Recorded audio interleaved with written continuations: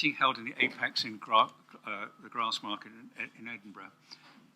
I have apologies from Michelle Miller. That's the only apology I have from the board. Could I ask members to declare any interest or connections they may have on the agenda or on the issues we will be discussing? There are no declarations of interest or connections. Can I confirm that there are no other items of business that members wish to raise apart from those on the agenda? Thank you. In accordance with section 20 of our standing orders, can I ask members to confirm their content to take the following items in private today? Item 16, which relates to the approval of minutes of the board meetings held in private session on the 25th of May and the 12th of June. Our 25th of May discussions were around the Reform Collaboration Group, which is the collaboration between the Blue Light Services, and an update on pay and reward.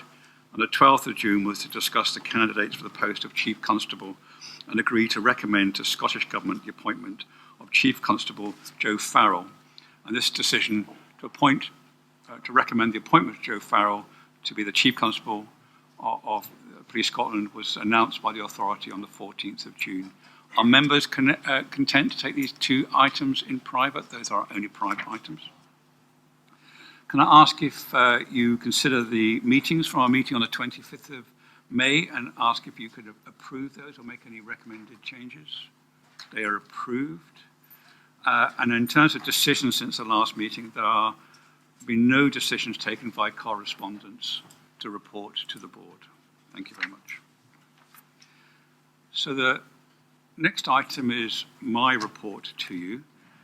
I have set out my written report. And are there any questions on my written report? Thank you. But I do want to just pause a minute to take the opportunity, as this is Sir Ian Livingstone's last board meeting, to reflect on the contribution that Sir Ian has made to policing. I was able to attend a policing conference in Windsor over the weekend with senior police officers and policing experts all over the world. And on a number of occasions, I was told by prominent attendees that there are two top national police services in the world. One is New Zealand, and the other is Scotland. Now, Scotland still has a real problem with expressing or citing our own achievements, or indeed accepting recognition of the achievements from others. However, this dismissal of achievements isn't modesty. It's a lack of imagination and confidence. External and independent endorsements citing us as one of the top two national police services in the world is something to savour. We should take time to reflect on the enormous contribution our Chief Constable and all police staff and officers have made to create an outstanding national asset, which is Police Scotland, where even the FBI leadership course comes to Tullyallen to learn. The outcome is that Scotland is a very safe place to live, work and visit. Public trust in policing is only just below trust in the NHS in Scotland. Police Scotland is one of the two large public institutions the public trust most. Crime rates in Scotland are lower and detection rates are higher on average.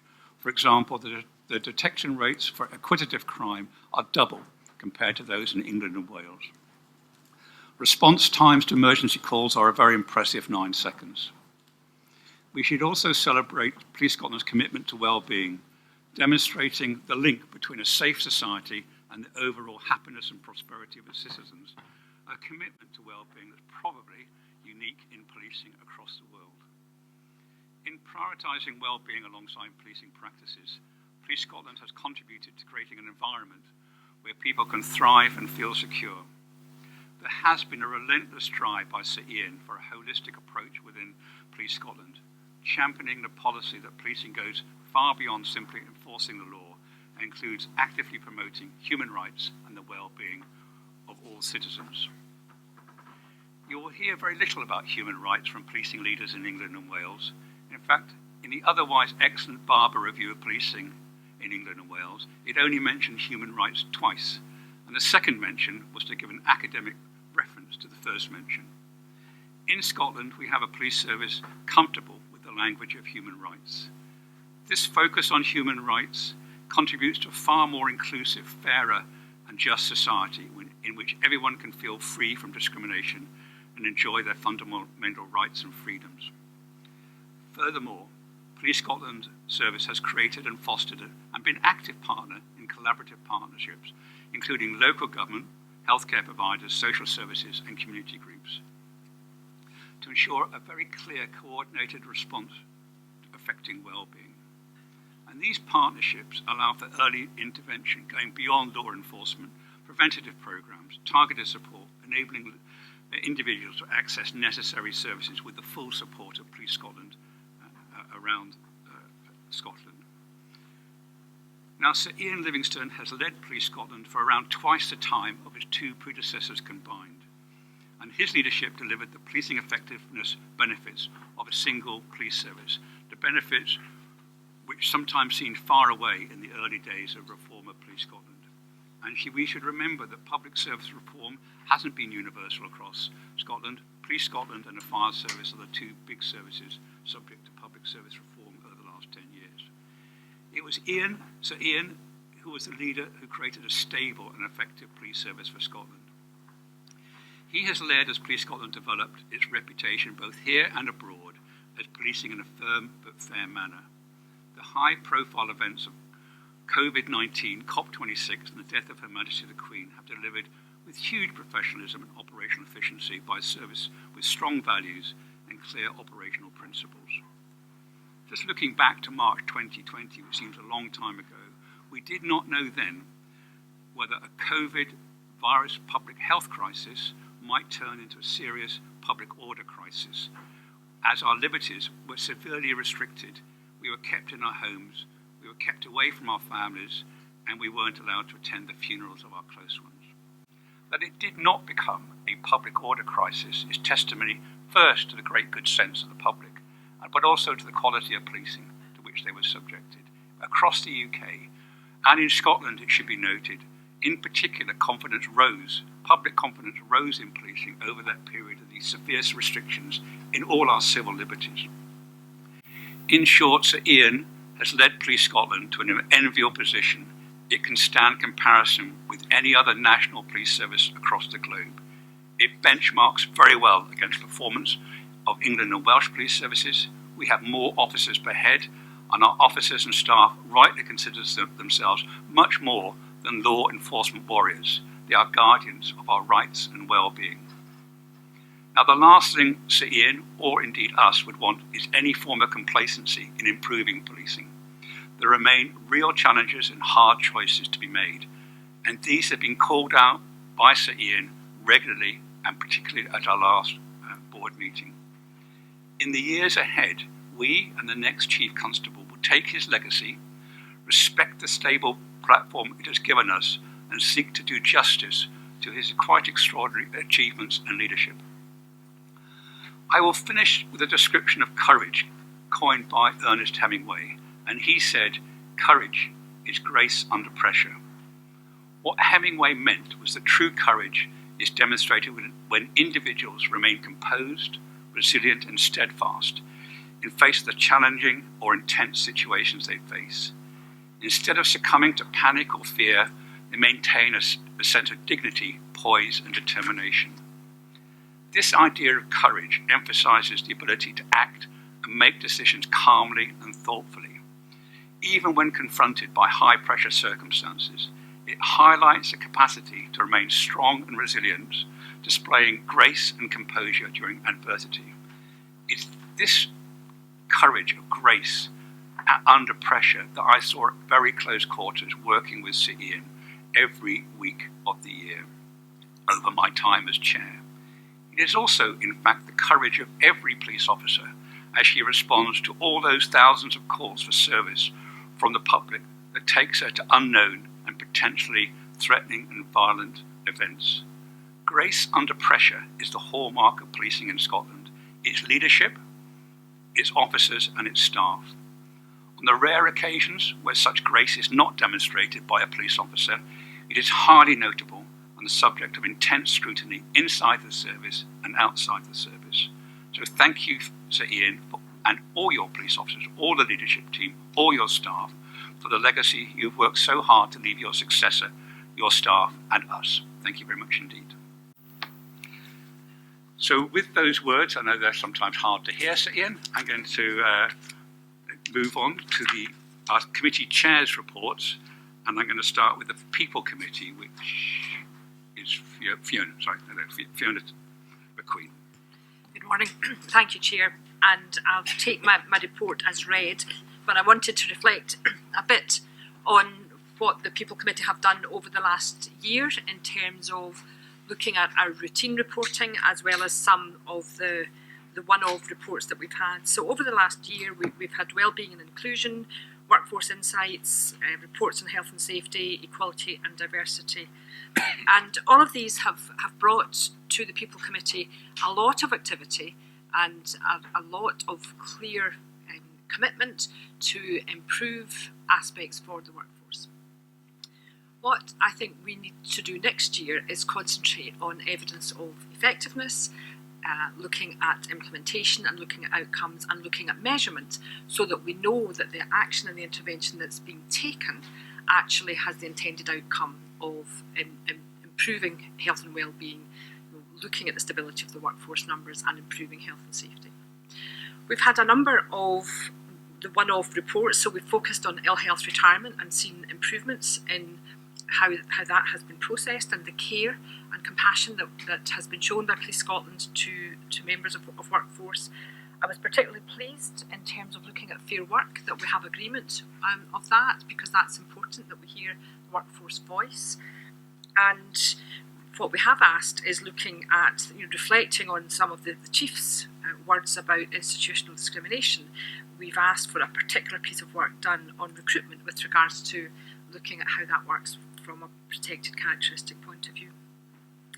One thing I would like to mention in particular at our last meeting was the sexism and misogyny and equality paper that we had, and I would like to pay tribute to Malcolm Graham for the transparency that we received that report.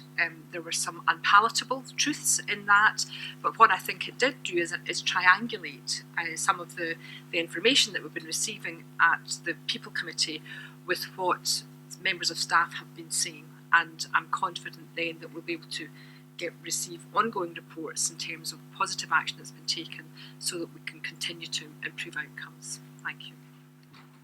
Thank you very much, Fiona. Because time's so short, I'm going to move on. And as you've gathered, I've asked each of the chairs to reflect back on the whole year, not just the quarter.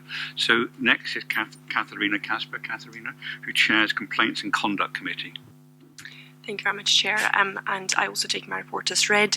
Maybe just a few things to highlight. I think one of the priorities over the last year, and really which has improved, has been the presentation of complaints data. I know it sounds quite trivial, but actually there is a lot of data there, and better presentation makes our job much easier in terms of seeking that assurance and providing the oversight. So it makes it a lot more accessible. And I think in terms of going forward, what remains critically important is that ability to overlay diversity and demographic data over the complaints data, again, to enable a deeper level of analysis in that space. And we'll also remain focused on seeing more data and more evidence of a really effective complaints management process. So we know that the model has improved. We have seen that in the data over the last year, but this remains a focus nonetheless.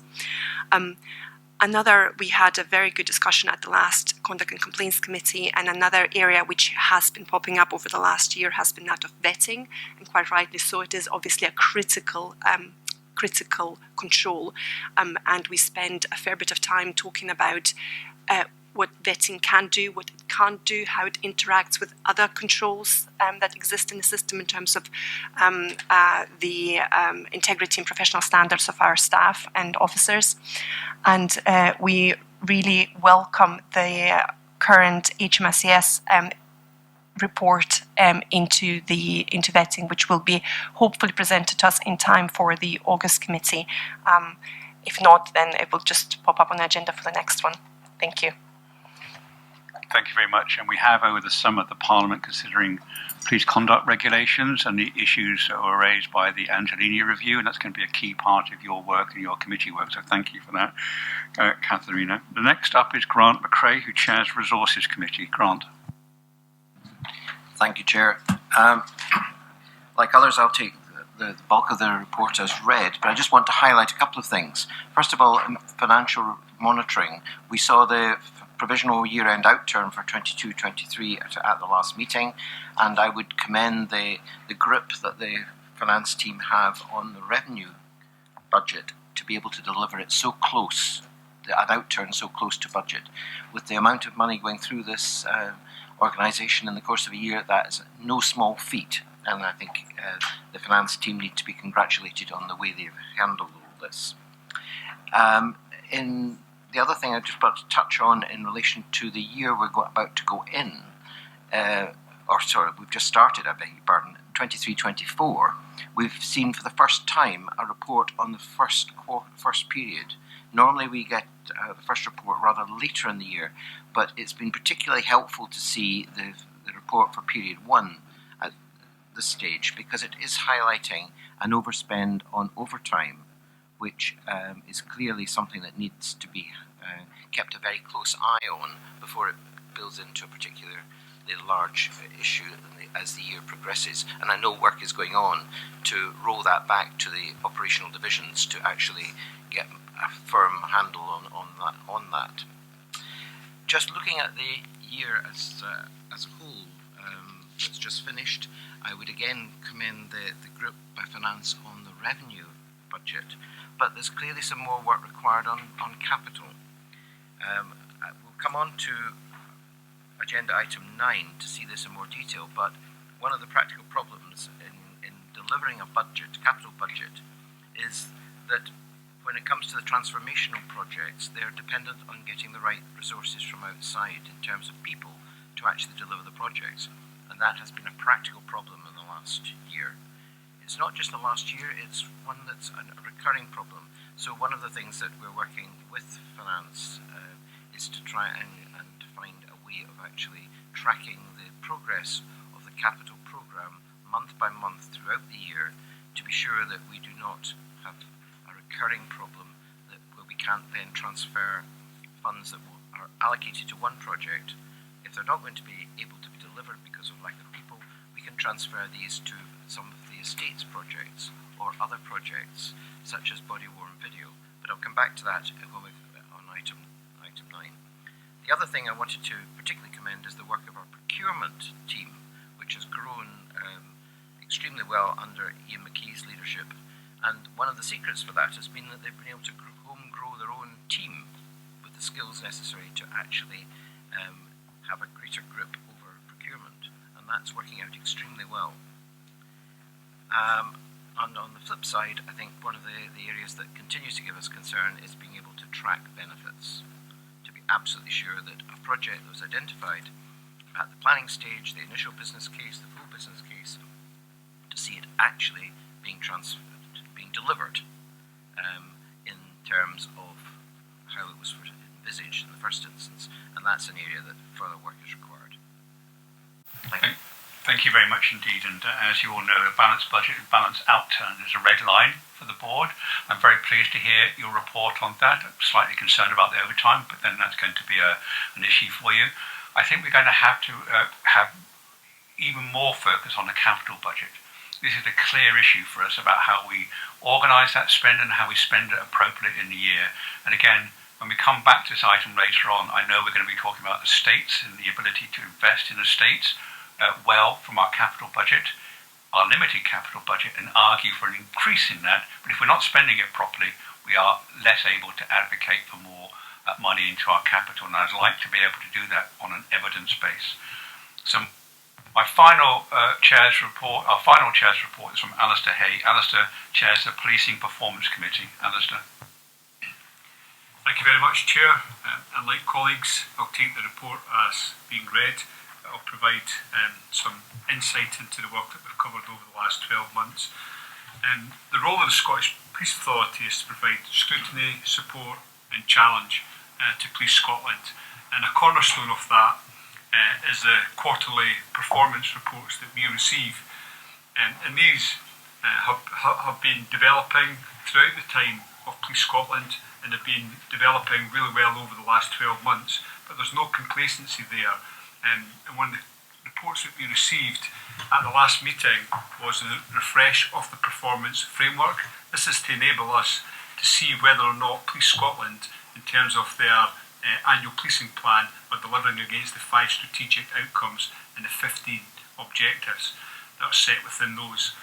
So this is something that we've been working on jointly, and it's something that we look forward to using in enabling us to improve our scrutiny, to improve our challenge, but importantly to continue to support Police Scotland going forward.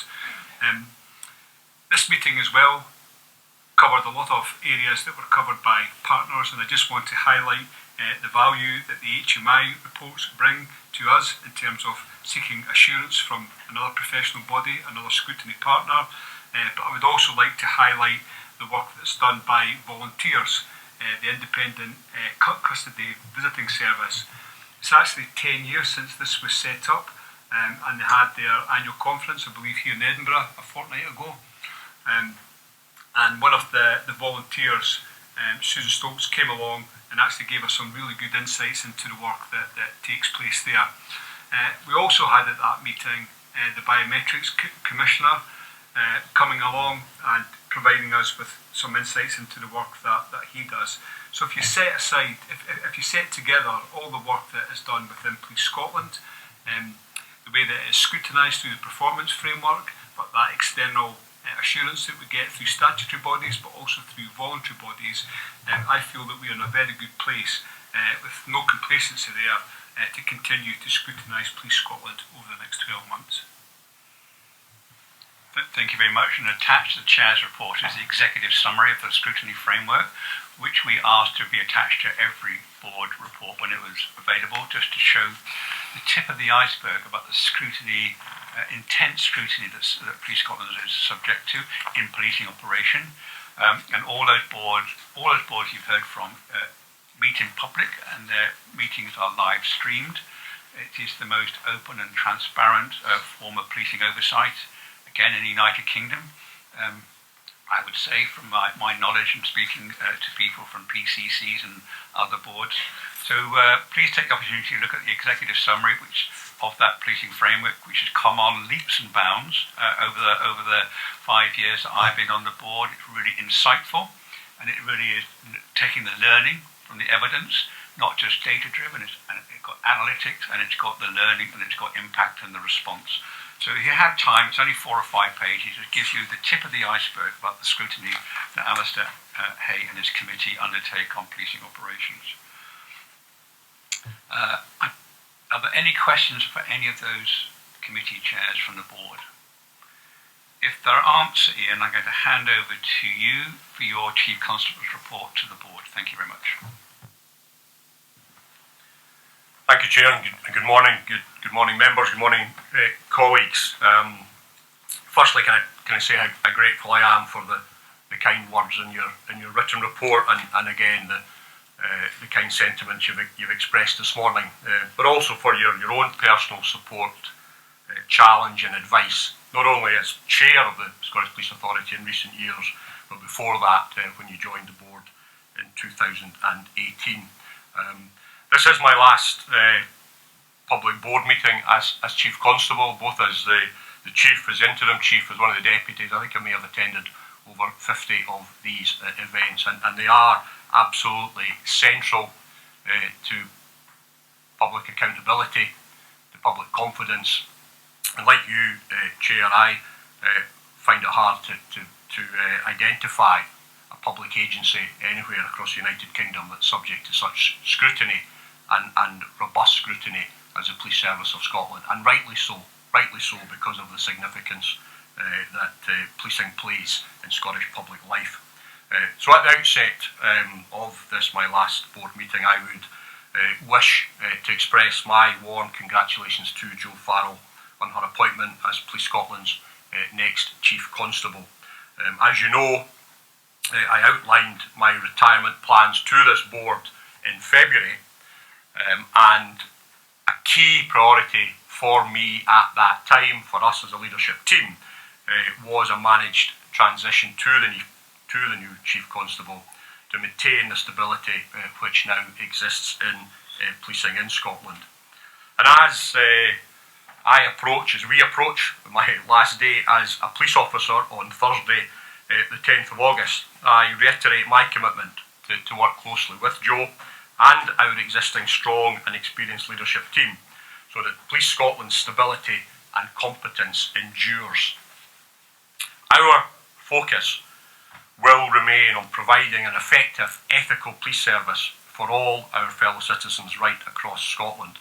Chair, my written report, indeed my annual assessment of policing performance, which is also presented this morning, illustrate the relentless nature of policing and the breadth and depth of the vital public service our officers and staff provide day in, day out for all the communities right across Scotland.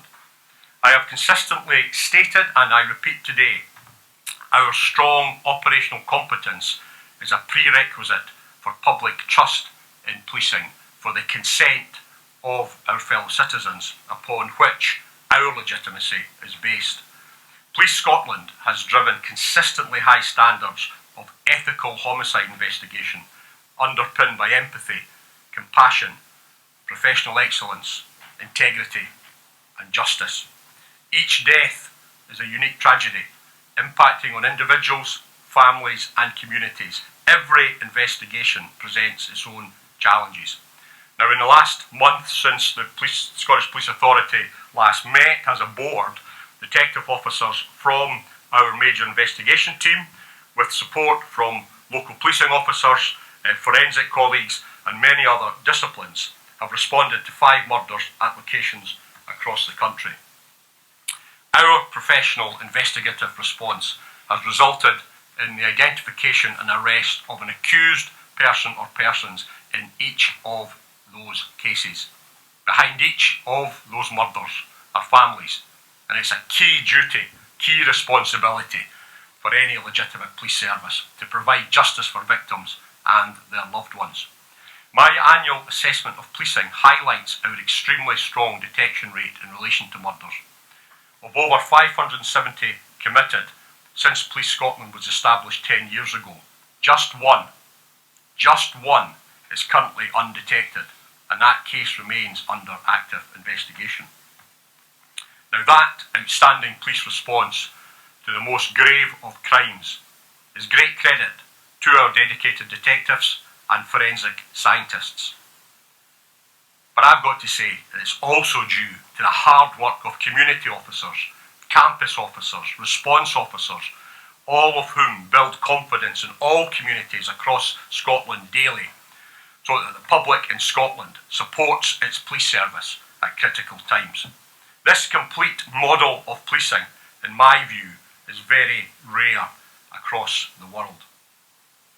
My written report this morning reflects our commitment to holding offenders to account for violence against women and children, evidenced through the conviction of 35-year-old Malcolm Leask for offending in Orkney and Clackmannanshire between 2008 and 2019. Last month, Leask was sentenced to 12 years imprisonment with a further 8 years extended sentence.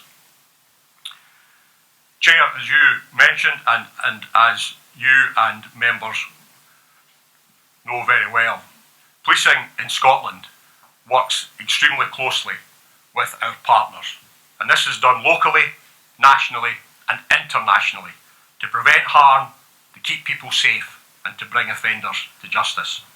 Our values, our human rights-based approach to policing, along with our strong operational performance, are of international interest. At the same time, we are ready to learn from colleagues, agencies, organisations around the world to build the best possible police service for the people of Scotland. Last week, these principles were evidenced by the major international anti-human trafficking conference Police Scotland co-hosted with the Santa Marta Group at the Scottish Crime Campus, Gartcosh. I led the event together with Cardinal Vincent Nichols, Archbishop of Westminster, and the leader of the Santa Marta Group, appointed by Pope Francis. Santa Marta is a faith-led, international anti-human trafficking charity that brings together law enforcement, policing, civil society and faith groups from across the world to work together to end modern slavery. Those who buy and sell people into slavery and misery do not recognise borders, and the Santa Marta Group seeks to develop and enable global solutions for this global challenge, this global evil. Chair, I was grateful for your personal support and attendance at the conference, where contributors including the Scottish Justice Secretary Angela Constance, the Solicitor General Ruth Charteris, KC, and former Prime Ministers Gordon Brown and Theresa May, as well as policing and law enforcement colleagues from across the United Kingdom and the Republic of Ireland. I'm hugely grateful to everyone who contributed their learning, their experience and their resolve to combat human trafficking locally, nationally, globally, and for the coordinated follow-up that was agreed, including reconvening in Ireland 12 months from now to review progress. As you mentioned, Chair, in your introductory remarks this morning, last week Police Scotland also welcomed policing and law enforcement colleagues from across the world who were participating as part of the Federal Bureau of Investigation's National Executive Institute training programme. The FBI run their NEI programme on an annual basis. Policing in Scotland, as many know, has for many years had a strong relationship with the FBI. But since Police Scotland was established, we have strengthened our collaborative work yet further with the Bureau. Although the FBI rarely holds this senior NEI training programme outside the United States, this is the second time in recent years the FBI Academy organisers have brought the programme to Police Scotland headquarters, Tullyallen. I, myself, was grateful for the opportunity to address delegates from across the world, and we were all able to discuss our leadership experience and challenges, as well as share approaches to issues such as the use of force and de-escalation, policing protests, and tackling violence against women and girls.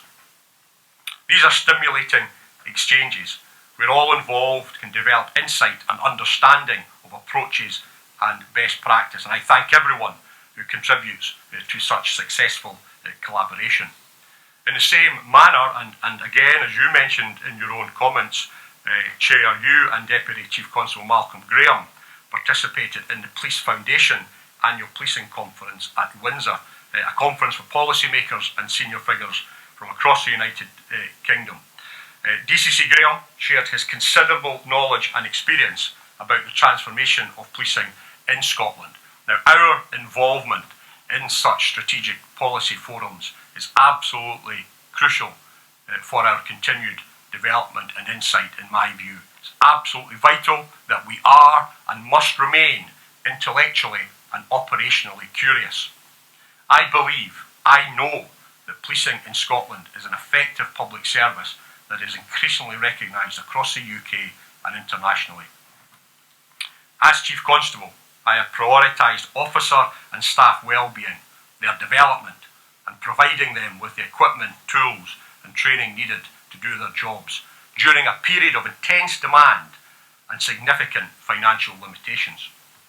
My annual assessment of policing outlines the significant service improvements achieved to provide effective policing for the public we serve.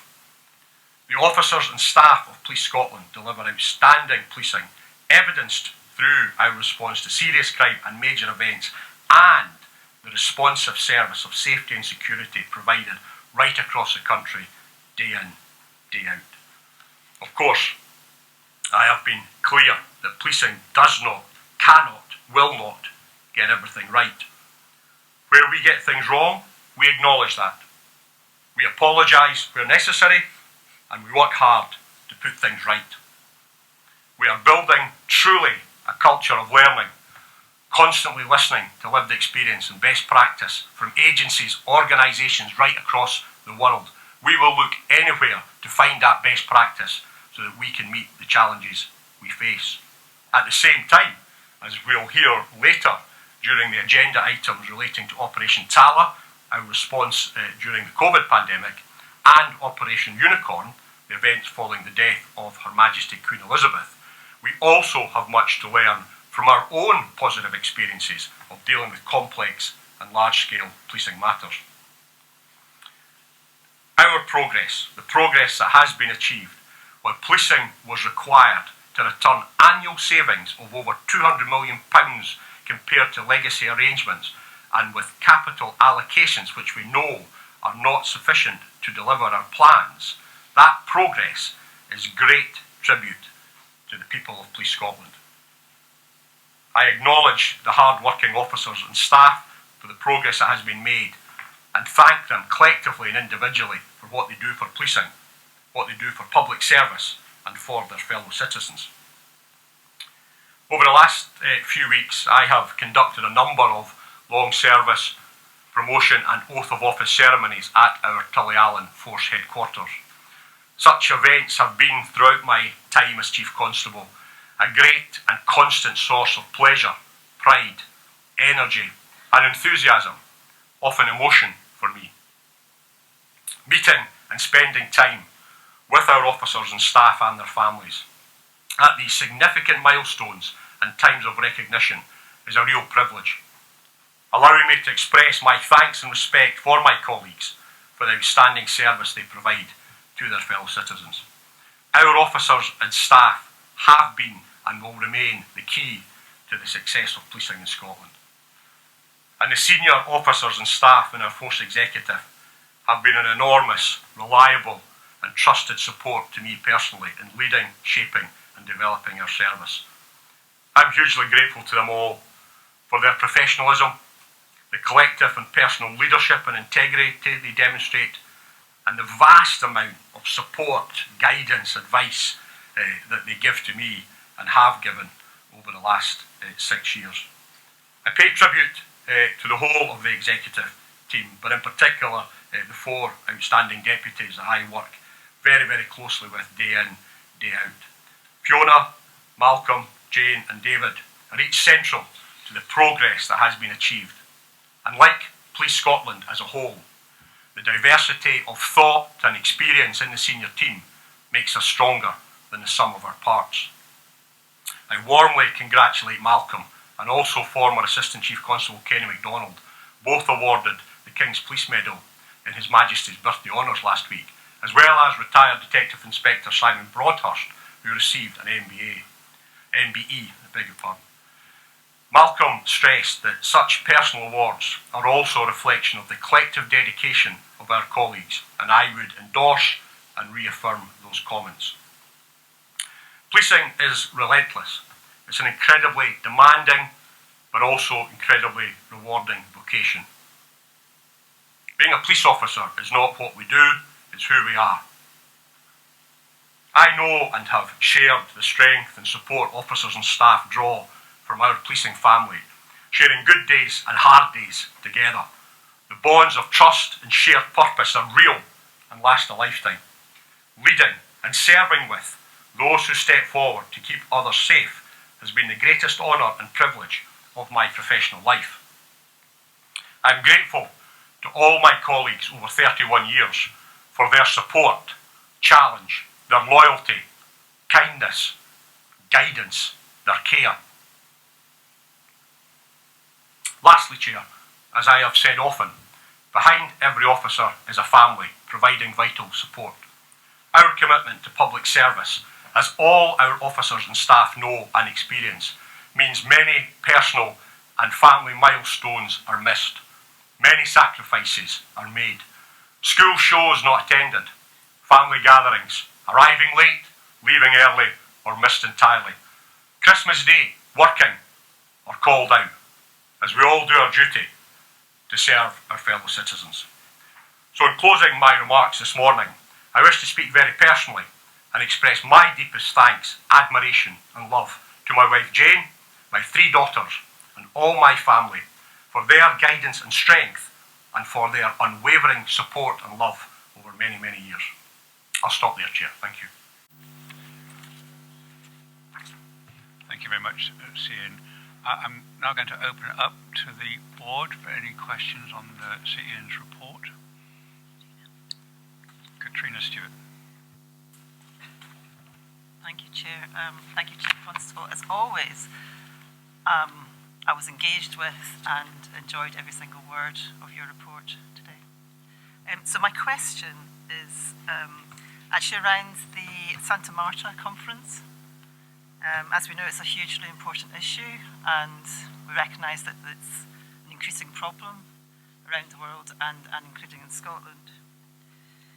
So my question is around the interrelatedness of this work, this really important, very positive and constructive work with the UK National Home Office policies on refugees and asylum seekers.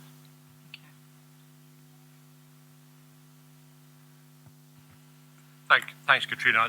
And you're right, this is a crucial area, and I think, you know, the conference itself, the work that we've done, what Gartcosh represents in terms of the coordination, the regard and respect within the Police Scotland is held internationally. I think that reflects the importance that we attach to that. The issue I think that you allude to is a genuine one, that there was a discussion at the event, and you know, there was really a really deep and informed discussion that the issues around illegal immigration or immigration policy at times are masking some of the criticality of need and some of the absolute evil that sits behind human slavery and human trafficking. And certainly one of the shared outcomes was to be clear on that distinction from the criminality and social and moral evil that is human trafficking and issues around illegal immigration. And at times there is a crossover because people are trafficked by individuals and organised crime groups who seek to exploit individuals who are either seeking asylum or seeking to move across the world for economic reasons or safety reasons. And there's a clarity that actually we need to restate our focus on combating human trafficking and human slavery, and that was certainly one of the objectives of it.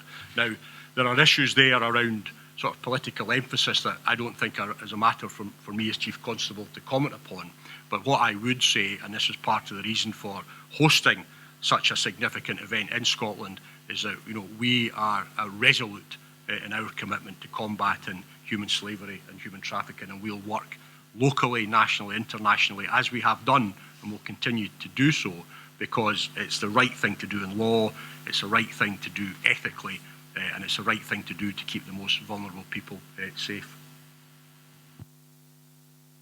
Thank you very much.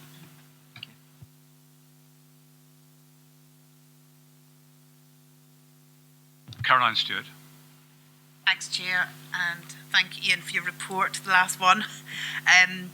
It was around Police Scotland volunteers, which I think personally is one of our jewels in the crown, really, to be honest. I think it's a wonderful programme that develops leadership and resilience in young people, especially in communities where other opportunities are perhaps not so thick on the ground. So I think it's a wonderful programme. And I guess I'm picking up a couple of things from the People report this year, and it's around the specials and their continued decline. So I'm just wondering, are we using the youth volunteers as an opportunity to bring people in either to the specials or perhaps into the normal constabulary or into an apprenticeship programme? So I was just wondering what our strategy was around that. Thank you. Thanks, Caroline. I disagree with your comment that the special constabulary is in continued decline. The numbers are not what we wish them to be, but actually over the years, you know, since Police Scotland's come into being, we've been much more focused on the number of hours that individuals are doing. It is a gateway into the regular service in a managed, structured way that didn't exist previously. It was much more ad hoc. There was, you know, just as we did it in a number of disciplines in policing, there was a need to actually go and do a reconciliation about what it said on paper and what the reality was, and there's a much clearer focus on that now. So I do disagree quite strongly with that comment.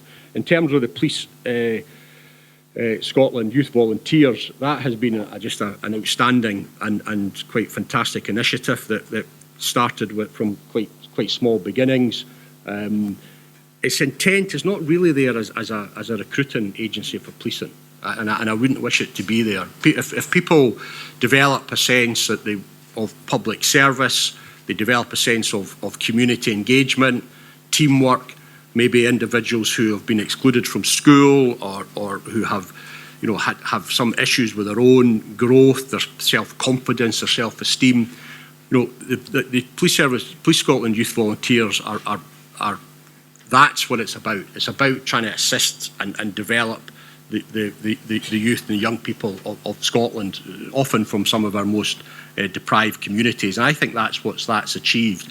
If it stands as a platform to come into the Special Constabulary and ultimately into policing, well and good, but it's definitely not a recruiting agency. It's actually there as a part of our wider commitment to community well-being. And actually the people within the PSYV may well go on to become, outstanding citizens, contributing in all elements of Scottish public life or private life or internationally or wherever. And if their development through the PSYV assists them as they mature into contributing adults who act with compassion and who act to look after their fellow citizens, well, that's the key priority around it. And I would strongly resist starting to have any performance measures about how many PSYV people become specials or police officers. I think that would be misdirected and would not represent the real essence and sense of the PSYV. Thank you. Thank you very much. Paul Eadie. Yeah. Good morning, everyone. Could I maybe ask, excuse me, about the Philomena protocol? Can you maybe tell us a little bit more about it? Does this involve other partners, or is it solely an initiative for Police Scotland?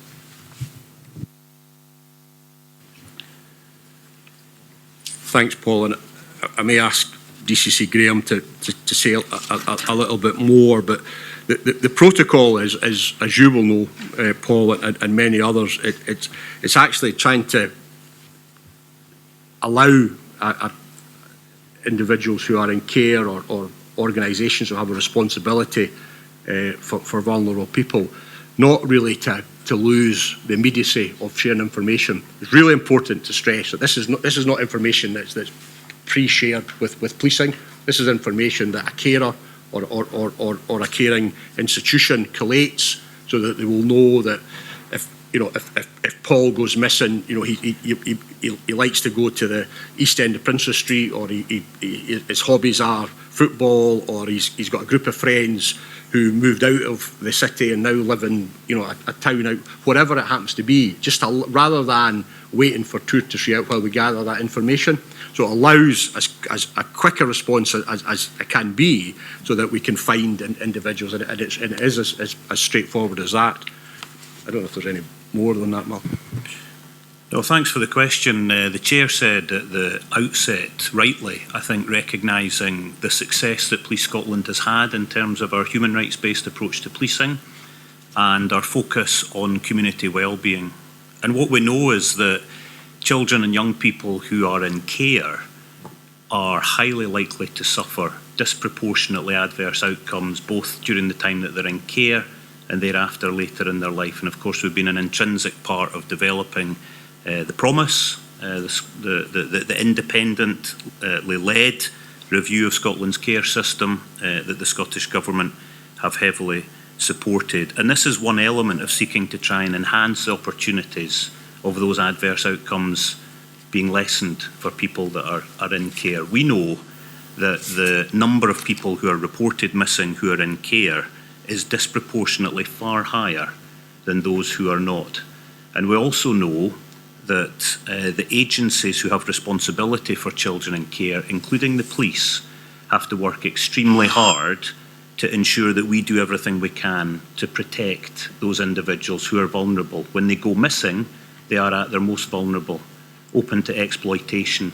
And the quicker that we can identify where they are and seek an appropriate intervention, initially perhaps from the police and hopefully from other organisations and agencies who can support them, the more likelihood is that they will be protected. So this protocol is a means of cutting down that timescale.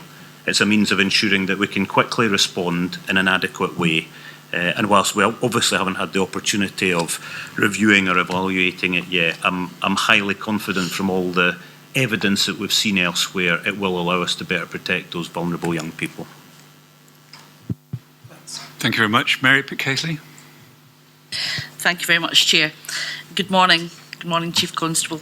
Thank you very much for your report. You reflect in there and in your contribution this morning about the importance of leadership and about the importance particularly of your own senior leadership team and the support they've given you. I think we would all agree that you are potentially one of, if not the most well-known and best public sector leaders of your generation. And in that capacity, I wonder if you could say something about the importance of developing leadership at every level across Police Scotland and about what Police Scotland is doing to facilitate that. Thank you. Thank you, Mary, and thank you for your kind words. I mean, I say to every officer and staff within the Police Service of Scotland that they have a leadership responsibility. You know, that comes with the duties that they discharge.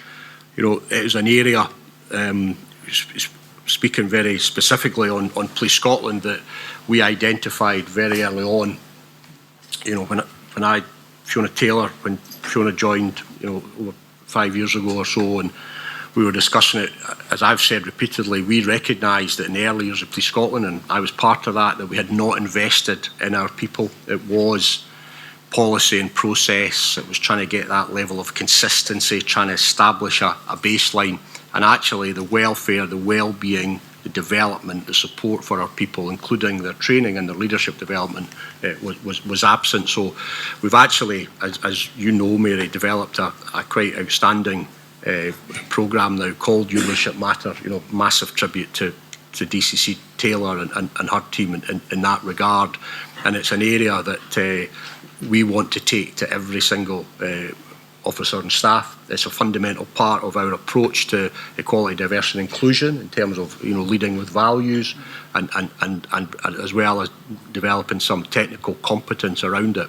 But I also say in terms of leadership, you know, one has to have a really, really good team around you. That's one thing I would say. You need to have people, as I do, who are far better at doing things than you are. And then you need to allow them to go and do it. And as I said earlier, you know, this team that you see here, the deputies, executive, right across the service, really have those qualities. And you know, the amount of commitment that is given is quite phenomenal.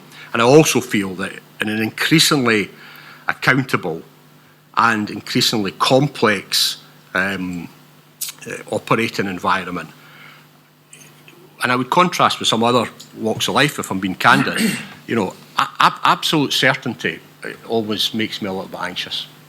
You know, we develop as leaders, and you know, you take decisions, and we in policing know more than anyone. You often have to take decisions with incomplete information, and everybody's fantastic after the event.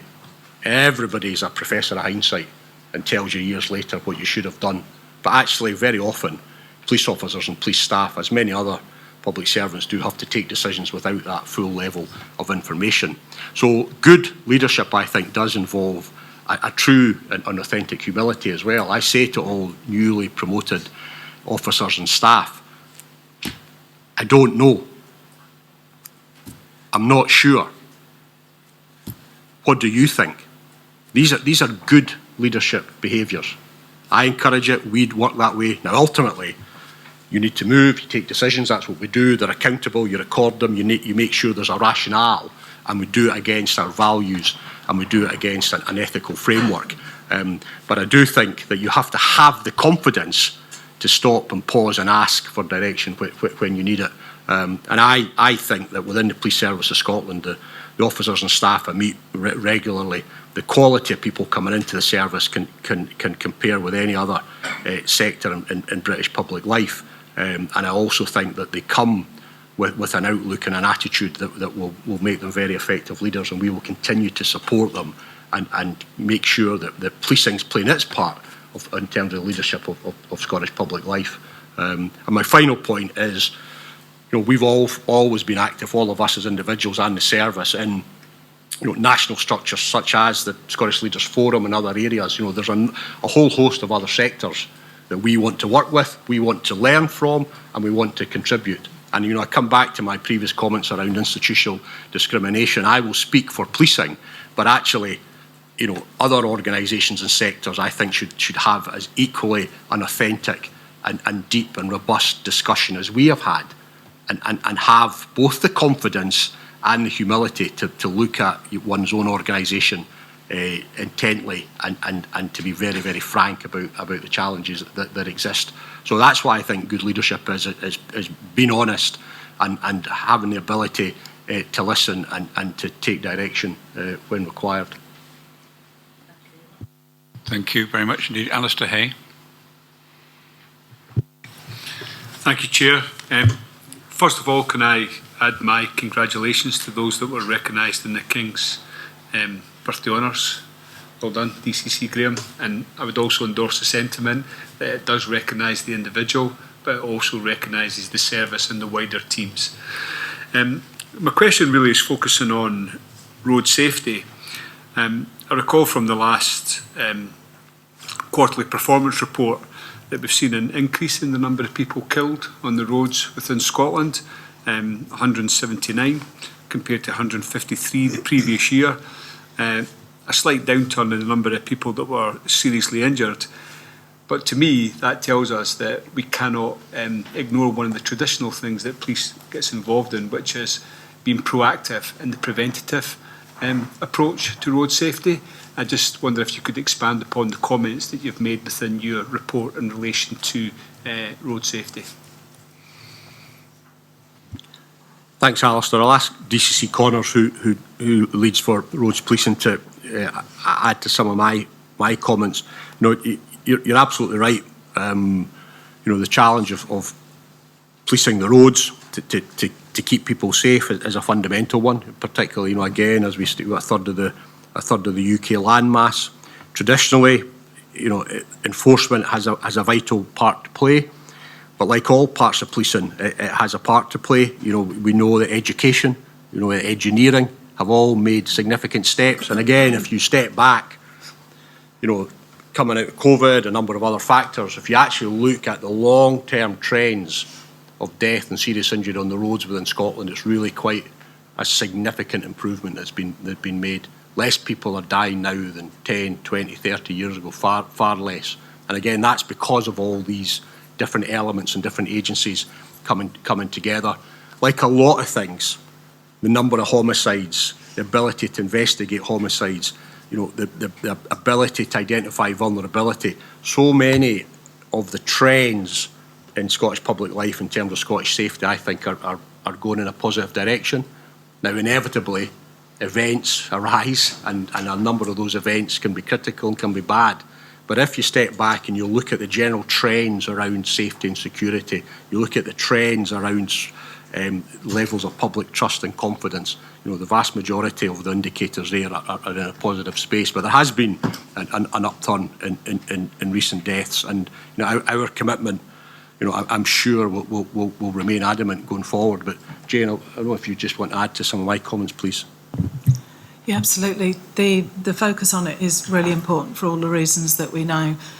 I think there's a number of areas, as the Chief has said. There is the education piece, and we work closely with all the different transport partners and all the different partners within the different local areas as well, to make sure that messaging does go out around drug driving, drink driving, the safety of your vehicle, wearing seatbelts. All those are part of our campaigns. We do a lot in terms of visibility as well, and it's not just us, but making sure that the vehicles are out. It's not just the roads policing that are part of this. This is very much about local policing. This is about every single vehicle and officer that we've got within Police Scotland being out on the roads, being visible, and making sure that that deterrent factor is there as well. But it is an absolute focus for us, particularly over the summer months as well. And just to reiterate what the Chief has said in terms of the trends, but it is definitely a focus for us, and we're really making sure that we work in the education space as well as the enforcement and the visibility space as well.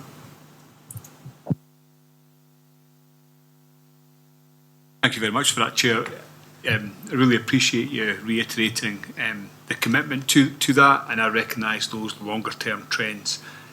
But when you see the increase, and actually there's nearly a 20% increase in people killed against the 5-year mean, you recognise that this is absolutely something that needs to remain focused on, and thank you for the responses to that. Thank you very much. Are there any other questions?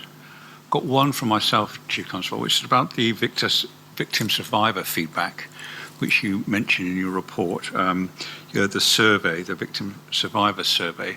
My question to you, with the bill going through Parliament to create a victims commissioner, how confident are you that what that commissioner might find over the next 2 or 3 years is something that they will be positive about policing Scotland's response to all victims of crime? And how confident are you that you've got the systems within Police Scotland to adequately address the issues and concerns that victims of crime might have?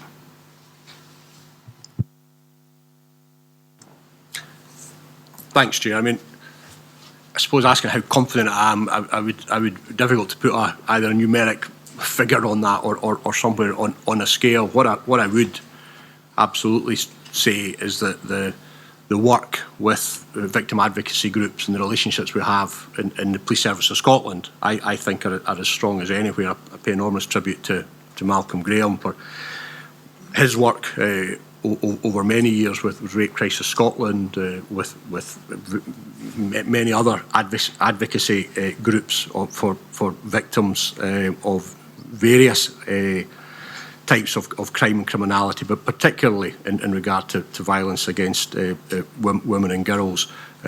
We have, over a number of years, had a process to seek feedback through those third-party advocacy groups in terms of the quality of our service. And this additional element of that I mentioned in my report is another facet of that, to try and get that direct feedback and respond to it and move it forward. I mean, the Victims Commissioner, I think, will continue the enhanced focus on victims' rights. That's something that we in Police Scotland, and certainly from myself, I welcome. I think that's right and proper, to get balance and to get equity and to get full respect and recognition for victims in the justice system, while in no way interfering with due process or the rights of accused. I don't think it's correct to say that you can properly respect victims' rights and that is somehow going to undermine the rights of others. Our view, my view, is that every individual will have their rights protected fully and rightly recognised. So it's an area that I think will continue to generate effort and commitment on our behalf.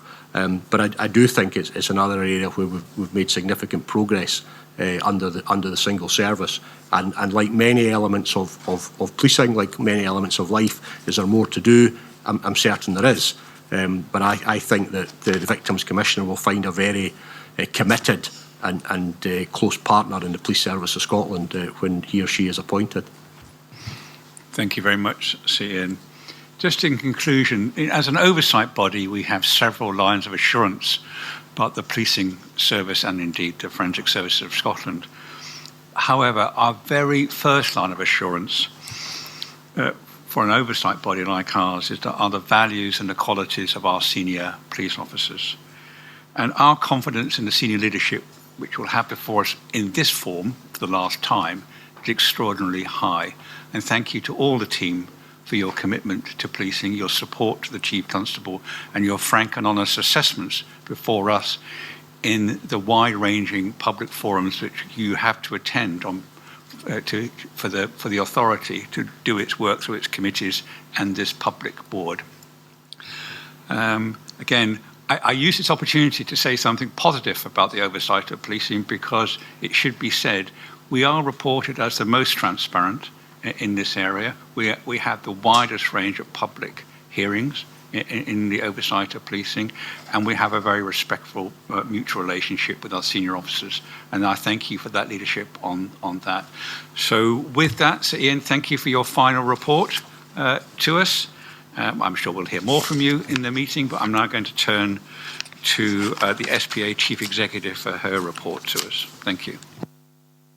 Thank you, Chair. I'd like to start on behalf of the staff of the Scottish Police Authority to thank the Chief Constable, Sir Ian Livingston, for his long and distinguished service to policing and the people in Scotland. And I'd like to also offer, on behalf of the staff of the Police Authority, our sincere best wishes for your retirement. My report gives an update on the work of the Independent Custody Visiting Service that's already been touched on in the report from Alistair Hay from his committee. And I wish to draw attention to the ICVS annual report, which was considered at the PPC last week, and also to the successful annual conference at the beginning of June, which was hosted by the Vice Chair, Jane Ryder, which celebrated 10 years of the service. My report also includes a summary of the most recent Scottish Railways Policing Committee and is appended to the report. The authorities are represented at these meetings by board members Tom Halpin and Mary Pitt-Caithley. The report also gives an update on the Law Enforcement and Public Health Conference, which the authority and Police Scotland played an active role in. And finally, I have great pleasure in reporting on the most recent Youth Volunteers Braveheart Challenge run by Police Scotland, at which the authority was very pleased to attend and support police in delivering this event. Thank you. Thank you very much, Chief Executive Brown. Are there any questions for the Chief Executive about her report? Thank you very much. Very clear report. If there are none, I'm going to move on to agenda item 7 for Fiona Douglas, our Director of Forensic Services. Fiona. Thank you, Chair, and good morning. I'll take my report as read and highlight a few areas for consideration today. So alongside maintaining performance across the range of forensic services that are provided, the organisation continues to progress the implementation of our new operating model for forensic science. This will deliver a more flexible, responsive service to our partners and provide a basis on which to speed up forensic intelligence provision, particularly around acquisitive crime investigation. One of the first parts of this new operating model went live on the 3rd of April, which is the implementation of a new national tasking unit for our scene attending staff within forensic services.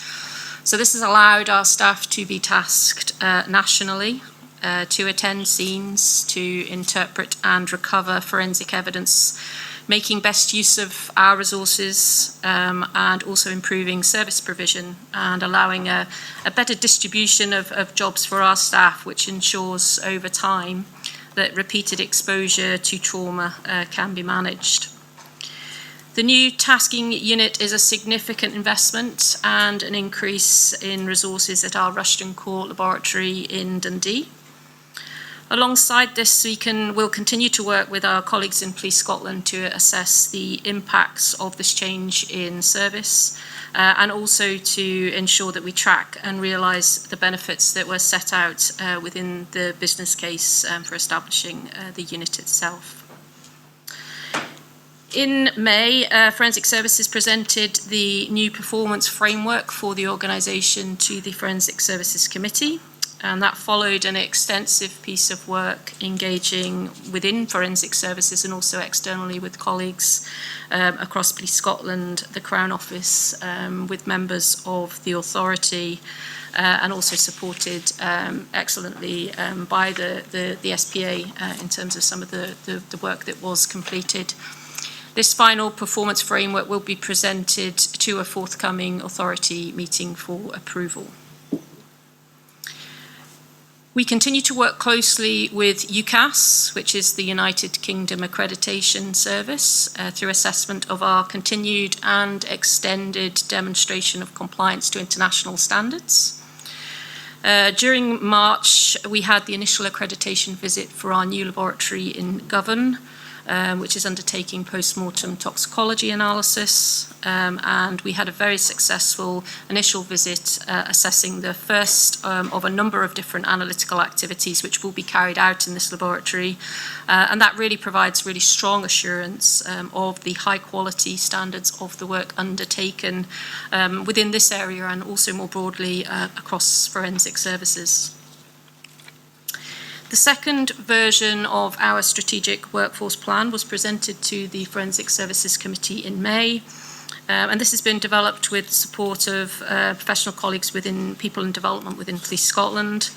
The plan itself recognises some of the challenges that we have with our understanding of future demand for forensic service provision from our partners, and we have agreed that a more detailed review of the long-term demand forecast will be developed, and that will allow us to better understand future demand for services to ensure that our strategic workforce plan develops the training and expertise of our people alongside research, development and innovation to ensure that we are fit for the future requirements from Police Scotland and the Crown Office.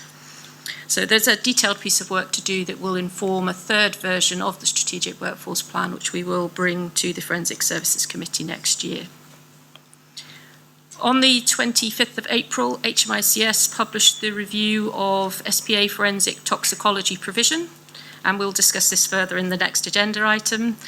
Work within forensic services is ongoing to deliver the toxicology improvement plan, and this was also reviewed by UCAS in a visit on the 27th of March, and that was a very positive assessment of the progress that forensic services has made in relation to that improvement activity.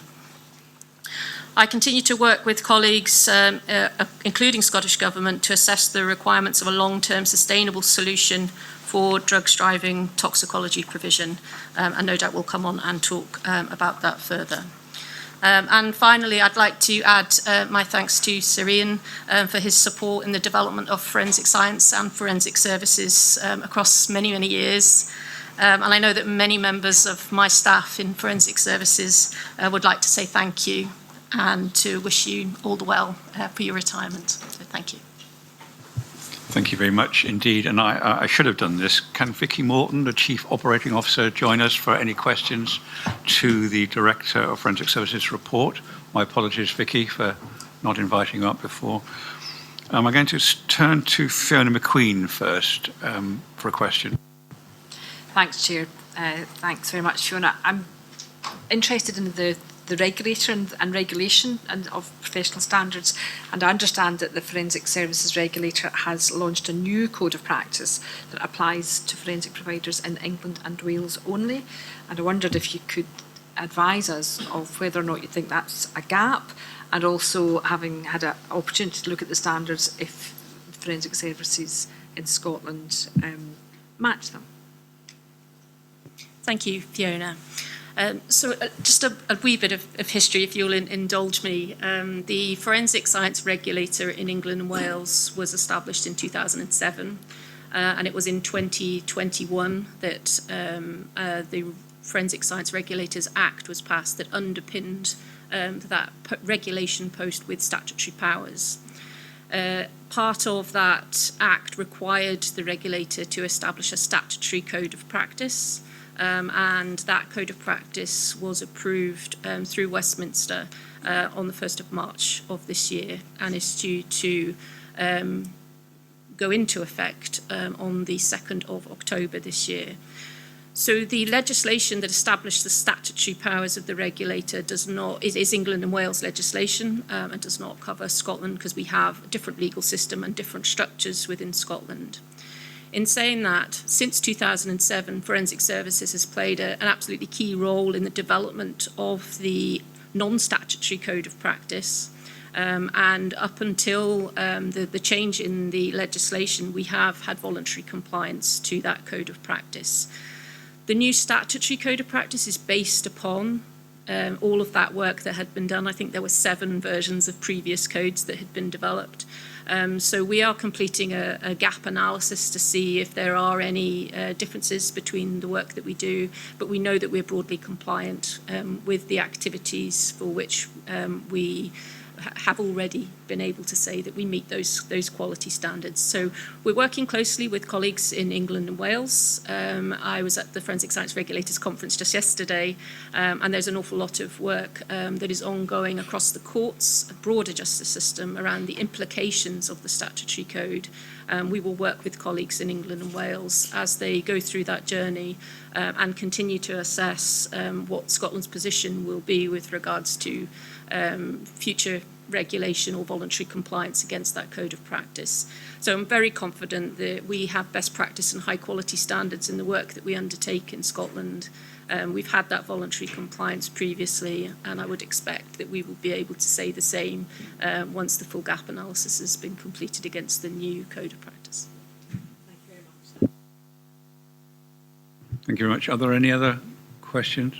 Grant McRae. Thank you, Chair. And thank you, Fiona, for your report. I just want to ask one question about the strategic workforce plan.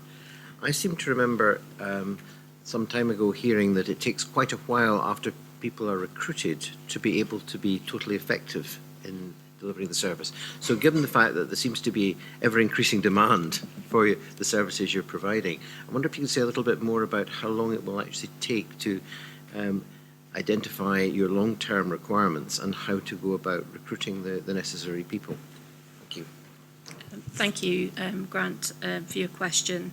I think the need to have long-term planning for forensic science provision is critical because it does take time to train forensic scientists, and we will come on and talk about toxicology provision for drugs driving, and that is a prime example where it can take a number of years to fully train a scientist to be able to discharge all of their duties.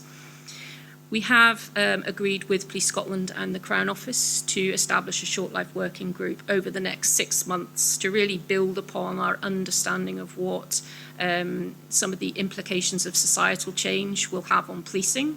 Police Scotland's approach to different offences, as well as looking at innovation and change within forensic science, so we can pull together a more intelligent forecast of how the service needs to develop to support colleagues in Police Scotland, the Crown, and more broadly, so that we are making those decisions with sufficient time to be able to enact them so that they are in place when they're required.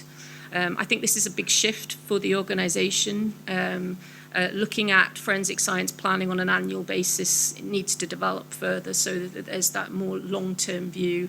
The demand data which we've used previously has been very much based on previous trends, and I think there's now an opportunity and more data upon which for us to look at that in more detail and to make a more thorough and thoughtful assessment about what's required for the future. Thank you very much. Paul Eadie. Could I just build on that with a question? How long does it take to train someone once they've come out of college or university with a qualification in chemistry or biology? It depends, would be the short answer. The most detailed types of forensic science that we do can take many, many years for someone to gain the necessary skills and expertise and experience upon which to base an expert opinion that they can use then to advise the court. However, there are absolutely elements of forensic testing activity that can be done relatively quickly following the appropriate training and base education that somebody would come into the organisation with. We're also looking at apprenticeships and different ways of being able to train people so that when they come into the organisation, there's less of a lag time, if you like, between them being recruited and them being able to contribute what they can to supporting the service provision. And is all of that training once they've been hired? You're not getting off-the-shelf forensic scientists. You're having to train them up, not in-house, but on the job, is where I'm coming from. This is for the public's benefit.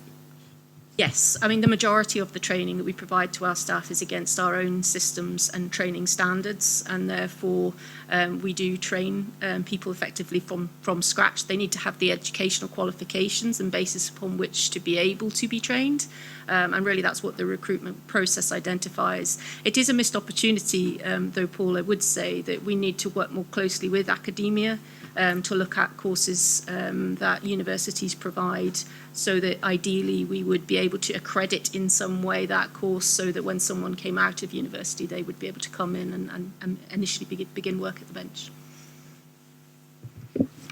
Thank you very much, Fiona McQueen, and then Tom Halpin. Chair, thank you. I'm staying on the workforce theme, and I know at the Forensics Committee you've talked about how you develop the workforce and how specialist it is and how important it is to get that training right.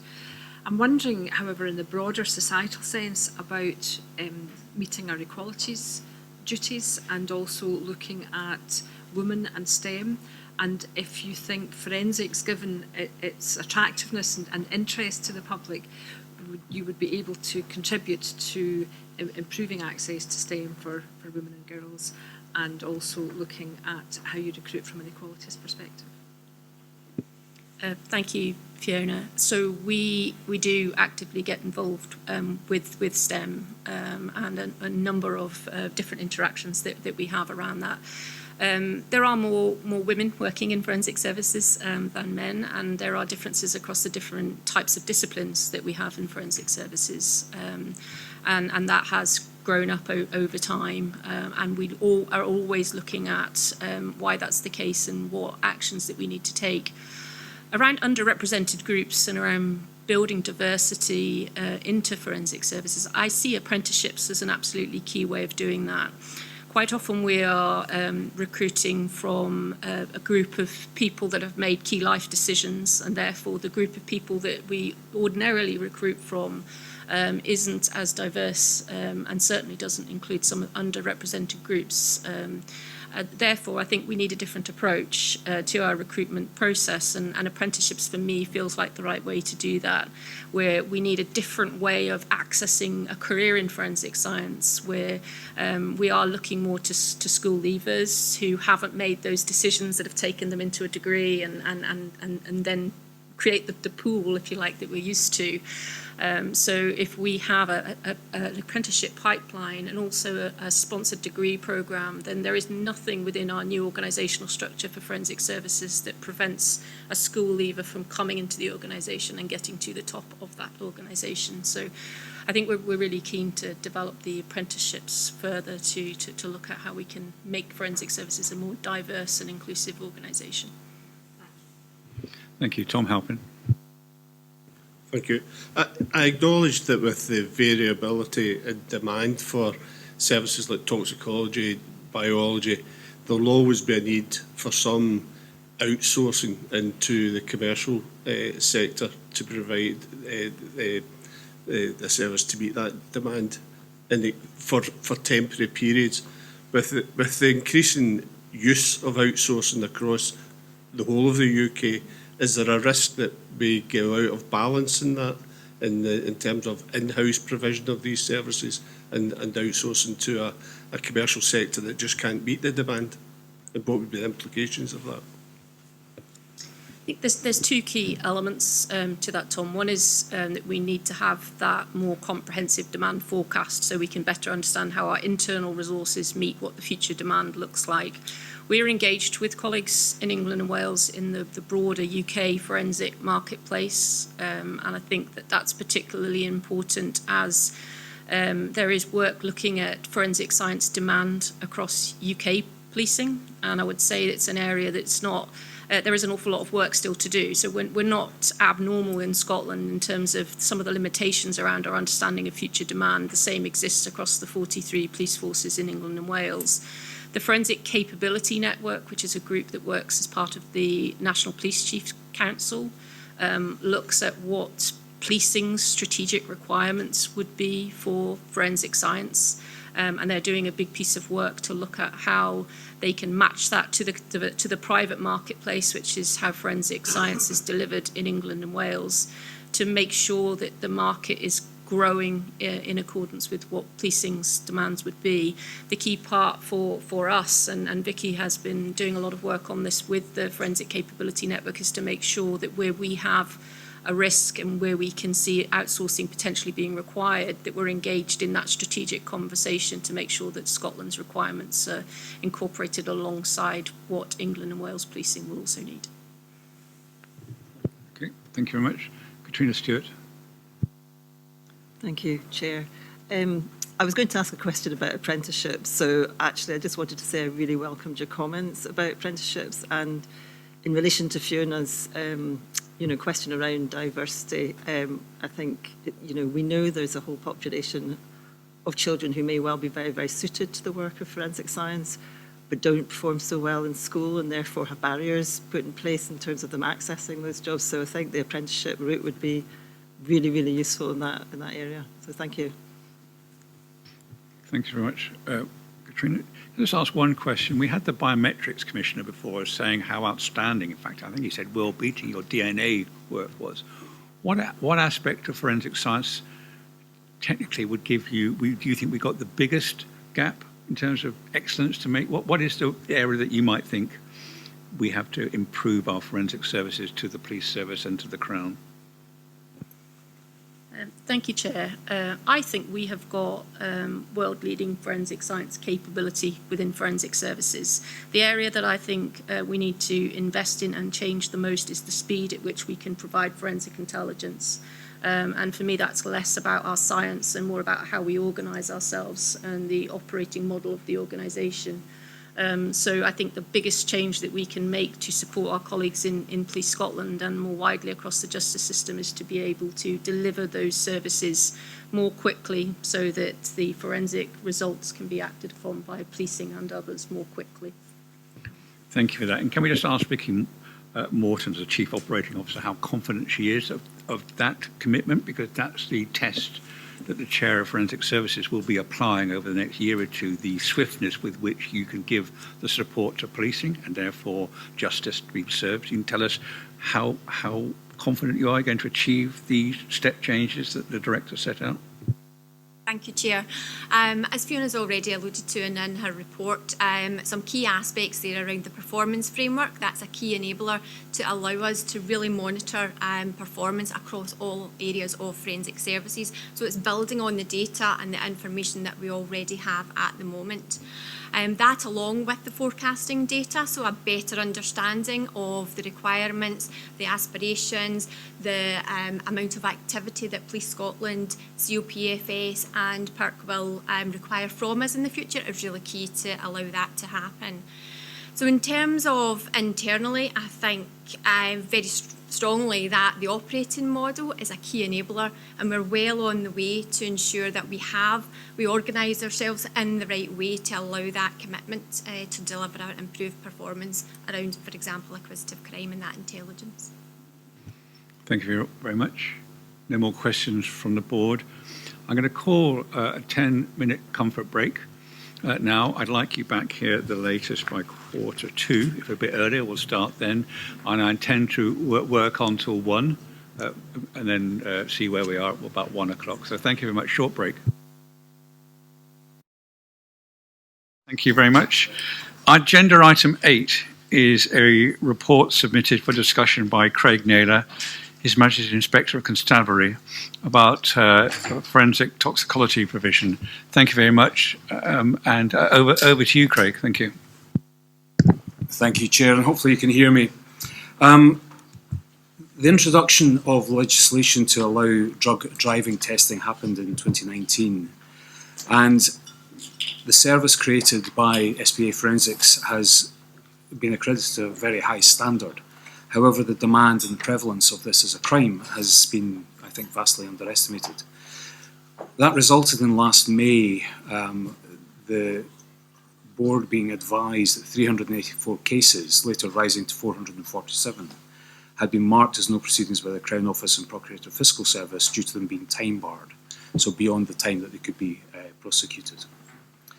At that point, Martin, you asked myself and my team to come in and do an end-to-end review of the processes and the issues since the inception of the legislation up until this point, to look at the capability of not just the Scottish Police Authority Forensic Services, but also Police Scotland and COPFS, to look at Section 4 and Section 5A of the Road Traffic Act 1988. Thank you for doing that, and we have found it a very interesting, challenging journey to try and unpick what has happened and to understand what's good and what can be improved on. I suppose a number of things to start with. The staff who are involved in this across Scotland, whether it's police officers, police staff or SPA forensic staff, have worked relentlessly and tirelessly to deliver an effective service.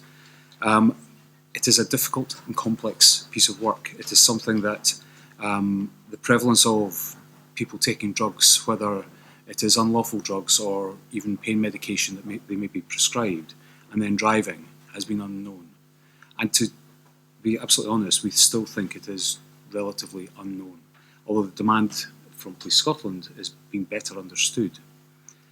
But that's still a demand that has been based upon a small number of trained specialist officers to deliver the roadside drug tests. As I say, the staff of the forensic services have been highly professional. They've delivered a highly capable system, but that was challenged by volume. They've become used to working in that environment. They've been used to doing significant amounts of overtime just to keep the lights on and to keep things moving, and we recognise that and thank them for that service, because it has kept things, whilst not perfect, better than it could have been. In terms of the science, there were 2 work streams accredited by UCAS, which was Fiona spoke about earlier on, and the work undertaken to do this has got to be commended. It has been done to a very, very high standard. Since October 19, Police Scotland has caused over 7,000 blood samples to be taken from drivers suspected of committing drug driving offences. And again, that was with a small number of officers. We faced a similar issue in England and Wales when I worked there, with an over-prevalent and an under-supply within the forensics marketplace, which we've spoken about earlier on. I suppose my concern comes back to that initial decision to do this, and a wide, unquantified demand really not being examined as much as it should have been by partners right across the system, including Scottish Government, Police Scotland, the SPA, and the Crown Office and Procurator Fiscal Service. This put the system on considerable pressure from day one. But I suppose more widely, the education about drug driving in Scotland has not been addressed and still continues not to be addressed as well as it could have been through national strategies, including from Transport Scotland. We found during our inspection work that the SPA Forensic Services Committee had some difficulties. They were presented with a lot of information, but very often the information they were presented with was just raw information. So the performance dashboard that Fiona has talked about earlier on today will be a significant improvement. The bit for me is the so what question that comes with the data that's presented. So if a timescale is getting longer and longer, when does it become critical? And at what point do emergency steps and measures have to take place? And I think there is learning for the committee in that space. The other thing that we found is it almost feels like the SPA Forensic Science Committee is marking its own homework. While there's representation from Crown Office, the Police Service and the PERC, they're not full members of the committee, and we'd be keen to see that change and become more of a committee that services the customers that use the service. I suppose some of the other lessons learned and the benchmarking we did was about instrumentation and the use of it, and not maximising the expensive equipment and staff that are available to the authority. Evidence from elsewhere is it is capital heavy. This is difficult to do, but there is clear opportunities available to mechanise and automate many of these processes. In fact, I was speaking to the chair of the committee earlier on about what opportunities AI, artificial intelligence, might produce in the future. And this is something that we'd be keen to see and understand what steps could be taken, whilst recognising that at the moment very much of this is about playing catch up and understanding the capability better to meet the demand that's out there. So Chair, I'll take my report very much as read, but on conclusion, safety on the roads in Scotland has been improved by the introduction of this legislation and the steps taken by all the partners to recognise it, create a capability and improve it. It could be better. The education could be an awful lot louder in the space. The demand is higher than we expected as a nation, but it was higher in England and Wales than was expected. The prevalence of drug use across Scotland is not well understood. We would love to see more of that understanding, more research by Scottish Government, by colleagues, by CIPR, by others, to get to an understanding of, what is the medication that's taken, what is the other drugs that are taken, and how does that affect people's performance. But I suppose, to go back to my childhood, I would love to find a way that society can understand what a modern drug driving equivalent is to clunk every trip, and try and drive down the use of drugs for people who are driving cars. And I'm very happy to take questions, Chair. Thank you. Thank you very much, and very grateful for the work you have done through HMICS and your team. You are a critical assurance process for the authority where there has been service failure. We are not able to do the deep dive several month work that you did and give us this area. I'm going to ask a number of people to comment, but from my point of view, and I did commission what you did, and I'm very grateful here. The drug driving prevalence is a continuing issue, and no doubt we'll come back to that. The process tracking within the system was poor, and we have to improve that. The engagement with what you call the customer and our partners in this area wasn't as clear as it should be, and that is a multi-way issue, not a two-way issue from the forensic services. But overall, it's the early flag of critical issues within any part of the forensic services or indeed within policing. And we've moved hard and fast over the time I have on the board to being frank and honest with you on these issues. And this is just another incident where we have to learn the lessons and be open about the challenges before us, and sometimes be more confident about raising those issues of partnership. And I would say, my great thanks to ACC Beck Smith for leading the goal group on this. I thought that was absolutely critical to lead that. And I was guided to that decision by DCC Malcolm Graham. Thank you very much in the early days for your guidance on this. And I reached out and sought guidance from within forensics and within policing on this issue to find a quick review solution. It wasn't as quick as I would have liked, but it was a solution there, and to find the ways of actually sorting the problem out before we had your report as far as we possibly could. Not the structural problems, we needed your report, but the practical problems. And I'll come back to that and seek the advice of the Chair of Forensic Services about his confidence that time-barred cases are not in the pipeline and are unlikely to occur, but we'll hear him. So thank you, you and your team. I know you worked at pace and with great diligence on this report. I'm going to firstly ask Fiona Douglas to focus on the progress of the action plan and implementation within your report. Thank you, Chair, and thank you, Craig, for your comments. I would like to thank your team in HMICS for the thorough and comprehensive review that you have produced on this matter. It's clearly been an extremely challenging period for forensic services, and I'm particularly grateful that you've noted and recognised the hard work and professionalism of staff within forensic services, both through this period and since the legislation itself was introduced.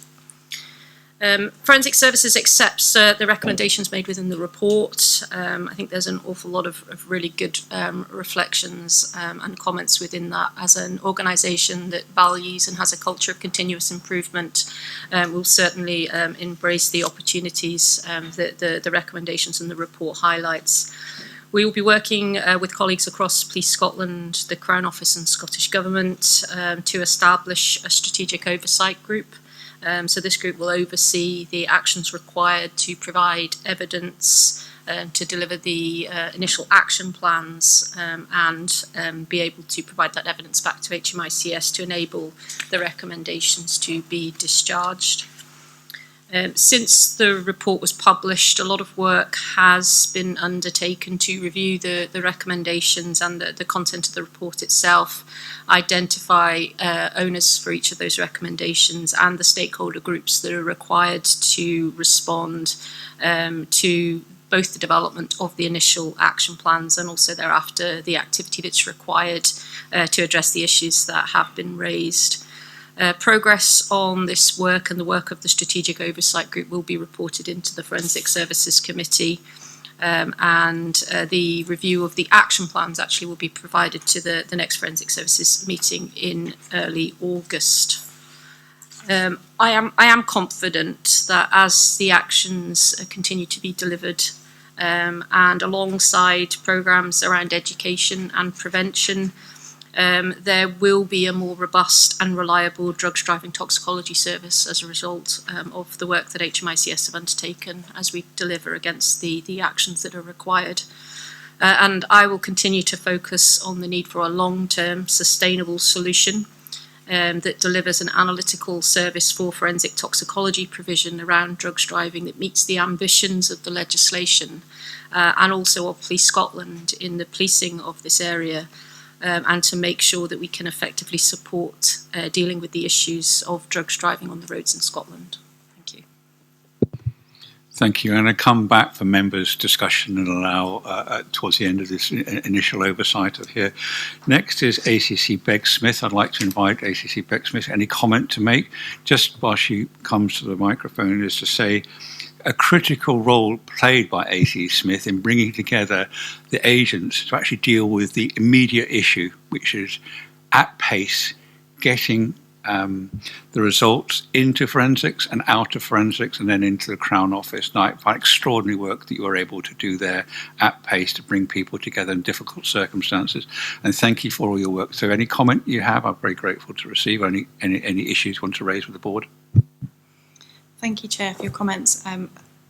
Absolutely appreciate those, but I couldn't have done that without Fiona and team and others sitting around this table, and COPFS as well, just in terms of that collaborative working approach. And I think that's probably, just to add to Fiona's point, I think I really welcome the report from HMICS. I think it's given us some really clear focus in terms of areas for improvement, but I think also it will help us in longer term planning, understanding demand, the capability, capacity, what we can do as a team moving forward. So really grateful for that. I'm really confident, as is Fiona, that we've got structures in place to manage all the recommendations and areas for development, and actually it's given us some really clear focus in terms of how we move forward as a team. So thank you, Chair, for your comments, but nothing further from me. Happy to take questions. Thank you. Thank you. We'll come back to the board for questions. I'm just going to ask Chief Executive Brown to clarify, if it's not clear to everybody, the process which the authority will take these recommendations through, some of the timescales, and in fact, what we can't do, because some of your recommendations are not in our gift. So the Chief Executive will just set those out as clearly as she can do. Thank you, Chair. There's a well-recognised process when we get HMICS reports, and the real crucial things that we agree the recommendations with Mr. Naylor and his team within 3 months of getting a report, and we will do that by, I think that's towards the end of July. I think the challenge for us will be, it is a complex area. A lot of the recommendations are for more than one organisation. And as Chief Executive of the SPA, I'll be quite clear that we will deliver on what we're responsible for. And where it's more complex, we need real discussions around that in terms of how that would be delivered and who's got the responsibility to ensure that that happens. Fiona Douglas might want to say a bit about what sits below that. There are proposals around a future goal group with Police Scotland, and I'd like maybe her to say a few words around that. But for me, the crucial thing is that where we are responsible for a recommendation, it will be delivered, and where it's more complex, we're quite clear in that, and we agree with the other organisations.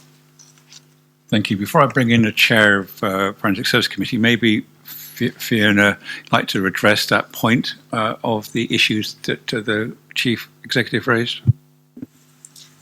Thank you, Lynn. I do agree that it is a complex set of recommendations that require different organisations to work together to discharge those duties, not the least of which are colleagues within Scottish Government in regards to strategy in particular.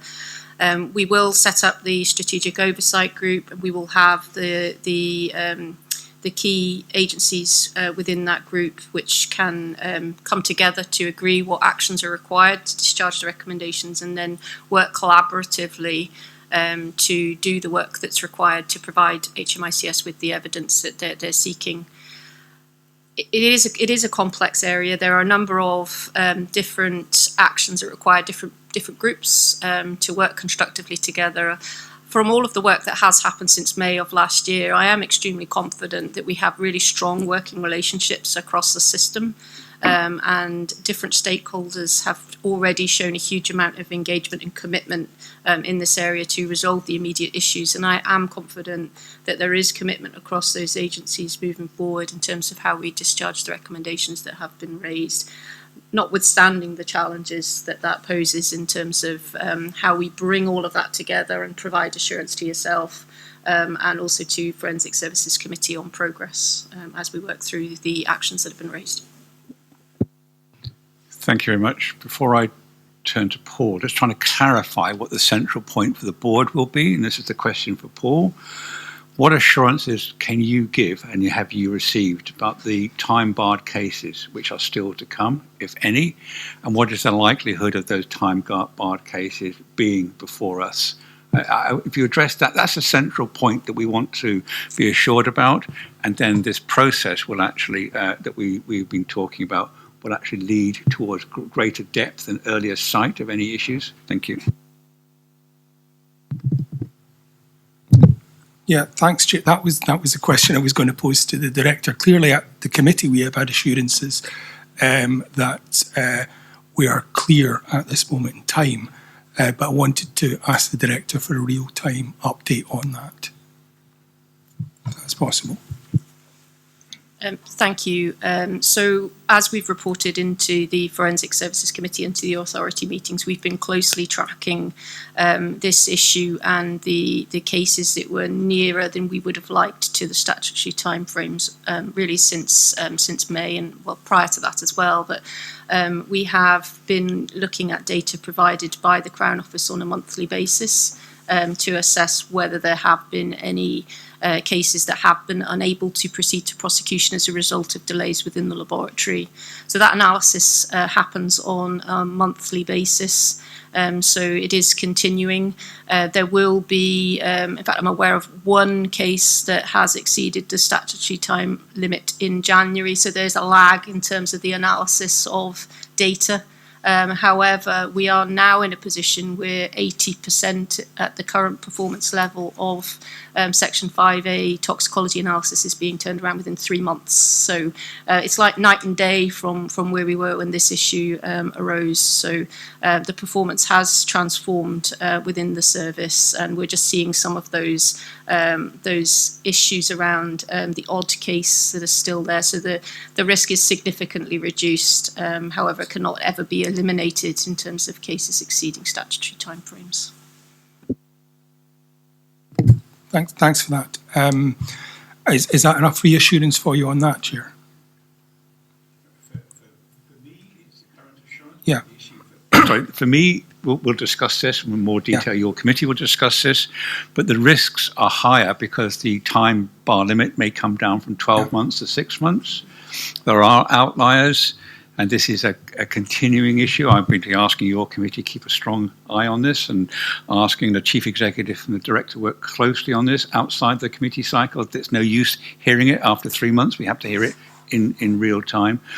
But what I see is a lot more close and confident working together to resolve this issue. So my assurance is the assurance that you can receive through your committee, but the assurance that the Chief Executive and the Director will give us on this point. Yeah. Thanks, Chair. I mean, clearly, as Chair of the committee, I do welcome this report. I think the situation has improved significantly in the year. It was this meeting last year that you commissioned HMICS to do this review. The GO group was set up. There was a toxicology oversight group also set up, and a lot of the heavy lifting has been done by the GO group, and it is night and day compared to where we were a year ago. The reports we've had up to committee since the standing down of the oversight group, the last committee meeting we had a standalone committee report on the subject of drug driving, and I intend that to be the way forward for the time being until we're well over the line with this, and we have the service in a place that we really want it to be in the long run. I think the report from HMICS, again, I welcome that. It's not always comfortable reading, but change isn't always comfortable. It certainly has got us out of our comfort zone. While we're night and day away from where we were last year, we've still got a job to do, I think, and the committee, I think, will play a very strong role in making sure that the officers keep their eyes focused on this and make sure that we do improve the quality of service that we can provide to our other partners there. And as the Chief Exec said, it's not all in our gift. It's very much a partnership approach that we have. We have Police Scotland and obviously the Crown Office, and we have to work very, very closely with them. Not all of the changes that Mr. Naylor has identified are entirely in our gift, but we have to do what we can do and make sure that we have all of our ducks in a row. Thank you very much. Are there any other questions from board members? Fiona McQueen. Thanks, Chair. And I'm on the Forensics Committee, so I'm probably asking something that Fiona has already told us. How confident are we that we could meet the 6-month target if that came into play over the next 2 or 3 months? Thank you, Fiona. So I think there's a slight nuance in answering that question. With regards to the internal provision of toxicology analysis, I am confident that should the statutory timeframe reduce from 12 months to 6 months, the performance within the laboratory, based on the agreed level of demand, which we have with colleagues in Police Scotland for this financial year, we are able to meet that requirement. We're also working with our outsourced partner, who has a substantial number of cases that they are working through, that we have provided to them, that they are also able to meet a future change in the statutory timeframe. However, should that be backdated or implementation, then there is a significant risk that cases could exceed the statutory timeframe in that instance. Thank you. I'm going to bring in Tom Halpin, but before I do, part of the intensive work that I was doing with the teams over this initial period was a frustration to me that the process of putting the data through the machines and then the process of analysing that data wasn't in sync. And so that is, it took a long time to analyse the data, not a long time to put it through the machines. That's a non-scientific approach to this. I'm wondering, when we hear a lot about artificial intelligence, it strikes me exactly the kind of area where you're getting massive amounts of comparable data coming through, which has to be analysed, whether or not we could accelerate that process or seek to accelerate that process by the use of AI, supervised by the quality scientists that we have. Thank you, Chair. The use of artificial intelligence in forensic science provision would be novel. And particularly novel in the scope of how we go about validating the activities which we undertake within forensic services and forensic science more broadly. The use of artificial intelligence in forensic science is being considered by the wider forensic science community, in particular through the European Network of Forensic Science Institutes, so looking significantly at a piece of work around how artificial intelligence could be utilised in forensic science. We are very mindful of that. We're in the process of developing a research development and innovation strategy for forensic services, and AI would form part of that. However, there are a number of issues that we would need to work through with regards to how AI fits within the model of validation and accreditation of forensic science. So it's not something I think that would be an immediate solution to the issues. I think that there's a lot more that we can do in terms of technology around automated types of process and instrumentation, combined with a core operating system that meets the needs of that workflow and driving efficiency and improved productivity. Those are the areas I think that we should focus on. I think AI will come, but I think the community more broadly needs to consider some of the challenges of that new technology. Sure. I don't doubt that AI or machine learning will be absolutely critical, and we just need to accelerate its influence. Did you want to come in, Chief Inspector? Thank you, Chair. Yes, and I agree with Fiona. We're aware of some of the work that's ongoing. I suppose the bit for me is about simplifying processes in the first instance. Abbreviated reports are used quite substantially in England and Wales, which reduce the scientific input to them, and only if challenged to require the two scientists to confirm them. Steps in that direction would be a significant improvement in performance time and the ability to move things forward. The machine learning and use of automation of samples being loaded onto machines is something that we saw quite heavily in forensic science services down south, and is something that requires investment, but is the sort of investment that can actually increase productivity hugely. And we'd be really keen to see all of these small threads at the same time coming together to improve performance quite widely. Thank you. Thank you. I would look to our Chief Operating Officer to take those kind of points away and report back to the Forensic Science Committee. For shortening the process, absolutely critical. I learned from your report about this issue of short reports, which can get across the line. Somebody may well plead guilty in court having a short report. If they're challenging it, you might want a more complicated report where you apply the whole of the quality of our scientists to analysing this issue. So I'm going to ask that to be dealt with through our performance committee, which we are going to be asking the chief executive and I are talking. We are directing the committee to be far more performance related, and the issues about workforce and the issues will go to the people committee, and issues about resources will go to the resources committee. So we are decluttering the view. The primary focus of the forensic services should be slowly but surely, quickly and surely, on the performance of forensic services, exactly the type of issues that the director is saying is her priority, and actually how she's structured her new team. Her new team is performance orientated, as I understand it, and that's the primary purpose of her direction and the appointment of Vicky Morton as a Chief Operating Officer. So if there are no other board, I'm going to come. My final question then is to from Tom Halpin. Thank you very much, Chair. And I too really welcome this report and accept the findings that are in it, Mr. Naylor.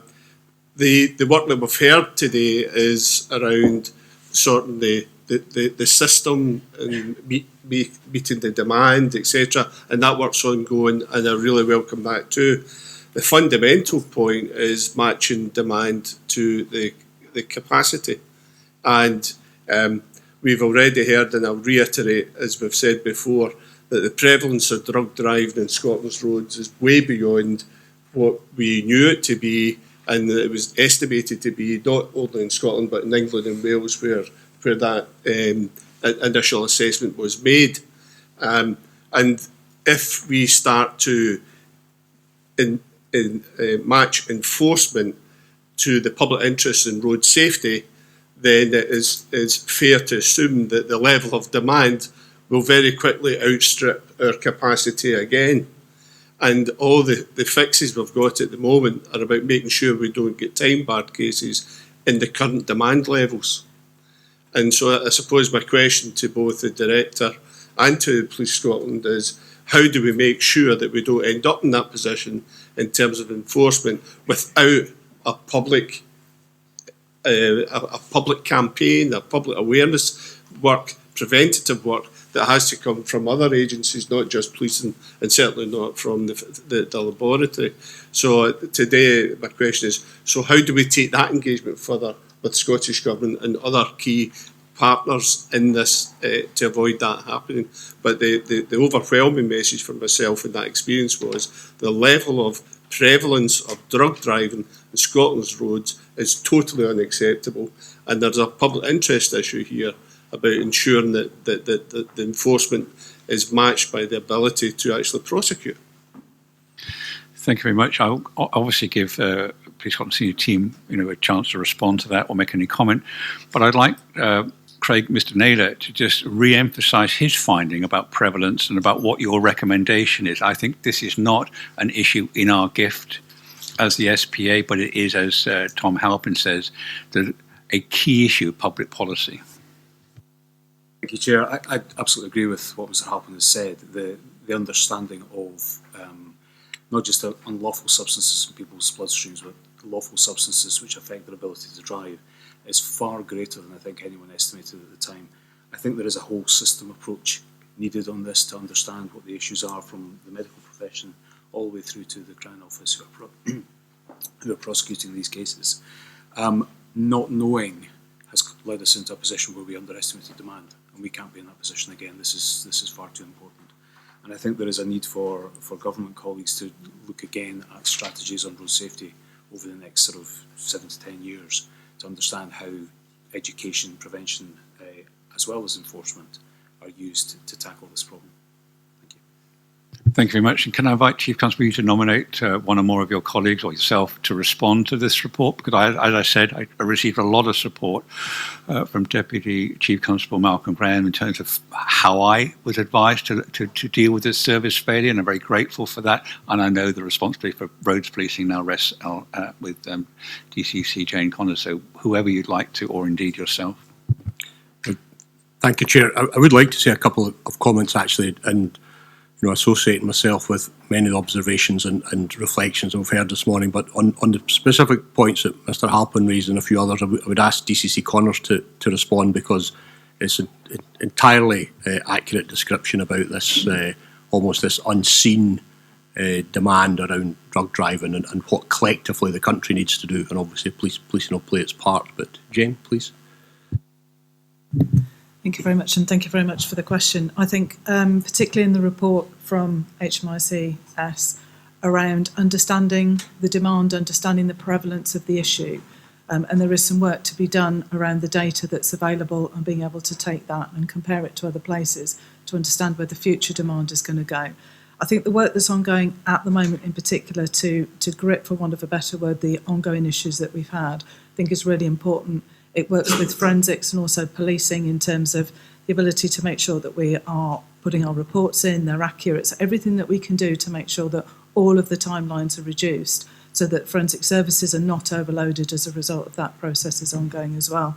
There's a number of forums where we are able to look at the different kind of prevention messages that we need as well. So you've got the Strategic Partnership Board, which is where the multiple partners with Traffic Scotland and others come to the fore. That's really key to understand the messaging, because about that prevention bit is particularly important. And I think we need to work much harder as a collective, as has been said in the report and has also been mentioned by Tom Halpin, that we do need to work in that space, understanding the different demographics and people within this area so we can have more targeted campaigns as well.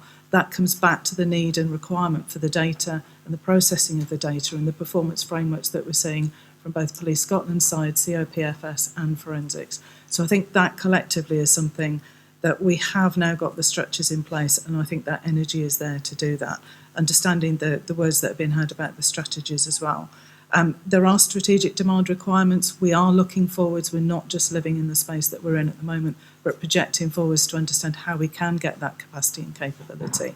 But I think that prevention work is really important, on top of the work that's ongoing at the moment to manage the processes so that we are able to sustain that, but again also have that future demand view that we're going to need going forwards to make sure the roads stay as safe as possible.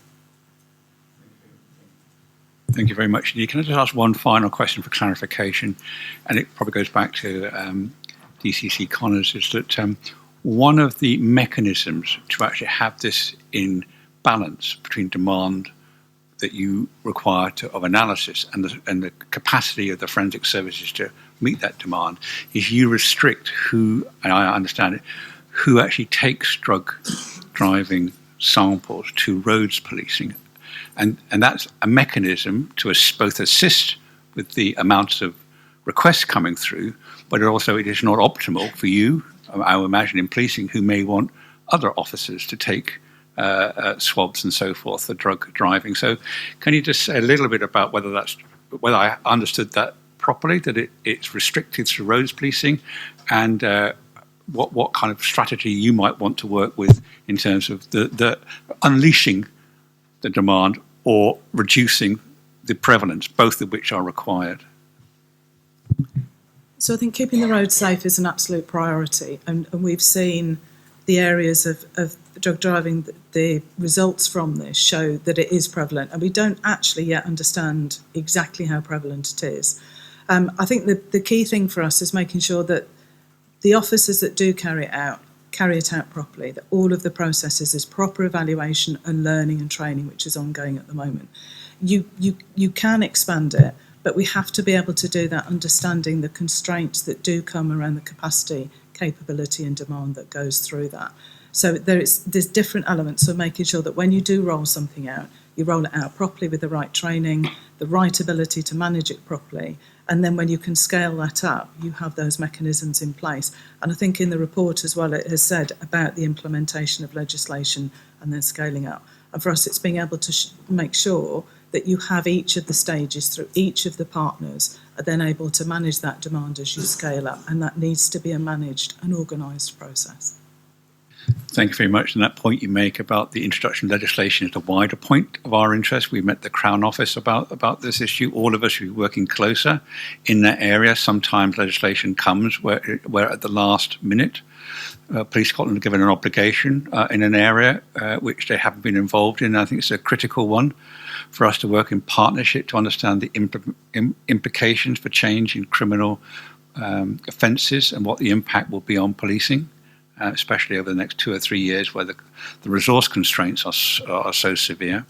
So thank you very much, Mr. Nally, for your report, for responding to our request, for giving us such clarity in terms of the recommendations.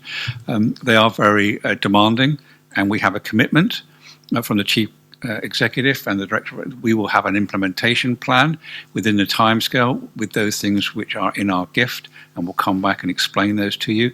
And in our processes, when it goes to our audit committee chaired by Mary Casely to look at the sign-off, you will be involved in the sign-off if you think they're appropriately signed off on our recommendations. Chief Constable.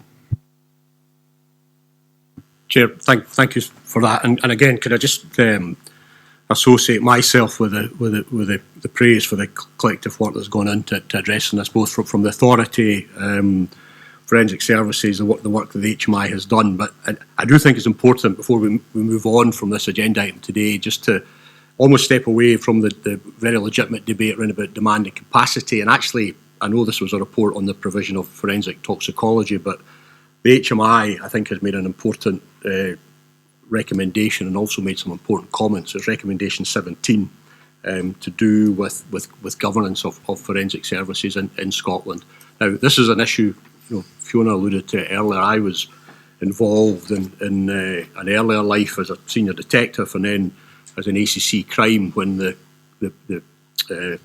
2012 Act was being drafted, and how forensic services would be provided, who would provide them, how they would be accountable, and the structures that were put in place at that time. So it was subject to a fair bit of robust debate at the time, and obviously it has resulted in the structure and the systems that we have now.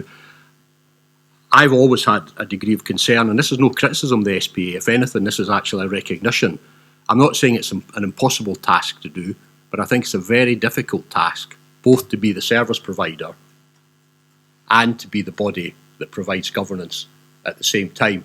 Now, in this instance, it's come round through drug driving and forensic toxicology, but I do think that what the HMI rightly identifies and rightly articulates in recommendation 17 is something that collectively needs to be addressed, so that the level of governance and can improve. I don't make any criticism of the SPA in this. Actually, I think that's the task, the statutory task that Parliament set. But I've always thought it was a very difficult thing to do, to discharge both those functions. And actually, it needs that same collective effort and thinking that's gone into this work to give us the operational response and to give us a platform to go forward. I would strongly urge that what HMI Naylor has identified in recommendation 17, isn't missed. The Scottish Government would need to be involved, and the collective effort that's gone into addressing the issue of forensic toxicology is equally provided to give a full answer to the recommendation and the issues raised by the HMI. Thank you. Thank you very much. We've made a very clear commitment to accept the recommendations and work with a plan to implement them. So recommendation 17 is no different, and that requires us to look at the structure and efficiency and effectiveness of the committee and then report back on that, and we will report informally to Mr. Naylor to see if that meets his requirement. We'll report it formally to the committee. The issues are for us about the effectiveness of governance oversight and the effectiveness of performance management, and we need to have both. And we need to have a greater and clearer relationship with the service recipients, if that's how best to call them that, policing and the Crown Office, and see it in those terms. The best thing that we can do is actually have an effective service. that's the way to actually get effective delivery. I will look at all the options in terms of what's recommendation, which says SPA should review the functionality and membership of Forensic Services Committee. It's my full commitment by the Chief Executive. We will do that, and we'll do that in partnership with you all.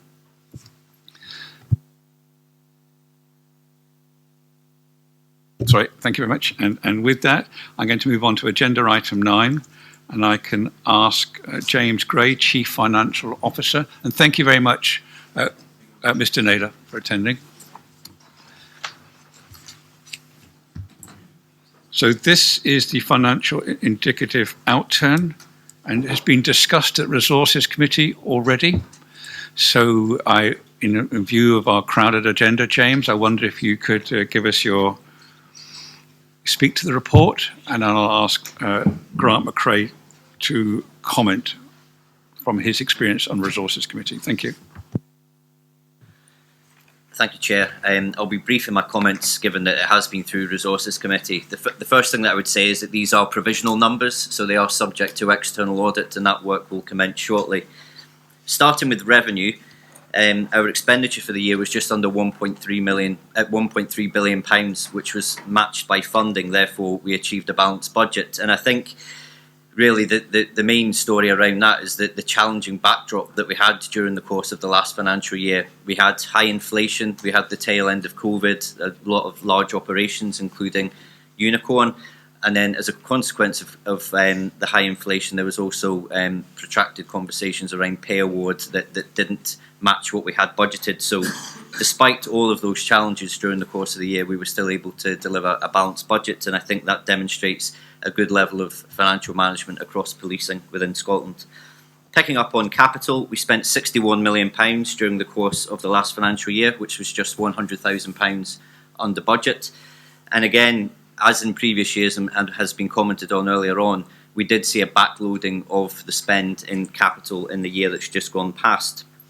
But if you recall, we agreed when the budget was set that we could over-allocate by £30 million. And whilst that didn't result in us seeing capital spent more evenly during the course of the last financial year, it is starting to bear results this year, and we're anticipating by the end of this month, which is the end of Q1, that we will have spent £18 million of capital, which represents over a third of the annual budget. Now, that's an improvement, and that's something we'll need to keep working on, and we are developing a 5-year capital plan presently that will look to take that multi-year view and make sure that we are addressing points around capacity, around prioritisation, and making sure that we are spending in the areas that everybody thinks that we should be. Because, I mean, reflecting upon the last number of years where we have had difficulty during the course of the year, we have turned to fleet, and whilst that has been an absolutely necessary thing to do because we were in a really poor place with the condition of our fleet, we have seen significant improvement in that area, but that is something that we need to maintain. We don't need to continually improve upon it because it's getting to a level now that is of a good standard. So that will be factored into the capital plan. And then finally on reform, we spent £21.4 million during the course of the last financial year, which was just £100,000 under budget. And again, just like capital, that £100,000 is more or less rounding. So with regards to the 3 areas of spend, we can say that we have delivered budget based on these provisional numbers, and we'll be able to report back in the autumn when we have the audited accounts. Thank you, Chair. Happy to take any questions. Thank you very much, Mr. Gray. Grant Craig, can you? Thank you, Chair, and thank you, James, for all the hard work that you and your team have carried out to monitor the budget throughout the year. As has already been touched on, with a 1.3 billion revenue spend, it's a major task to actually keep a track of all that. And you can see from the report just how many moving parts there were in there. So it's, again, a very creditable outturn from all the hard work that the finance team have had to have a grip on this.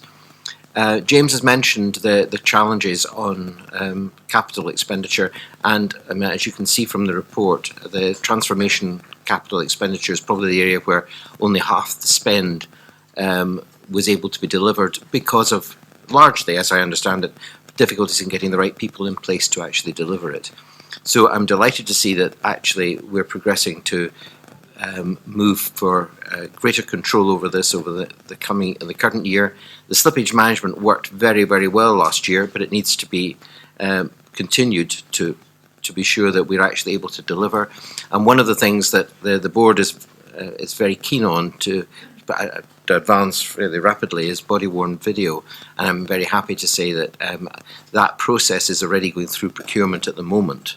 So we're hoping to see a good outturn on that in the current year. But I think one of the key areas that concerns us all is the ability to transform the problems of the estate. And that doing anything in the construction industry is not going to be very easy at the moment, but being able to make sure that we're actually taking action in that area, I think will be very important to the officers using the premises around the country, but also just being sure that we're actually doing all the things that are necessary.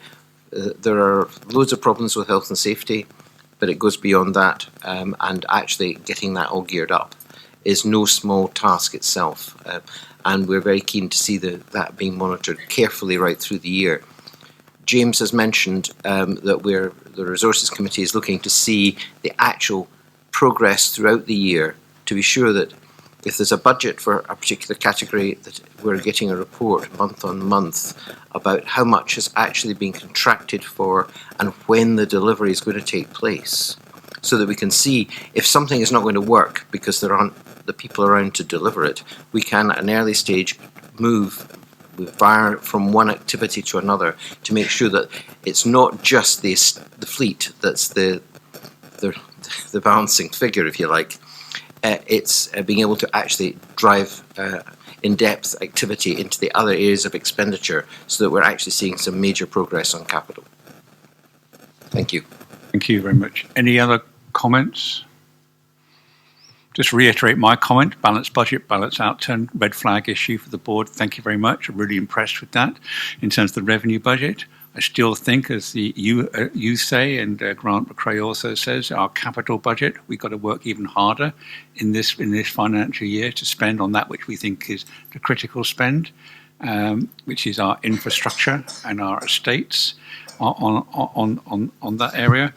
And the better we can be, the better advocates we can be for increased capital budget. If we can spend it effectively, I suppose the one thing I'll be looking out for is that we have committed, Deputy Chief Officers committed within their capital budget to prioritise health and safety. And we still have significant health and safety problems issue, even though that's a priority. We haven't even got into being active and investing in better property.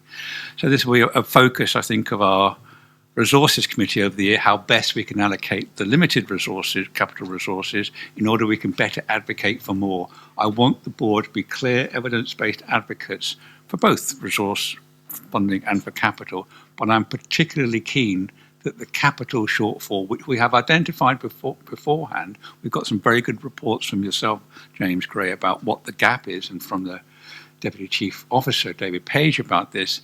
But to move to narrow that gap, we must make sure the capital spending is effectively delivered in year. So thank you for that. I repeat, as the Chair of Resources, balancing a £1.4 billion budget is an incredible achievement.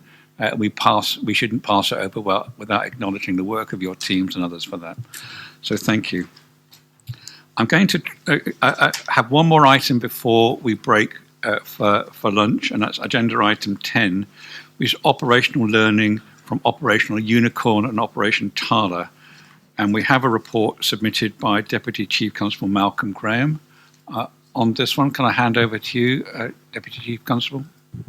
Thank you, Chair. I was privileged to lead both these operations at either gold level or as strategic oversight, and they're both very different, hopefully unique in a generation for different reasons. Nevertheless, there's always learning to identify from any significant operation, and it's our duty to ensure that's built into both future planning and operations. So, as would be expected, we have conducted timeless debrief exercises that are comprehensive, and we've adopted the learning, or are in the progress of adopting the learning that comes from that. We thought it was important to showcase and explain publicly, given the impact on the nation of these two really significant and different operations, the depth of learning that has been identified and the processes that are in place to ensure that it is taken forward in the future, entirely in the spirit of openness, transparency, but most importantly, perhaps that commitment to continuous improvement that Police Scotland has. Now, given the nature of both the reports that are appended to the summary report, you'll be pleased to know, I'm sure I'm not going to go into great detail in terms of the recommendations and the findings, but I do want to say a little bit about each, given their difference. Operation Tala was the response to COVID. It's been well rehearsed through the SPA in various formats with the independent advisory group reports in the past, the impact on the whole organisation and the nation, the fact that confidence increased during that period as a result of the policing efforts in Police Scotland, and overall the fantastic and sustained response by our people to some of the nation's most challenging circumstances, not just in upholding regulations, but also in the style and tone in the way in which that was done. Some of the key themes that come through round about managing public expectations in relation to rapidly changing COVID regulations, some of the really challenging internal workplace issues that we had to adapt to rapidly and effectively to ensure that we could maintain critical business, communications issues round about personal protective equipment, officer and staff well-being, and our focus into equality, diversity, inclusion, and concerns about any disproportionality that might occur, both in terms of service we deliver and our own people as a result of COVID. Now, members will see in the report that a Short Life Working Group is still in progress to implement these recommendations, and I would just finish in relation to Tala by paying a huge credit to all officers and staff that have been involved in their professional and personal commitment during that hugely demanding time, when it was evident that perhaps in the absence of political leadership and messaging, and the Chief Constable in the messaging that he led, often at a national level on a very high profile platform, really the policing response was all that stood between the fact that there was no cure and there was no vaccine, and the nation's safety and public health was at stake. In relation to Operation Unicorn, again, the eyes of the world were drawn to Scotland and to Police Scotland after the sad demise of Her Majesty the Queen last September.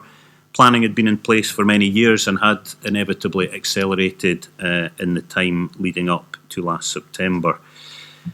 Members will see in the report that the cost to the organisation was over £15 million, and that's been recovered in full, as was covered in James Gray's last report, and it resulted in 15,000 separate officer deployments during the period that events occurred in Scotland, and of course we deployed a large number of officers and some staff to support events in London and the Thames Valley area as well. We have many royal events coming ahead. We've built in the learning quickly, and the paper that is before you today has been combined with a huge volume of other work on an interagency basis involving our colleagues across the UK, other agencies within Scotland, including into Scottish Government. And I do think that the operation was widely recognised as being exemplary in its scale and speed of response, coordinating partner activities, whilst being respectful and proportionate to levels of protest and disorder that occurred during the peace.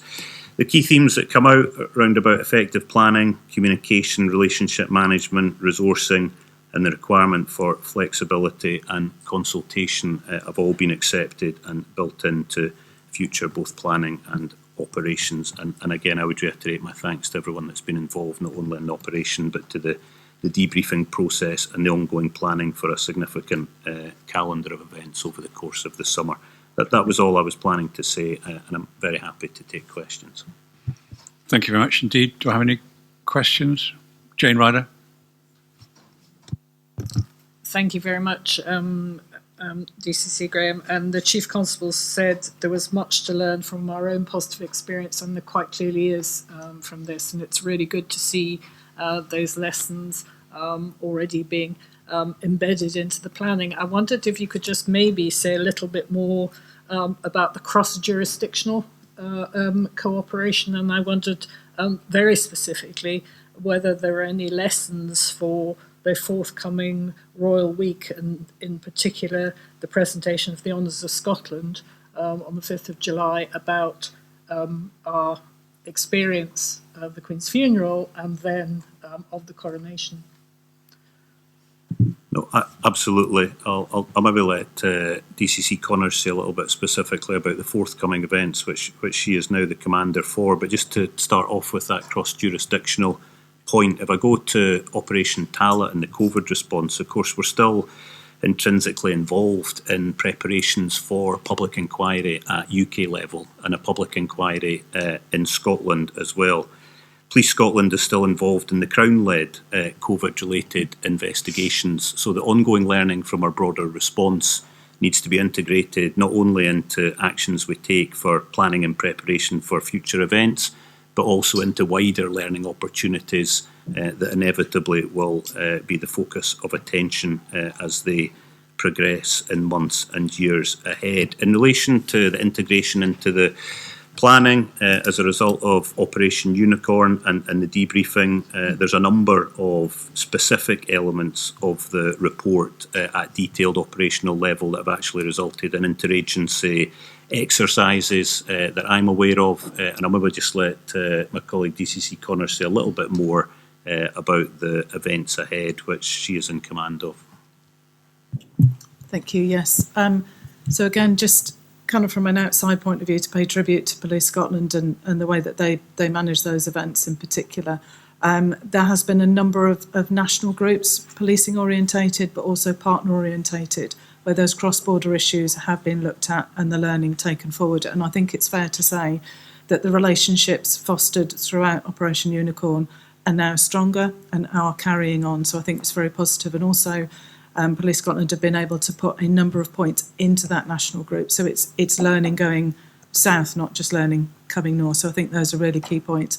And again, understanding the events that are coming up, working with all of the different agencies to make sure that the roles and responsibilities of different agencies are really clear when planning these events. I think that is a particular strength as well. And then understanding the learning around protest and all of the different factors that go with these big events, those are absolutely being factored in as well over the events that we're going to see over early July.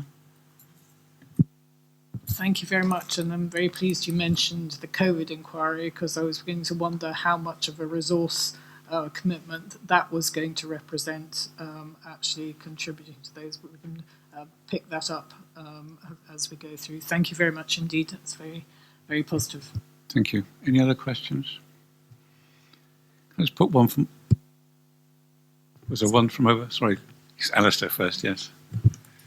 Yeah, thank you, Chair. Really welcome this report, and it shows that real commitment that Police Scotland has to being a learning organisation. This is perhaps more a comment than a question, but it just strikes me that the agility that was demonstrated and that ability to work at pace was extraordinary. So how do we capture that, given the ever increasing demands on all public services, but on policing within Scotland, and that expectation that things should perhaps be done yesterday and not 6 months or a year into the future. There are some really positive examples of that ability to work at pace and to work agilely that come out from this report here.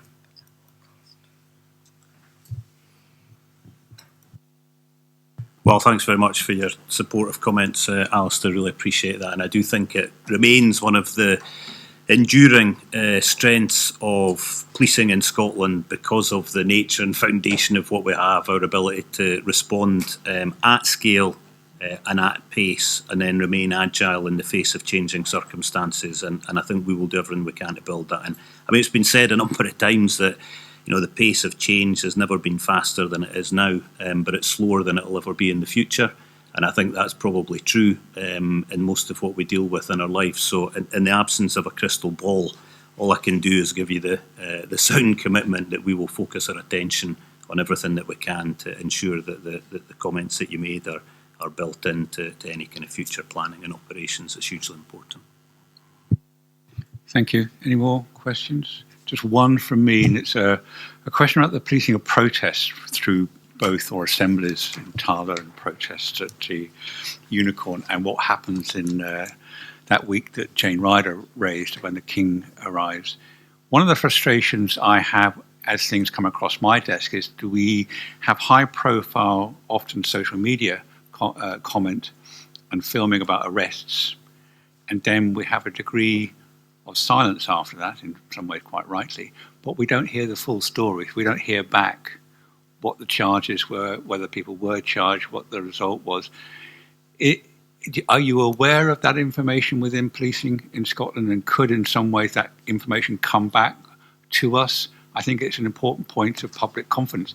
And the reason for saying that is extraordinarily low numbers of arrests actually in both events, but they had disproportionate comment about them, and we didn't actually close the loop on what actually happened, what the charges were and what the outcomes were. So I wonder if you could give us some comment on that and know whether we shouldn't be coming to policing or we should be going to somewhere else for that information. Thanks, Chair. I think you do rightly identify a social phenomena of the current day in terms of the use of social media, the immediacy of at times very partial coverage. We saw this through COVID, saw it through COP26 to an extent, and we certainly saw it through Unicorn as well. There is a challenge because we have to deal with evidence. We have to protect the rights of all individuals involved. We will not push out partiality. We will not push out a perspective. We need to recognise that matters at times are subject to sub judice, that there is due process, and due process and the rule of law must always prevail. I do think that support from other public leaders in civic life in Scotland around just not getting on the back of something that you don't know the full circumstances around. I've said it a number of times about some significant investigations. I've said it a number of times about our response to the police in a protest. So whether we close that loop, at times matters can be weeks or months or potentially years away from resolution. We've seen that about some of the steps we took during COVID, where we reported high profile individuals and ultimately there was a disposal at court through due process of law, and for me that's a clear public validation of the proportionality and the necessity of the action that we took. So my own view on it is that it is difficult, at times it's very irritating, but we need to continue to act with integrity, and we must continue to be the guardians of due process and the rule of law. Thank you very much for that absolutely clear commitment, and that's exactly where we are and where we should be. Closing the loop in terms of what the story was in some of these instances would be helpful, but as you suggest there, that can be weeks or months, and by which time the news agenda is passed on. But for us as the oversight authority and you as the delivery, the policing of protests is critical to understand both the scale, and they were very small scale, even in those huge protests in COP26, 75 arrests over that period, very, very minor number over Operation Unicorn. But I think we should think about it together, about how we address this modern phenomena. I'm not saying there's any answer that we can give, because I agree with you, it's a matter of justice, the rule of law.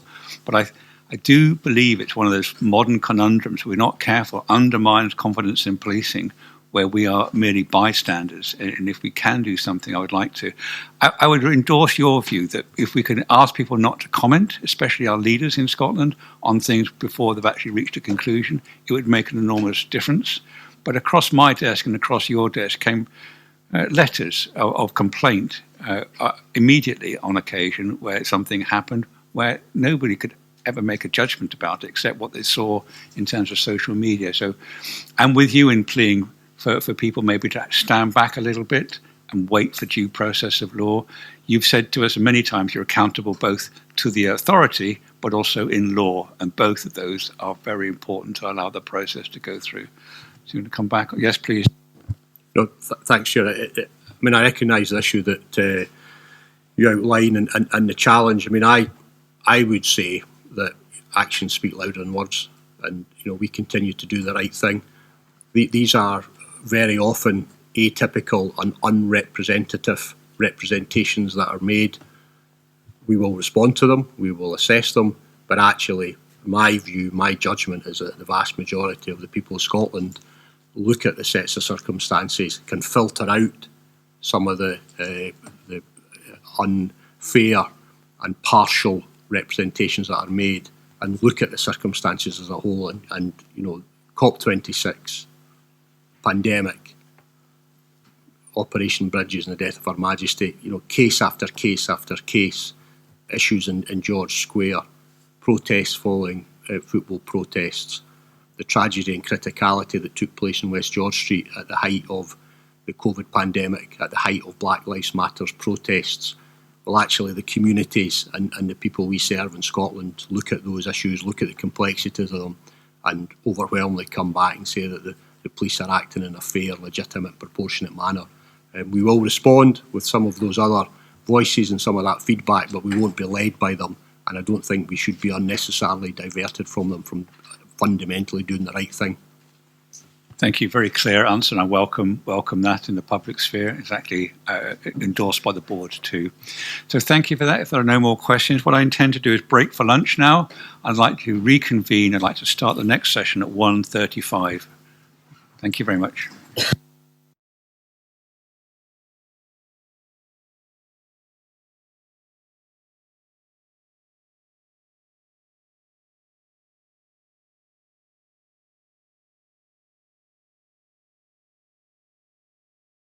The afternoon session of the board of the Scottish Police Authority. I'm going to move straight into agenda item 11, which is the Chief Constable's year-end policing performance assessment. I'm going to hand over straight to you, Sir Ian.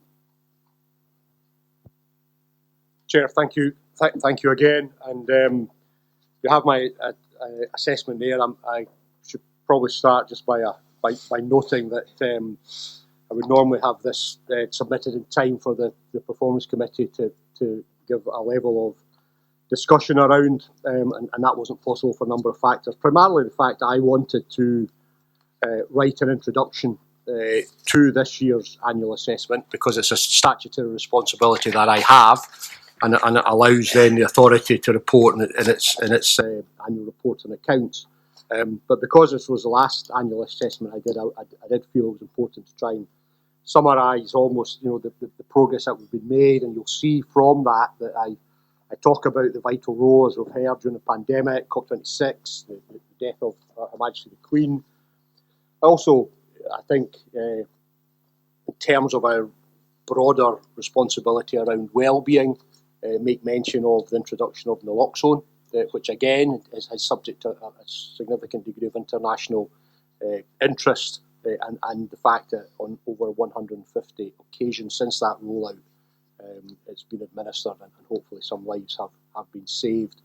The commitment to assaults on officers, I discussed earlier with Mary, the Your Leadership Matters initiative, and another major pillar of progress has been Your Safety Matters, also led by DCC Fiona Taylor, where we now have a reduction of assaults on officers and staff, as well as a lower injury rate, which again is a really hard-earned milestone and achievement to record.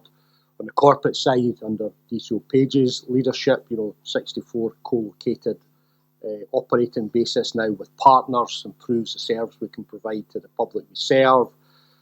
James, as I think has mentioned the fleet earlier, which again is fantastic achievement, that we now have about 25%, about a quarter of our vehicles are ultra low emission, reduced the average age from 8 to over 4 years old. Again, colleagues will recall a number of years ago some of the high profile photographs and other things that were shared around the fleet. And that compares extremely well, I think, again, with other significant large scale fleets. I think in terms of the ultra low vehicles, that we're sitting around about a quarter. I think the average is less than 5% across the UK policing as a whole. And crucially, in terms of the fleet. Well, what's its availability? 97% availability to officers and staff. So fantastic work from people in fleet services and you know, the corporate support that exists. Everybody having that shared purpose to keep people safe. And I think we've also made significant progress, maybe less than I would have liked, in terms of our ICT capability. Again, Grant, McRae and others rightly highlighted some of the financial challenges, you know, what I think is still remains, and it's a statement of fact, under investment of capital to allow us to develop capability in this area. But despite that, you know, we've introduced mobile devices right across the Police Scotland operating space, right across the service as a whole, in every division, every department. And we're on the verge of this, you know, again, almost holy grail for policing in Scotland over decades, of having a single crime system subject to the same level of robust scrutiny and recording practice, single case report and crime management system that will apply nationally, which again will be a great enabler around about data, a great enabler about information sharing, and allow us to interrogate it and gather information, assess it, and turn that assessed information into intelligence. All of this done, which we can never forget, and we should never stop saying that you know, every year policing in Scotland costs less than it did, significantly less than it did under legacy arrangements. Over £200 million taken out of the cost of policing, not at our cost or not at our suggestion, but just because of the budget allocation. We've managed to make these significant improvements in terms of service. We've managed to make these significant demonstrations of national capability time after time, and at the same time ensure best value for the public purse. And as we've said before, that revenue saving equates to more than the annualised revenue cost of 3 of the legacy forces. So I do not think we would have been able to have stayed as we did, given the finances that have been made available, and for the service to go through that level of reform, increase its level of public accountability, increase the quality of its service, make sure that every community, every citizen has full and equitable access to all policing capability wherever they live, wherever they and their families live their lives. I think is a significant and real achievement. So again, in closing, I suppose my assessment overall, and I've said it over 10 years of the Police Service of Scotland, difficult times, changes, you know, mistakes made. I was part of them. I've made a number of those mistakes, challenges overcome. You know, the test is always, you know, is Scotland safer now than it would have been had we not gone through that process of reform, not only to face the threats and the risks of today, but actually to make sure that we're ready for the threats and risks of tomorrow. The answer to that, for me as Chief Constable, my assessment to you as the Scottish Police Authority, is that it absolutely is safer as a result of that. And that's something, as we go forward with the challenges that we have, you know, we should make sure that we stand on that foundation and recognise what the people within the Police Service of Scotland have achieved over the last 10 years or so. Thank you, Chair. Thank you very much indeed. This hasn't had the opportunity, as you rightly say, to go through Policing Performance Committee. So what I've asked Alistair Hay to do, who's chair of the Policing Performance Committee, is run through a number of issues which might have been raised at the Policing Performance Committee with you. So I'm going to pass it over to Alistair Hay. Thank you. Yeah, thank you, Chair, and thank you, Chief Constable, for the report. And there may well be an opportunity for us to give this a greater degree of scrutiny through the through the Policing Performance Committee at some point in the near future. I think one of the most important aspects of this report is that final assessment that has been made by the Chief Constable. That assessment that policing in Scotland is now better placed to serve and protect against today's threats, and crucially against the threats of tomorrow. This is something that we obviously within the Performance Committee want to be assured on. And I can say that, you know, through the reports that we have received, predominantly the quarterly performance report that lets us get evidence against the delivery of the strategic outcomes and the 15 objectives that sit underneath those, and also from the very important external assurance that we receive from sources such as the HMI that we would agree with this statement. I think also you're right to set this in context, that context of a 10-year journey, and anybody that's been involved in any degree of change, but particularly a significant change process, will recognise that things don't always go smoothly, and on that journey the change will always get the blame, though that's not always the case. But what you have to do is you have to continually build credibility along that route, and the building of that credibility is through achievement, and within this report, but also through the continuous reporting that we receive, there is a lot of evidence of continual achievement within Police Scotland. And that sets up well for the future. And I just want to comment briefly on those £200 million worth of recurring savings, and also some of the earlier papers in relation to financial credibility. Without financial credibility in the public sector, you can almost have no credibility. So that needs to be recognised as a really significant piece of work. And if we reflect on the news release that was made public yesterday in relation to crime figures, and these remain at an historically low level. So that's a really positive thing, and Police Scotland play a significant part in that, but they're playing a significant part in that with £200 million a year less. So in terms of both efficiency and effectiveness, I think there is a comment there and there's strong evidence to support your concluding comment. I think the approach as well that we pick up through this and we pick up through our continual meetings is that there's no predetermined solutions. We've already had discussion and comment around Police Scotland being a learning organisation, or seeking to become a more effective learning organisation, and what we see is the development of solutions to meet today's asks and to meet future asks, today's risks and future risks as they emerge and as they develop. And this is commented on, I think, in the fullness of this report.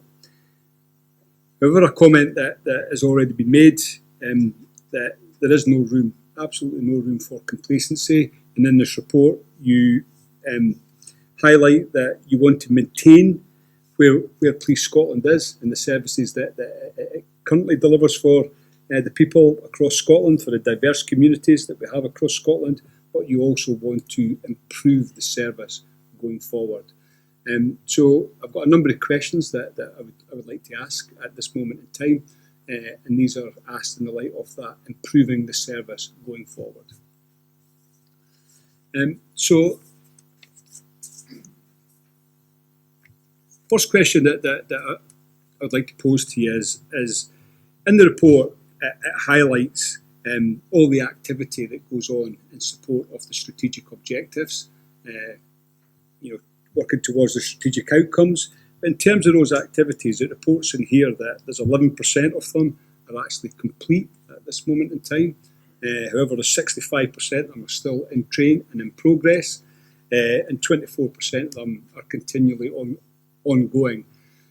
So, not being, in any way complacent in terms of the performance of completion, how do we translate that progress into completing these things so we can move on to new activities and learn the lessons and go on that journey of continuous improvement? And then a second question I'll just ask at this moment in time is in relation to your comment on the stability of the organisation, the creation of a coherent organisation here within Police Scotland. The example is the rollout of core operating systems. However, there is that caution around future capital investment, future reform investment. We've seen challenge in our fleet, we've seen challenge in the property portfolio of the organisation and also in the ICT. So we see some really positive things, but we also see some challenge. If we don't find solutions to investment in these areas, either through new monies or through wider partnership working or other solutions that may be out there, what do you think the impact of that is going to be moving forward? And I'll just ask one final question at this moment. We've also, at the last meeting, you highlighted that Police Scotland is organisationally discriminatory, and within this report there's a very good example of removing organisational discrimination, and that is through the standard entry tests and looking at how that was discriminating previously against people from underrepresented groups. What other examples then do you have where you can build on that type of work to truly create an organisation where organisational discrimination does not exist? So that's the first three questions that I'd like to pose to you at this moment. Thanks, Alistair. All straightforward stuff there.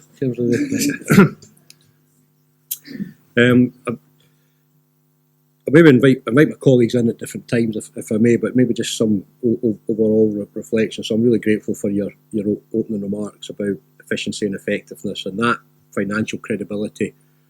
Again, why I stressed it, I think it's something that we do need to recognise. I think enormous praise to David Page and to CFO Gray and their teams about the discipline that they brought to bring.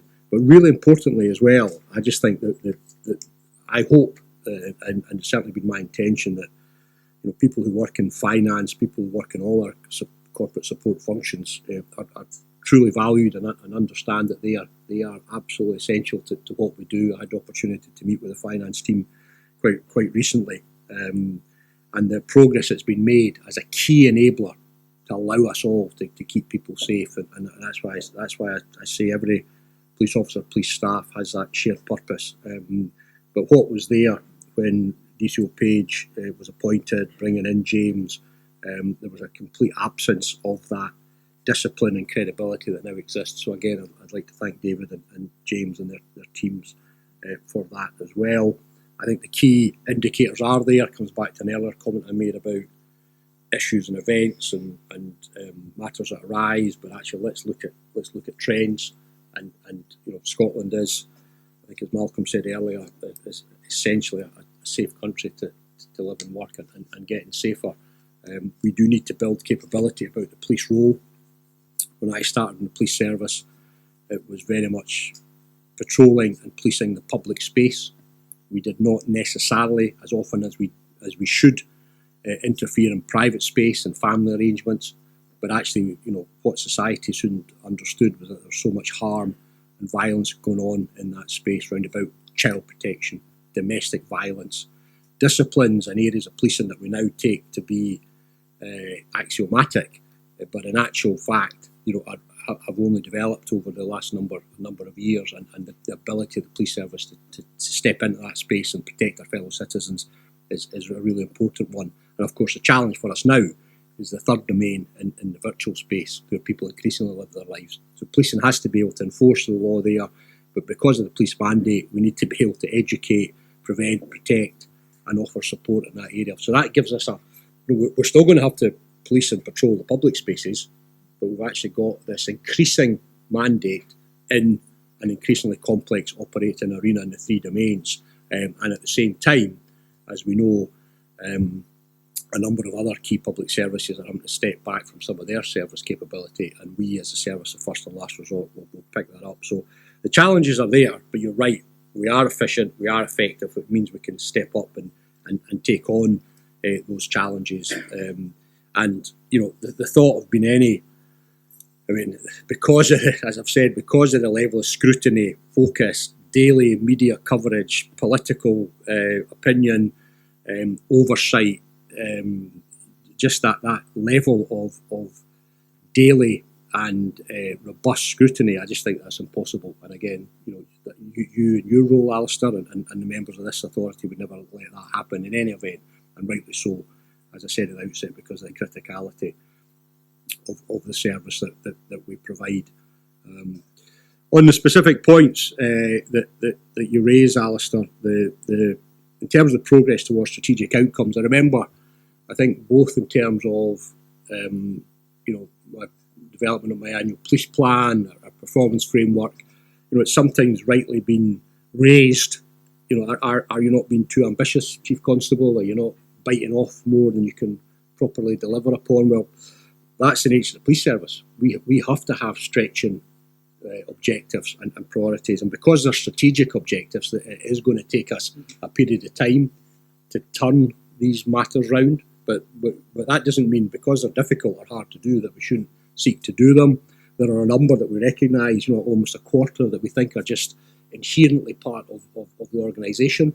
But the level of governance, oversight, structure, the performance management that the Deputy Chief Constable Fiona Taylor leads on, the scrutiny, again, I think means that it's that sense of continuous improvement is there and is constant.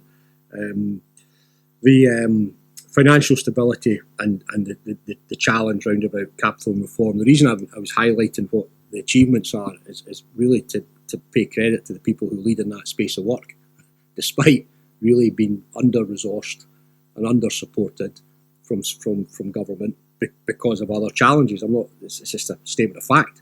It's not any pejorative comment involved in that. It's just a statement of fact. There's not enough money in terms of what the police service really needs. Quite amazing, actually, the amount of improvement and changes that we have made, but we can never ever relent away from seeking more and seeking what is legitimate. It's not we're looking for special treatment. We're looking for what's legitimate. And I also think, coming back to the last strategic spending review that the government led on, when the challenge was pushed out, rightly, and I think any government would issue that challenge to the public sector about the level of efficiency, about your structure, about how you deliver services, about your amount of joint working, your procurement, all your support functions. When the challenge was put out, it's very difficult to really identify an organisation other than ourselves who properly stood up to that, or a sector. And therefore, when it comes to the allocation of resources, we've taken £200 million out of a 1.2 billion, 1.3 billion budget. That's an amazing amount of money to return. You can't come back for another 200 million. Or in essence, the service is not going to have that level of stability that we all value and we've all worked so hard to establish. So I do think the authority, and yes, a scrutiny role, but the authority's advocacy role for policing, to represent the voice of the public on behalf of the police service, I think has been and will be crucial. And again, I think that will continue going forward. But I've no doubt that the financial challenges are going to be significant as we go forward for the investment we need. But as you say, at least we have that financial credibility and integrity that underpins so much of, or should underpin so much of public life across Scotland and the United Kingdom. And on the final point on institutional discrimination, I knew it would be a difficult message for some people to hear, and as I said myself, it was a difficult statement in some ways for me to say. But in the weeks that have passed, I know that what I said is true, and it's absolutely the right thing to do to allow the organisation to make progress. My own personal view, and I'm not going to be dragged into any further detail on this, is that we are not the only significant institution that perhaps should have that level of assessment and consideration. But we will take the lead because of the significant status that policing has in Scottish life and rightfully the high expectations that are expected of us. But the processes are clear about the operating processes. The standard, is there flexibility about how we carry out searches, how we deliver death messages, how we actually equip our officers and staff? What's our approach to flexible working? Do we allow people to to return to work after periods of pregnancy or childbirth and other areas. All of those issues, are we truly as inclusive as we should be and need to be? Not because officers and staff, whether they're at front-end operational service delivery or they're part of our corporate support function, not because they're seeking to act in a discriminatory manner, but actually our processes, our systems, our structures are not as inclusive as they could and should be. And actually saying that, I think is for me, is telling you that Sunday's the day after Saturday, and then it allows us to go and make progress to make the organisation a better place. I think I'll stop there, Chair. Alistair, got some more questions? Yeah, thank you for those explanations and responses. I said in my opening comments, just reflecting on the news that came out yesterday about that maintenance of historically low levels of crime within Scotland, but the other side of that is around detection rates. And you've mentioned there the challenges of policing in a digital age. And one of the things that comes through in this report and other performance reports is the significant increase, 107%, I believe, over 5 years in frauds. But there's also been a 12% reduction in detection rates. And there are some other examples of they're fairly stable, the detection rates, but there are some examples of them falling in areas that would be of concern to members of the public.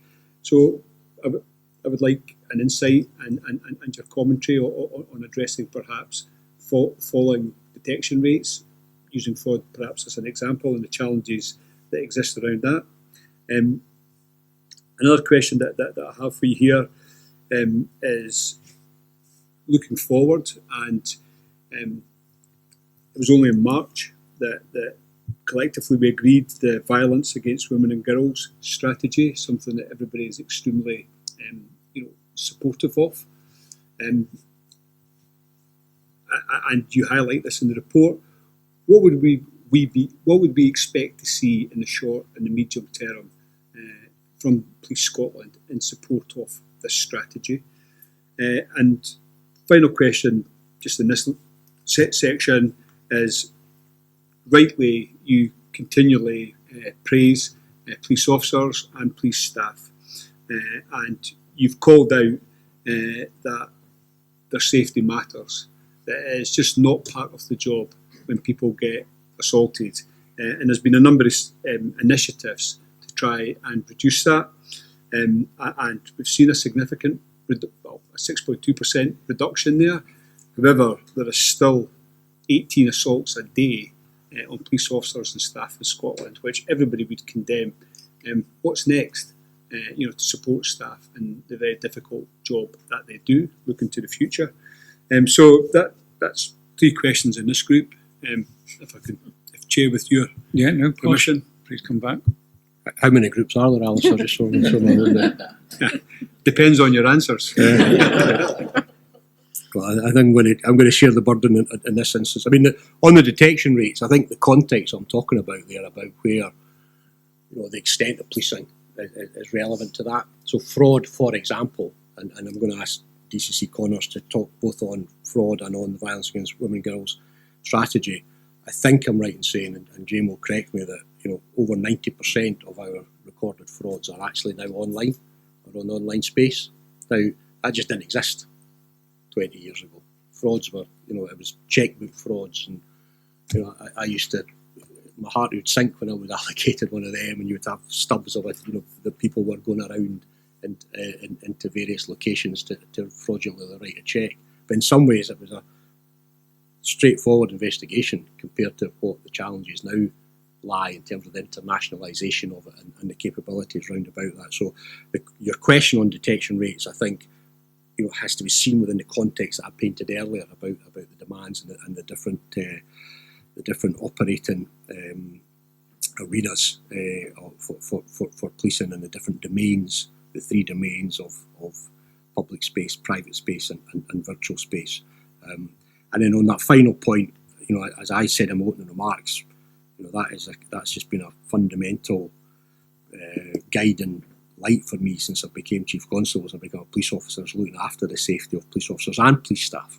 Always having that unified sense of value within the service. And I think the progress that's been made in that area about Your Safety Matters has been significant. There is more to do, and I'll ask Deb Taylor to add to that. But in terms of fraud and violence against women and girls, I'll maybe ask DCC Connors to address further, Alistair, Jane. Thank you very much for both questions. I'll answer the fraud one as best I can to start with. So completely understand the leap in particular that we've seen since 2019, pre-COVID, and the move into the online space, COVID having an impact on that, as well as the technology and the ability of people to now do things in the online space, perpetrators that we haven't seen before. So the Policing in a Digital World programme is the overarching programme within Police Scotland, which brings all of those capabilities and capacities together. I think the key headlines that we're looking at is around the prevention space in particular, and that's not just at a national level, but that's also at a local level. So community officers that go into campuses, all of those levels, being able to talk to people around prevention, how to keep yourself safe from fraud, because it's not something that affects the older generation in the way that people assume fraud has a myth and a basis that people think it happens to certain demographics. It doesn't. It really is a general thing. So being able to put all of those prevention messages out, I think, are really important. We've done a number of public campaigns around cybersecurity as well as fraud, because we know that it's the cyber element that enables a lot of the fraud in those particular things. We also know that it doesn't have borders in terms of fraud, and that's where working in partnership in particular is really, really essential. So working in partnership with businesses in particular, banks and those different agencies, they have a wealth of experience, a wealth of knowledge that can support the work that we're doing, but also a lot of the prevention can then sit into the space that it needs to, as opposed to sitting with the police all the time. And I think that also links into working with our national colleagues. So the National Fraud Strategy was launched in May 2023. It's broadly similar to the strategy that we're working through in Policing in a Digital World. So it's good to see that we are aligned with the national strategy. We work very closely with them because it is about understanding capacity, capability, and how quickly this moves so that we're able to keep up with that. And I think in terms of our ability, particularly as a police service, it's about being able to do the pursuit element. That's our core business, as well as working with the others. So that's about understanding the intelligence that we need on the techniques that are being used, how we combat those, and that links again to businesses, but being able to do that. It's about being able to have the knowledge with our frontline officers that initially respond to calls and initially take reports, so that they've got the confidence to think about it and deal with it and be able to follow up quickly without always passing stuff on to the national. So for me, it's about being able to have all of those different areas, and those are the areas that we're focusing on, but absolutely understanding the challenge in the online space and making sure that the training we're giving to existing and new recruits enables them to have confidence in the online space to be able to deal with it, so our investigations move quicker, which leads to your detections and making sure that we keep the detections up. And just talking about violence against women and girls, as we know with the strategy, it came with an implementation plan.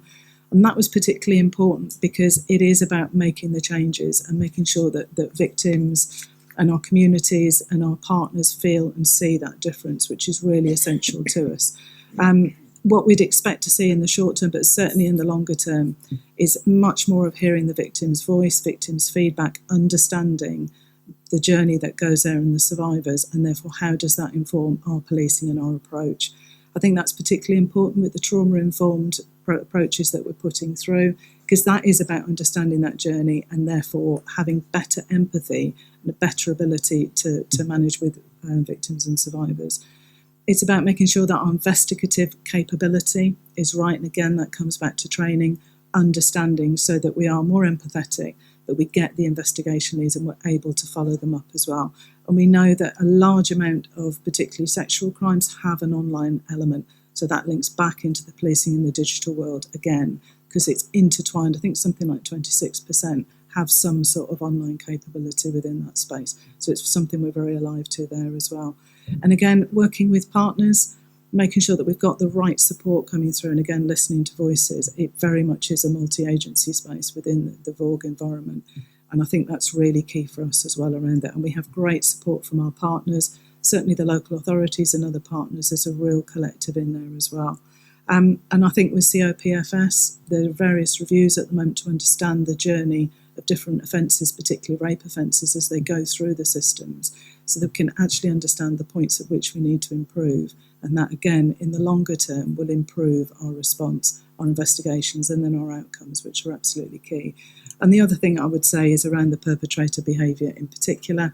We've seen the campaigns that Police Scotland were very much on the front foot, and it is very much about putting the onus back onto the perpetrators, either through different orders, the management through the different areas that we're able to do that, but also understanding there are various programmes that partners run to change behaviour. And again, it's that long-term changing of behaviour that we're after as well, so we can do those bits.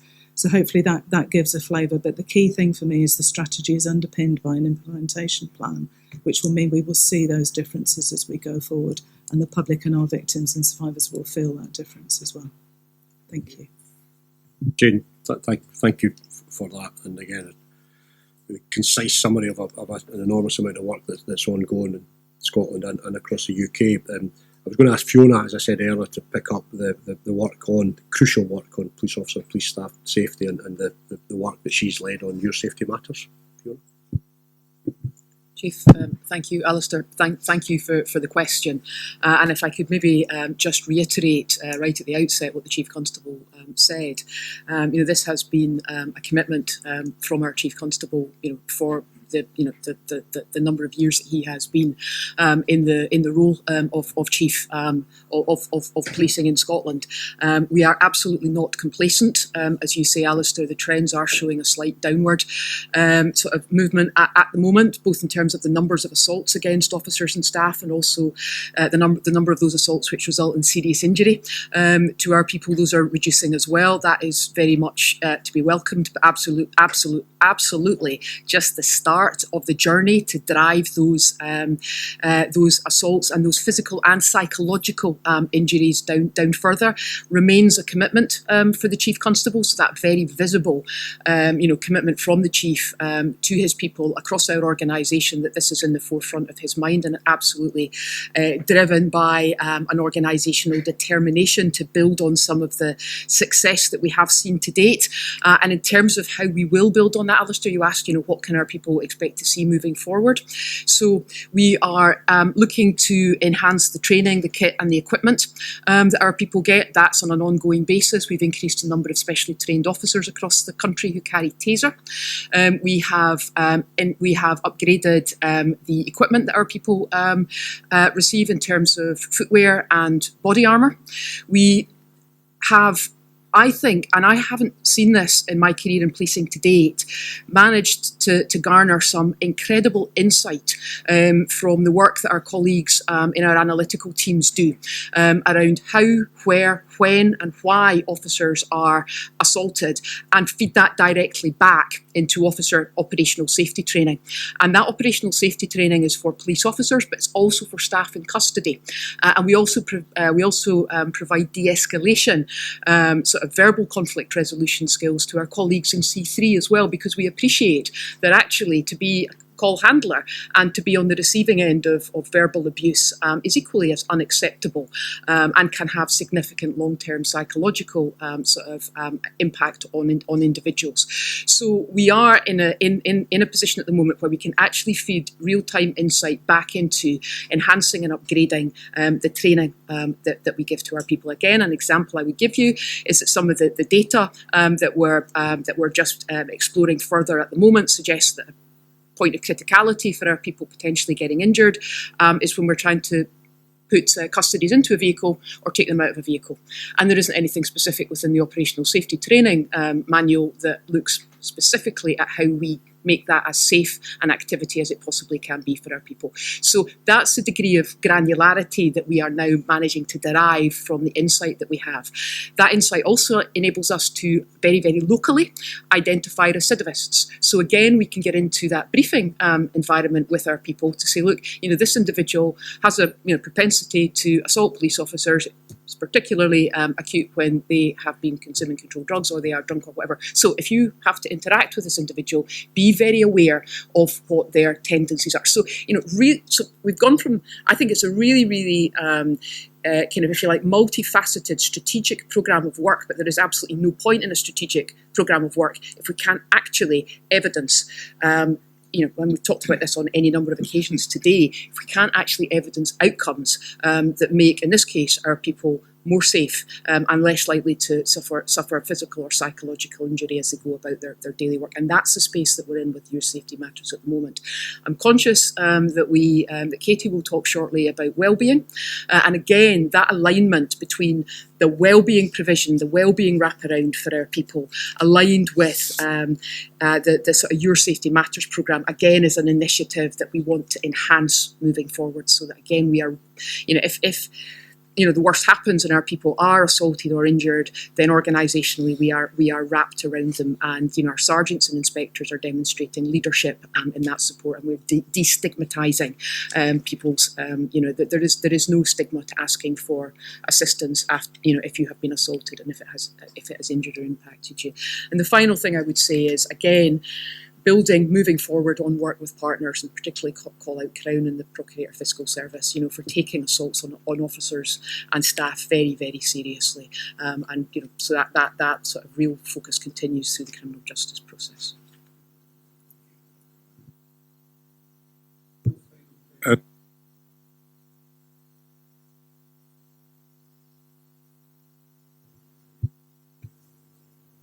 Apologies for the number of questions, but as we've already commented, we haven't gone through our normal scrutiny on this. We do welcome the historically low levels in terms of crime. However, there is increasing demand on policing, because as you call out on many occasions, Chief Constable, this is not the law enforcement agency. This is, you play a wider public service, and wellbeing is a key responsibility. We often hear commentary in terms of mental health crisis in this country, and there's a huge demand on policing in relation to mental health calls. Looking forward, how do you see policing's role being enhanced by widening partnership with other agencies? So I'm thinking perhaps earlier handover of people who are in mental health crisis to a more appropriate agency and the police. What work has been done on that? Alistair, thank you, and I genuinely ask you for thank you for your questions and your insight and the experience that you bring in your role within the Performance Committee, but also your role as a board member. And I come back to what I said at the outset of this meeting, that the amount of scrutiny, focus that exists, it's vital to public confidence in policing, because I feel truly that the more people understand and know about the police service, what we actually do, not what's represented on fictional TV programmes, or not what's represented in a very narrow, at times politically motivated perspective on policing from whatever quarter. The more people understand the massive challenges that exist in policing, the values, integrity, the quality that exists within the police service, notwithstanding the issues that we need to face, actually, the more they provide that knowing and active consent and the greater confidence they have in their service, and the more likely they are to work with us, which becomes a virtuous cycle, and therefore the more effective we are going to be in our mission if the public are working with us, and therefore that's important. So the scrutiny, the intrusion, you've heard from me and my colleagues that I think the amount of activity, but also the amount of personal commitment and passion for our mission that exists within the Police Scotland team right across the whole of the service. So I say, just be absolutely clear, I do welcome your comments and questions. And in terms of our response to mental health crisis, I might ask Malcolm, if I may, to add a little bit to that. You're absolutely right. Our issue on this isn't about, this is I don't like the language saying this is a demand on policing. Let's look at it from the citizen's perspective. There's a citizen in need, and we as a country, we as a society need to make sure that we meet the needs of that citizen. And at the moment, there isn't an agency or a capability that meets some of these critical needs at time of crisis. So in the absence of that, Police Scotland and policing in Scotland will continue to put a response in, but we absolutely need to be more demanding of others. We need to be more demanding of the government, because we want to get the best service for the citizen, and actually we have also got a whole host of other needs that we need to go and meet, that we've got specific skills and capabilities around and are better directed towards, and allowing people who have got the right skills and abilities to go and meet those other needs around some of the mental health and distress calls that regularly come into us. But until there is a clear agency or a capability, for me as the Chief Constable, and I'm conscious I have a number of weeks to serve in the office, but for me that goes to the heart of the policing mission and purpose. We'll never ever stand by and let our fellow citizens' needs go unmet. But actually we are working really, really hard to try and get better services provision. But Malcolm, I know you've been doing an awful lot of work in this space. Thanks, Chief, and obviously I agree with everything that you've said, and also agree, I think, with the premise of the question about the increased need for partnership working in this space, recognising that this is about community needs across Scotland, which often vary from place to place, as do services and the provision of services. I mean, this was an issue of some debate over the course of the conference that the Chair and the Chief Constable mentioned at the weekend, and as a challenge not just across the UK but as a global challenge actually for policing organisations working in different contexts. I mean, our greatest asset is that we are the service of last resort. We are the gateway into services, but paradoxically it is also an anchor. It is something that potentially drags us back as people's expectation grows and continues to increase as a result of our desire to respond. We won't go out publicly and say we're shut. We won't go out publicly and say, well, that's not available after 5 o'clock, or we're not going to provide that service in this particular area. And I think that's something that enhances public trust and confidence. We actually have data that would back that up. So our role as agents of social cohesion, as significant leaders in the wellbeing field, as well as it being our statutory mission, is clear, and I think at the heart of the value that we add. I mean, it's not just about mental health as well. I should say we have a lot of data which still needs improvement. Data, the precision around it, and the insight we draw from it is one of the critical issues in taking forward a more public debate and perhaps a clearer position in terms of exactly what our expectations of other partners would be. But what's clear is that the breadth of expectation based on community need, as the Chief Constable said, is broadly around about concerns for other people. Some of those concerns are that they're missing. We spoke earlier about the Philomena protocol and the impact on young people. Some of those concerns will be that they're vulnerable. An elderly person hasn't been seen. Somebody that somebody knows has been ill, and perhaps a health response isn't sought. And then there are, of course, in public, specific duties, responsibilities legislatively that only the police have when somebody is in mental distress or is mentally unwell, that it's quite right that the police would be called to deal with, where we have powers to take action that other organisations don't have. What is absent, and what we have not managed yet to articulate both publicly and more clearly into other organisations, is when we have been called and we have responded, there needs to be an interface for a handover, for a service that can pick up what it is that police cannot do in terms of that longer term support, in terms of that health intervention where the expertise that the police don't have is required, and therefore we are left sitting in accident and emergency, sometimes doing shift handovers in accident and emergency. We are left sitting waiting for other services to come to people's houses, or we are left in a street wondering what we can do with somebody whose immediate safety has been preserved. Okay, and that's absolutely critical that the police were called. So it's not necessarily going to reduce the number of calls that we get. But we need people that we can work with across different areas in the country that increases handout. And that's the bit that both anecdotally and some of the evidence we have coming in would suggest has squeezed us harder, because those handoff points, those interfaces and the availability of those services has reduced in some areas and at some times. And that then clashes with our availability to meet those community needs. So there's work ongoing over the course of the summer, which I anticipate bringing through our own internal governance. And then I would hope, and I've had an early discussion with the chair about this some weeks or perhaps months ago now, specifically about mental health and wellbeing. We need to bring forward a stronger proposition publicly about what the future of that looks like. And it's a debate that isn't just for policing to have, and I would anticipate being in a position to do that into the autumn period. Thank you very much, and thank you very much, Alistair, for leading that questioning. I know other members might want to come back in, but I'm going to stop the conversation, mainly because it will come back to Policing Performance Committee. And what you have heard, as Policing Performance Committee says, his broad assessment aligns clearly with your assessment in terms of the risks and the benefits of the past year.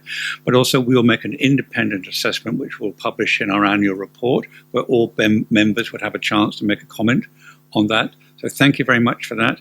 I will, because I'm the chair, I'll make one comment, is that assaults against police officers, the one intervention we can make quickly is body-worn video.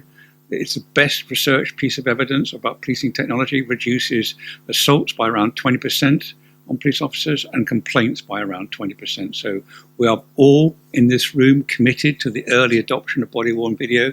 Our chair of our resources committee says the money's on the table. We need to find a technical issue to roll it out as quickly as possible.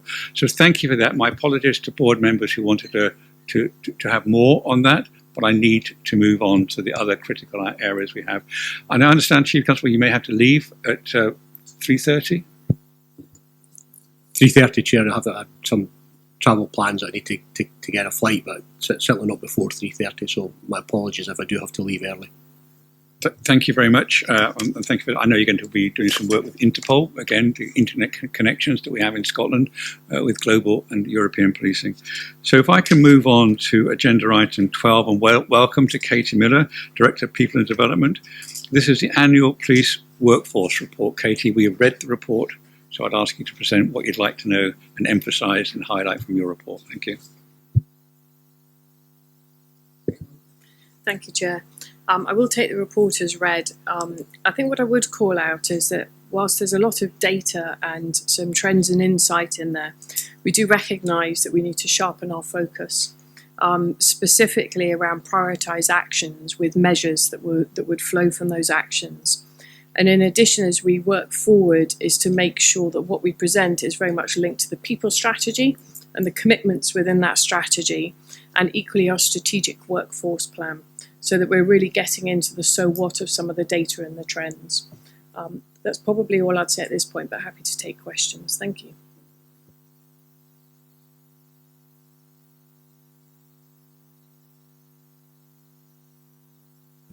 Thanks, Chair. Thanks, Katie. And thank you for your contribution at People Committee, where you've been very clear about the understanding that we yet to have improved assurance in terms of based on outcomes, evidence of effectiveness, and we're looking forward to having the strategic workforce plan, the data dashboard and the people strategy over the next few months. I wondered if I could ask you around two things, and it's about equality in this one. In terms of ethnic minorities, the paper refers to 11 people from a minority ethnic background leaving, and that they're saying that's less than 1%. Is that less than 1% of total leavers? Because I think the report says we have 300 people from a minority ethnic background. So I'm just checking the statistics. So it's of leavers rather than actually, so it's a higher percentage of that. And then the other aspects around women. And I'm pleased to see a trajectory about when there would be 50-50, which is really helpful. However, having reflected on the feedback that people are having through the sexism and misogyny and equality report about lack of part-time working, have you yet gathered your thoughts as to were there to be a significant or a reasonable increase in part-time working based on what would be industry norm for other industries, how you would recruit into to backfill these part-time roles? Thank you, Fiona. You posed a very good question to us at People Committee, which was what would it take to get to a point where we're advertising all roles in a fully flexible way.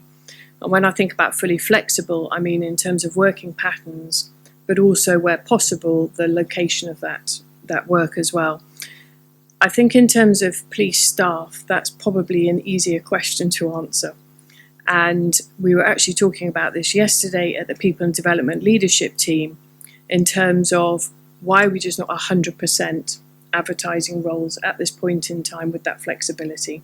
So that question is currently posed. I think with regards to police officers, it poses some logistical issues. However, those issues are things that we need to challenge ourselves on, and to challenge ourselves to make sure that it's not just kind of perception, but actually it's a reality. So there's definitely more work to be done on that. Some of that is from how we do initial training for probationers and what that training looks like, through to career breaks, rotation of roles, as well as the kind of the resourcing, so you know the shift patterns, etc. So I think the office is harder to get to, but nonetheless we are going to do the thinking and come back with some assumptions, and then for People Committee rightly to challenge us on those. That's helpful, thanks. If I may have one more question and or comment. I noticed that 4% of absence is down to training, which I think is very positive. And by calculation, that looks around 2 weeks per person, I think. So can I just check that there's been a proportionate approach to the training that's needed, and that everyone gets appropriate training and it's evenly distributed towards those who need, whether it's EDI, other more professional policing, your leadership matters. So the question is, the comment is 4% seems very positive. However, is it enough? And are we how confident are we that the people who need the training are accessing it? Thank you, very good question. I actually thought 4% was probably on the lesser side than I had expected, given the amount of training and investment that we do put in. I would need to take that question away. I think what I'm struck with is whether or not people see some aspects of what we might see as development actually being development. So when we talk about my career, for example, we would see that as a developmental conversation, but others might just see that as a one-to-one type of. So I'll need to take that away and do a bit of drilling down on that. I think in terms of the absence, there are some more positive patterns that we're seeing. So, for example, around 29% of absence around maternity and paternity break. So we would like to see that increase, obviously, as an organisation, and equally 5% around career breaks. So I think as well as training, there are other aspects that we really need to drill into and to understand the point around belonging and the sense of inclusion in our organisation, how we can push up some of those other metrics as well. I very much look forward to that further reporting where we can look at trends and we can look at evidence of effectiveness and improved outcomes. Thank you, Chair. Thank you very much. I'm going to close the conversation down for this reason. This is a report for transparency. This is data which has been through the People Committee but is brigaded into one annual report for the sake of transparency. The scrutiny's gone on throughout the year. I reflect that conversation you were having there with the Chair of People, far better and clearer set of metrics, far more open about what's happened, and that allows the committee's scrutiny to be far more effective because of what we see. So it's the same with some of these other reports. They are for the transparency, and that allows us to actually fulfill part of our duty of assurance. The scrutiny happens in far more detail for the quarterly reports. So on that basis, and thank you very much, Director Miller, can I come on to your next report, which is the annual wellbeing report? Again, ask you to introduce this. Thank you, Chair. Again, I'll take the report as read. I think just as a couple of points of introduction, a reminder for board that when we talk about well-being, we are talking about physical, psychological, social and financial well-being of our colleagues and workforce. And we have 3 pillars that are around our key strategy and framework. So one of prevention, one of being proactive, and one of being person-centred. I think in my experience, what I would say is that all 3 of those do not happen overnight. There are some short-term actions and mid-term actions we can take, but much around well-being centres around culture and therefore is more transformational in its action. Happy to take any questions. Thank you. Thank you very much. Do I have any questions from Fiona? Katharina. Thank you very much, Katie. Thank you so much for the report. I think it's a really excellent report, and I think we all acknowledge that our people are our greatest asset and our biggest resource, and happy and workforce that has got really good levels of well-being is surely able to provide a much better service to Scotland's community. So I think that absolutely goes without saying. I actually have a question which kind of links to my area of interest in the Complaints and Conduct Committee. So 6,621 complaints have been received in the year 22-23. And I think it's probably quite important also to say that only a single-digit percentage of that has been then upheld. So, there's a large number of complaints that are being received that are being investigated and not upheld. But at the end of that 6,000 and something complaints is generally a member of police staff or an officer. And so I just wanted to, and 393 preliminary conduct assessments have been carried out during that year as well. So, and some of them have been taking longer, some have been quite short. So my question is basically around, now I appreciate it's a professional standards department that does investigations, but from an HR perspective, I was wondering what levels of assurance can you give us that those investigations happen in accordance with the relevant policies and processes, and that they are fair and that they minimize the impact on those who are impacted on their well-being. Thank you. Should I start and then pass to DCC, or would you like to come in first? So I'll maybe pick up first if I can. Katie, Katrina, if that's okay. So we are very focused on the well-being of colleagues who are under investigation. We know that it's an incredibly stressful time. I can speak personally. We've all been there. We know how much the chief has said time and again that policing is relentless. It's remorseless at the best of times. And if you are subject to a conduct matter or a complaint from a member of the public, then that sort of remorselessness ramps up, if anything. So we've talked about organisational learning on a number of occasions over the course of the authority meetings today. One of the areas where we really are learning, we are understanding, we know what we need to do much more kind of effectively now to sustain the well-being of colleagues who are under investigation. All of that sort of learning, that awareness, reflecting on incidents previously, has resulted in the creation of specific investigative wellbeing governance, and that, or wellbeing guidance. That guidance is available to every line manager in our organisation, and indeed to their line managers as well. And that sets out quite explicitly what we expect our managers, our leaders, the support that we expect them to provide to colleagues who are under investigation. The guidance is owned by our professional standards department, who actually act, if you like, as the triage in terms of the applicability, or the application, not the applicability, because I'm content about the applicability, but the application of that wellbeing guidance to ensure actually that local teams local team leaders, local sergeants, inspectors, police staff equivalent are making sure that they are there to support colleagues who are under investigation. Now, again, the type of investigation varies. People are in the workplace, they're not in the workplace.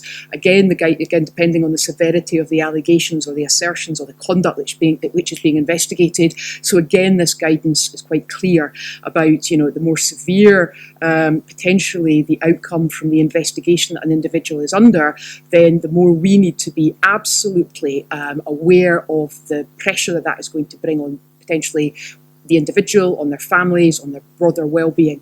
So we have very, very clear, very explicit guidance around how we support individuals who are under investigation. Did you want to come in? Thank you, DCC.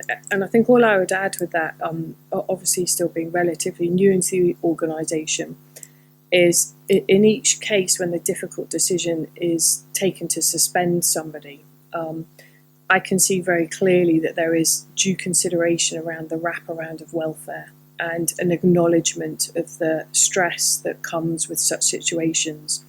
And we will typically work very closely with federation or trade unions as well in this aspect, so that we've got open lines with them around how best to support their members as well. So I think everything is in place. It's for us now as an organisation, though, to make sure that we are working through what can be very complex cases with due diligence, but as quickly as we were able to as well. Just quickly, and I'll come to Fiona. Thank you.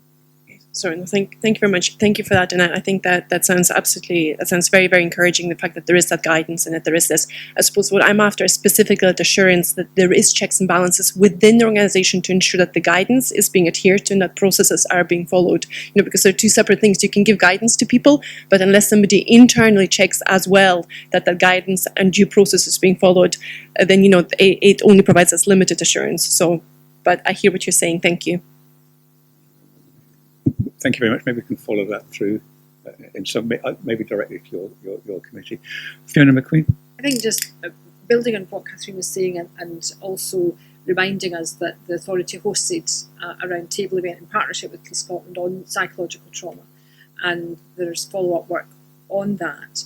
And I very much look forward to being able to receive reports from Police Scotland at the People Committee about evidence of effectiveness, because we still hear the staff voice talking about the welfare may be there, but actually they are not as well supported as they could be. And I think the amount of PTSD and other psychological illnesses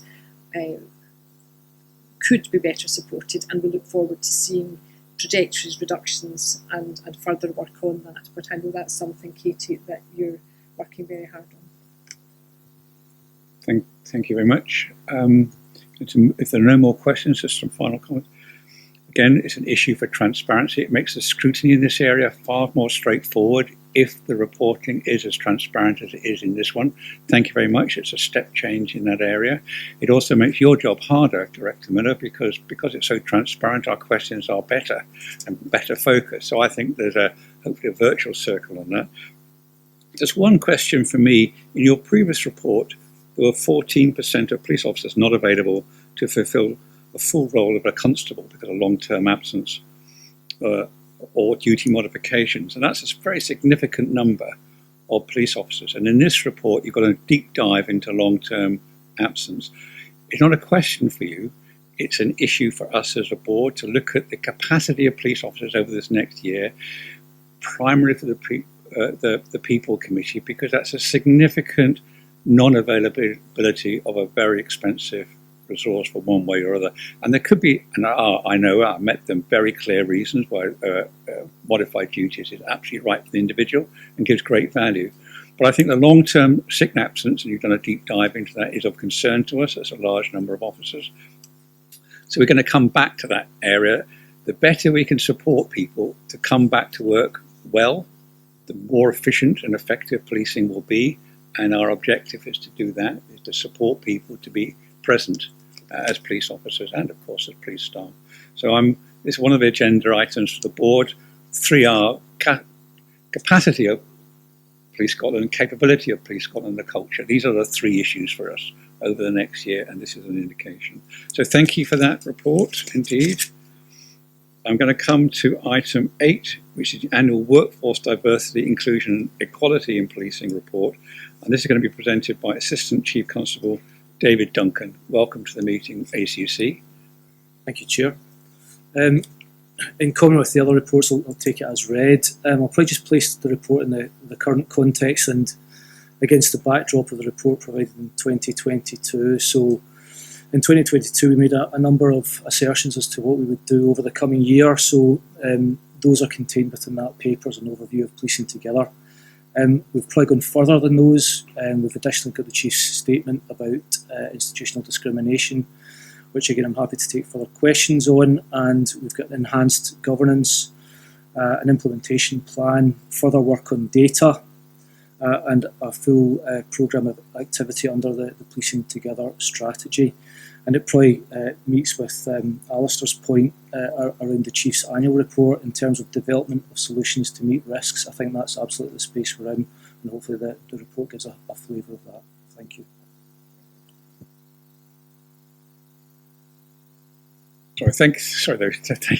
Thank you very much indeed for that. Again, this is a People Committee issue, so I'm going to ask and invite Fiona McQueen and then any other board member who's got any issues for us or questions for you. Thanks, Chair, and David, thanks very much indeed for this. I wonder if you could say a bit about, because again we look forward to receiving outcomes, evidence of improvement, and that the action that's taken actually reaches the parts of the organisation that the intention is.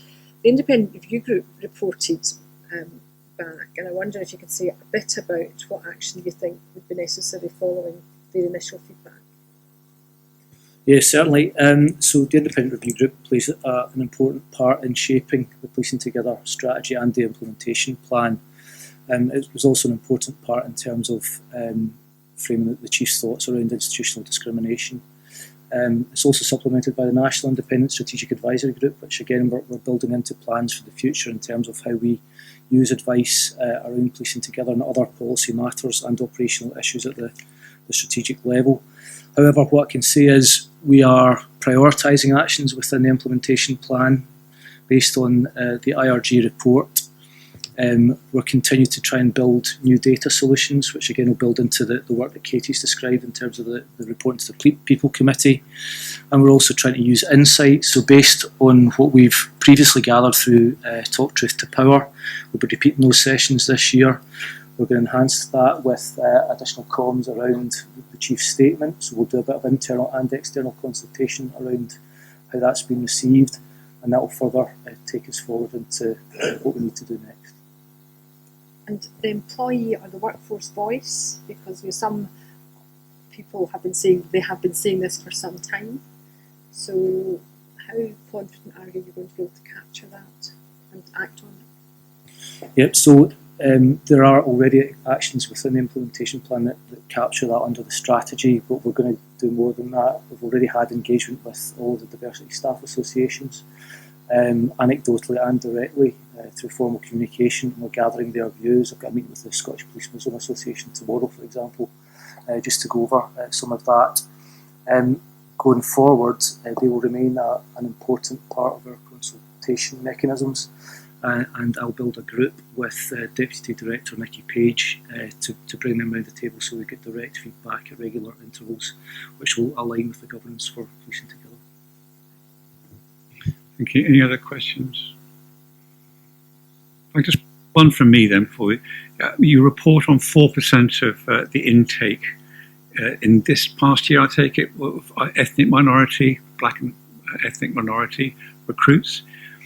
And the data from Audit Scotland is around 4.5% of Scotland black and ethnic minority groups. So that seems like a very positive move into there. And what's your view on it? And how do you think that fits in with the desire to be reflecting the diverse population of Scotland? Yeah, so obviously we've got a mind towards the refreshed census data, so that will give us a refreshed perspective on the wider societal makeup of BME within Scotland, so we'll keep an eye on that.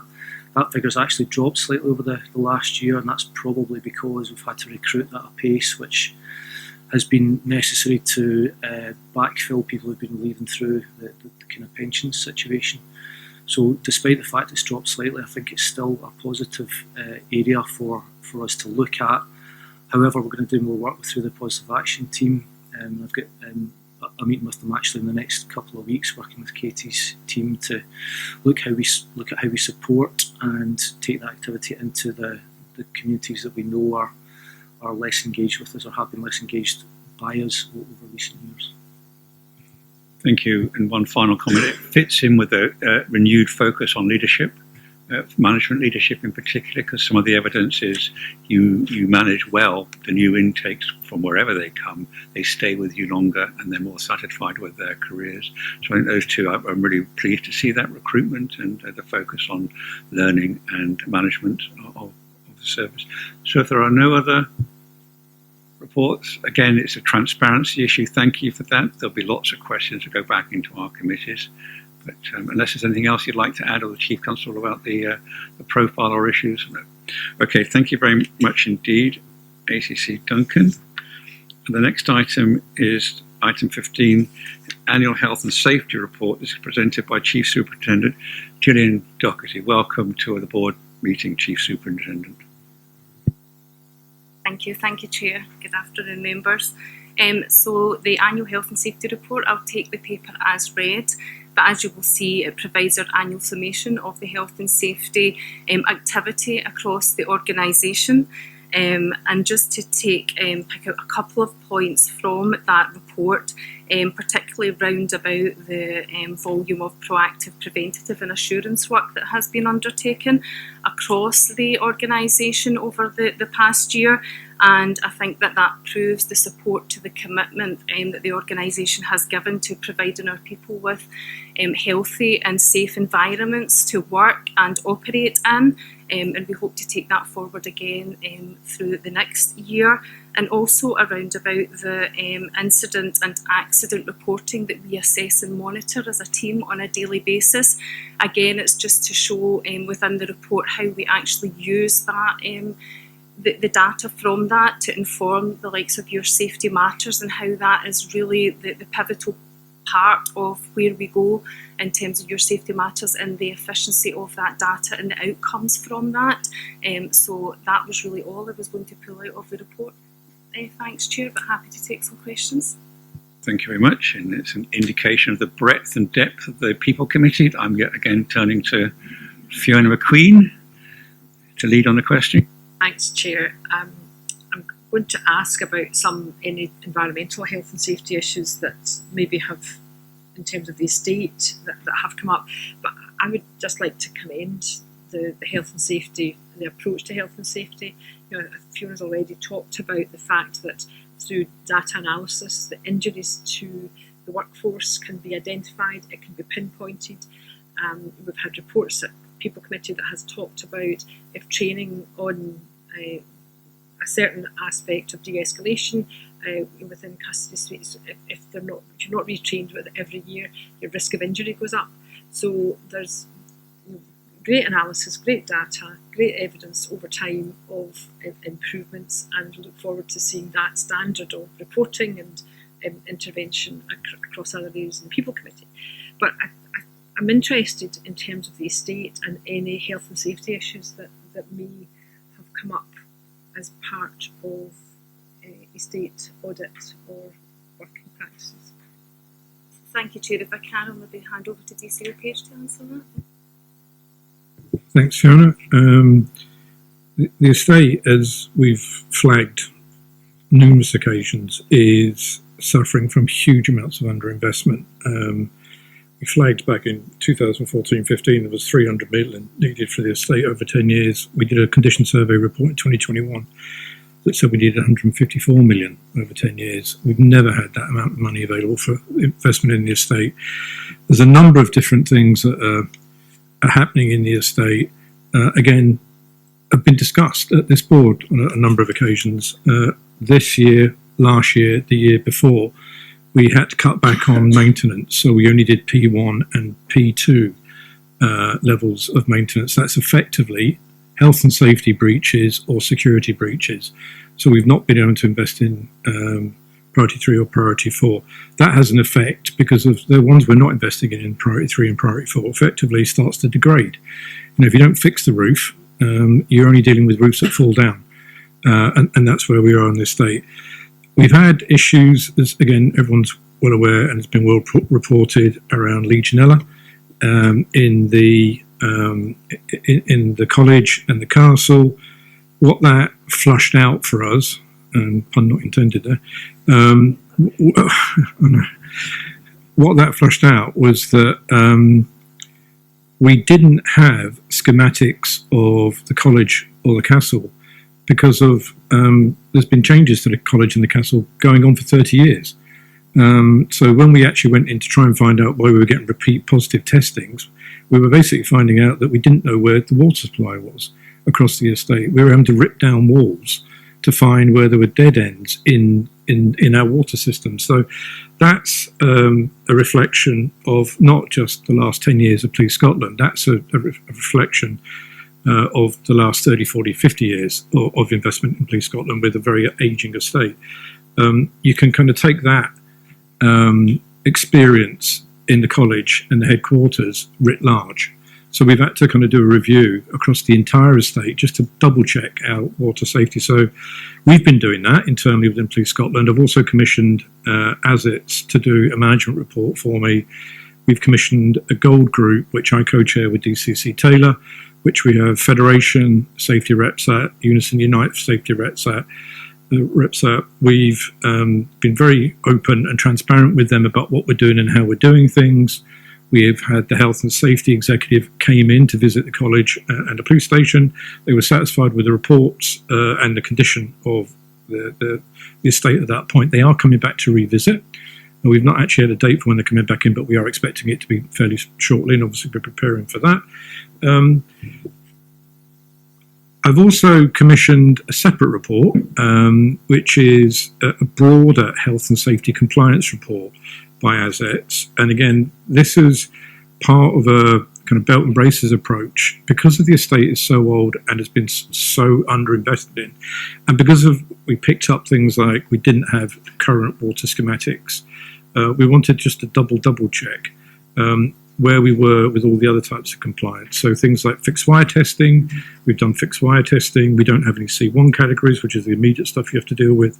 We have got C2 and C3s, about 73% of C2, C3s. All that means is effectively you have to do work on it to fix it. And there's thousands of electrical installations within a building that you have to do. It's low risk in terms of where we are on fixed wire testing.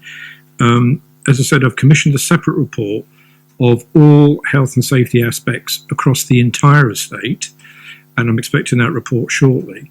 Once I've had a chance to consider that, we will share that with Federation, with Unison, with Unite, at the Gold Group that DCC Taylor and I co-chair. That's effectively, we're running things as a dual estates and health and safety group to make sure we've got really good visibility about that. Earlier, Alistair talked about what do you need to do in Police Scotland if you really want to kind of continue the journey to improve. Two massive areas for us of underinvestment. One is on the technology side, which we've already discussed, and technology brings about its own challenges. But on the estate specifically, we've reported at the board, we've reported at Parliament over many years long-term underinvestment. Where we are now with flat capital forecast over the next 3, 4, 5 years, with the estate where we are, with those sorts of things starting to occur more often. The kind of analogy I've used in the past is we keep sticking Band-Aids on, but the Band-Aids are falling off now, and they're exposing really kind of big problems. So where we're going to go in the absence of proper funding is we're going to have to start to shrink the estate even more aggressively, because we just do not have the funding to both address the sorts of health and safety issues, all of which are being addressed at pace, but we don't have the money to address all of those things and address the other things, the kind of more cosmetic things where you, especially on officer housing, where we've got 100 houses across the estate, some of which need urgent repairs because of the condition, and we're working very hard with the Federation to keep them up to speed. They've done their own deep dive, we've done a deep dive, we've kind of worked together on that. So we're buying houses, we're kind of moving officers out, but again, we are limited by principally the amount of money we have available. So we're doing a lot of work in the States at the moment, in addition to addressing all these health and safety issues, to look at how could we aggressively shrink the estate. Now, at some point, we will come back through, once we've come through the Force Executive, to the board to say, this is where we want to go with shrinking the estate. Now, that will be a reflection of how much money we have available to look at the estate, keep it in a fit state for officers and staff to operate in, provide appropriate operational service delivery, but we'll be shutting police stations. So there's going to be a hue and cry at that point about the fact you can't shut my station. And that will come from councillors, that will come from MSPs, that will come from everyone. But unless we get given the money, you can't keep them open. And we're at a point now where the health and safety issues are starting to kind of manifest themselves in such a way that we don't have another choice. So we're working extremely hard, very transparently with people to address the issues that we've got and to try and get ahead of where we're going to be. Thank you. I think you want to come back on some of that, but just to say thank you very much indeed for that. That's helpful. And I think the other aspect is post-pandemic, all big organisations are looking at their estate in terms of what will the future look like and how will we do it. So whatever's going to happen, it will be different. But grateful for your assurance, David, that the highest urgency matters are being attended to and that you have a planned programme of work. Thank you. Tom Halpin. Thank you. This has been a concern that's been building over the last couple of years to the level it's at today. So it's not news for us, but the severity of it is becoming more and more stark every time we return to it. There's a couple of points I just want to bring out just now because we'll discuss this more within resources and other areas of scrutiny in due course. But in terms of the housing estate, residential, there's been concerns raised specifically about that. In the broader estates allocation of works, you've said you could only do level 1 and level 2 repairs, which is in essence health and safety or legal requirements. So there's no maintenance there. Is that same criteria being applied to the housing estate? No, it's not. And it's not because people live there. So we're, again, as part of the deep dive review that we've undertaken and also the SPF have undertaken, we've basically categorised our entire estate. There's about 100 kind of either homes that have got families in or individual police officers or barracks. We've categorised all of those. Some of them where there's damp and things like that. I think we've allocated, I think it's 30 odd dehumidifiers into places. We're supplementing heating bills so people can heat their houses to reduce dampness but don't have to worry about the cost of living impacts and things like that. So that's the only area where we're actually going above P1 and P2 purely because people live there. If you don't mind, we'll carry that on because we're talking about where people are living here. Yeah, exactly. So what was it in their systems that allowed it to get to that level? Was it purely financial, that people have got damp, mouldy homes that we are now intervening to a level that if we saw that as a social commentary and social housing, we would equally condemn it? I think it's a couple of things. I think it's long-term underinvestment, as I've talked about. I think it's in the estate and to a degree and in the fleet as well. People are acutely aware, the people who work extremely hard in the estates and the people who work extremely hard in the fleet of trying to save pennies because we don't have money. So we've tried as hard as we could to try and not spend money as we needed to. I think we, to be quite frank, failed in terms of being as proactive as we should have been in the areas of individual housing.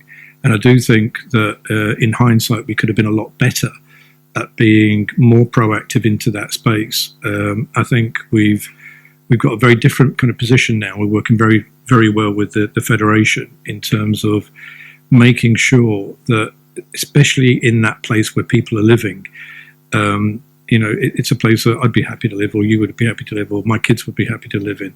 So we're taking a very different attitude to that. And I just think historically we probably weren't as on the front foot as we should have been there. Thanks for that, David. And can I say thank you for being so candid, because it's the only way we'll get to the solution on this one. And I certainly within committee would look forward to a deeper report on this and the plans. My final point is about the drive now, and using your own language, to aggressively shrink the estate to match the money. But what's absolutely got to be is fit for purpose for the mission that we have. And but some of nervousness is if we're driven with that aggressive approach, that we end up with an estate that's not fit for purpose going forward. So how do you give us reassurances around that? So it's, although the state are driving on it in the sense of looking at the money, part of what we're doing here is looking at the cost of how much does it actually cost to keep a particular building going, because some buildings need huge amounts of investment just to keep them going, whereas others might need a small amount of money. The entire estate strategy falls off the back of operational need and necessity. So although we're doing the work in the States, we're doing in the work with the States led by effectively the chief superintendents in the local divisions, the ACCs, DCCs in terms of the estate. So what we're doing is looking at the current footprint of the estate and the current operational deployment. And obviously this falls alongside shrinking Police Scotland's workforce by 3.7% and different ways of working. We've got more mobility now, we're trying to operate in different ways. And we've got more technology out there. So what we're trying very hard to do is shape the estate at pace because of the issues with health and safety issues and with the lack of funding with the evolving operational model. And nothing will come forwards that hasn't come through the Force Executive. We can only shrink the estate to a point that it effectively supports operational service delivery. So we'll never let the estate get ahead of what's required for operational service delivery. And my final point is capital receipts coming in the future for estate disposals. Will those monies be focused on the estate? One, we've got to hope we continue to get the receipts of our estate sales. We have done to date, and we're grateful for that.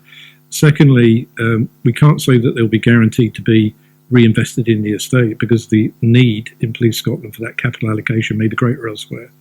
So that kind of goes back any of that money goes straight back into capital allocation, which is effectively managed through the Capital Investment Group, which all the deputies sit on, all the ACC sit on, through Corporate Finance Board up to the SLB. So there is no guarantee that we will reinvest it into the estate. It goes into the, we're running massively short on capital. We probably need about 100 million a year, and we get 50. Thanks very much. I must move on. Grant? Thank you, Chair. David, thank you for your frank comments. I mean, I think for those of us on the Resources Committee, none of this is very new. I think one of the real concerns we have is how long it actually takes to implement a lot of these steps. And to some extent, some radical changes that have been coming through recently have been very helpful. Like, for example, in the housing, where there are some houses that were in dire straits, the solution was to buy brand new housing elsewhere rather than try and spend a lot of money upgrading an existing property. I think to some extent the same might apply to some of the police buildings elsewhere that are used for operational purposes. And I know an awful lot of work has been done in conjunction with local government and other agencies. But to some extent, to be able to move things at pace requires a bit of rethink and to try and actually work out what can be done against all the other priorities. But there's no doubt that having properly equipped facilities for officers to work from that take account of the right IT kit and everything, like, for example, when we go into body-worn video, we need to have points at which they can download the film and so on. And there's limited opportunities to do that in a underused small building that needs a lot of other things done. Whereas if you could actually go to a different location where it's properly equipped for fit for purpose, an awful lot could be achieved perhaps more quickly. Bearing in mind that it all costs money and the construction industry has got limited capacity, alongside the limited capacity in the estates team at Police Scotland. So to try and actually move it all forward requires quite a lot of thought. We're very grateful to the SPA and Lynn Brown as well, specifically because a couple of instances that you've discussed is where we've had the opportunity by necessity to move extremely fast to buy a house in an area where housing does not become available. And one recently, we basically went from getting officers out to buying a house in about a week, and a huge amount of support from the Chief Executive of the SPA, so grateful for that. Thank you. Thank you very much. Chief Constable? Thanks, Chair. I mean, really welcome the annual health and safety report and its content and the recognition from Fiona Queen about the progress that's been made in this area. I think it's another instance of our complete commitment to the wellbeing welfare of officers and staff. There's an ethical duty, but we know that actually that improves the service that they then can go and provide to the people that they serve. We've had a extended discussion around about the estate. There's a couple of points I'd like to make regarding the estate. The Police Scotland came into being, I think we inherited, upwards of about 50, almost 60 unoccupied buildings. A number of the issues that we are now dealing with are chickens coming home to roost, as the DCO mentioned earlier, not from a number of years, but actually from decades. The issues with our estate are like many issues regarding our ICT, regarding our approach to investigation of serious crime, where regarding the fleet that is available, where actually Police Scotland is the solution to these issues, and it's because of the grip that we now have. There has been significant underinvestment. A number of issues are now bubbling through, but that's actually because of the quality work that has gone on to the work that's going on in this area. In terms of the language about shrinking in issues, it's not really the number of the estate. I said we had a whole series of unoccupied buildings. I think Grant, Fiona and others have alluded to it. We've almost got 70 locations now across Scotland where policing in Scotland is co-located with other key partners. So it may well be that we shut a local police station that was dedicated to policing, some Victorian building or some other building that's no longer fit for purpose. But that doesn't mean policing withdraws from that area, that community. It's more likely that it's going to move in physically with some key partners and be there to provide that integrated level of service. So I think the discussion round about the estate under our annual health and safety report I think is welcome, but it's an issue that probably and rightly needs and has got a lot of key focus in it. But actually I think there's, again, in a whole host of areas, there's a strong foundation, principles of co-location, principles of being service-led. And yes, we would like to dispose of buildings that are no longer fit for purpose. And yes, we would like to get a strong market value for them, but we know that's a difficult market at the moment. And again, just Tom's point that in an ideal world, we would take that resource and almost ring fence it for reinvestment, but that's not the world we're in. We've got competing demands around about our capital, and those are issues that, as David's outlined in terms of the governance, will come through capital investment, but ultimately these may well be operationally led decisions that the Chief Constable would seek to make. So the health and safety work, I think, has moved on massively. Massive credit to the team, massive credit to Fiona's leadership, and the estate work as well is challenging, but my position quite strongly is that actually Police Scotland will actually is the answer to a number of the issues that we've been dealing with and we've inherited over years and years. Thank you. I'm glad you made that intervention. It's very assuring to hear the strategic approach to this. I think that's what we require. So, the strategic disposal rather than the aggressive disposal is probably what the board will want to talk about with you. I understand why DCO page 2 says that, but that must be evidence-led and it must be in the public interest. And we're in an environment where a lot of property doesn't attract a lot of money because that's just the nature of the world of commercial property. I want to separate out our part of our estate from our homes, and I'd like a greater focus on the homes. We've actually had this before in our discussions within the estate strategy, and we've always been concerned in areas of shortage of housing, in some other areas, high pressure areas for police officers. We need better homes, and I think that's part of our well-being. And so I'd like a greater focus on that within the estate. We have an estate strategy. I would actually like to see that refreshed. I think I would like to see that at pace come, because the estate strategy was 2 or 3 years ago, and it probably is not fit any longer.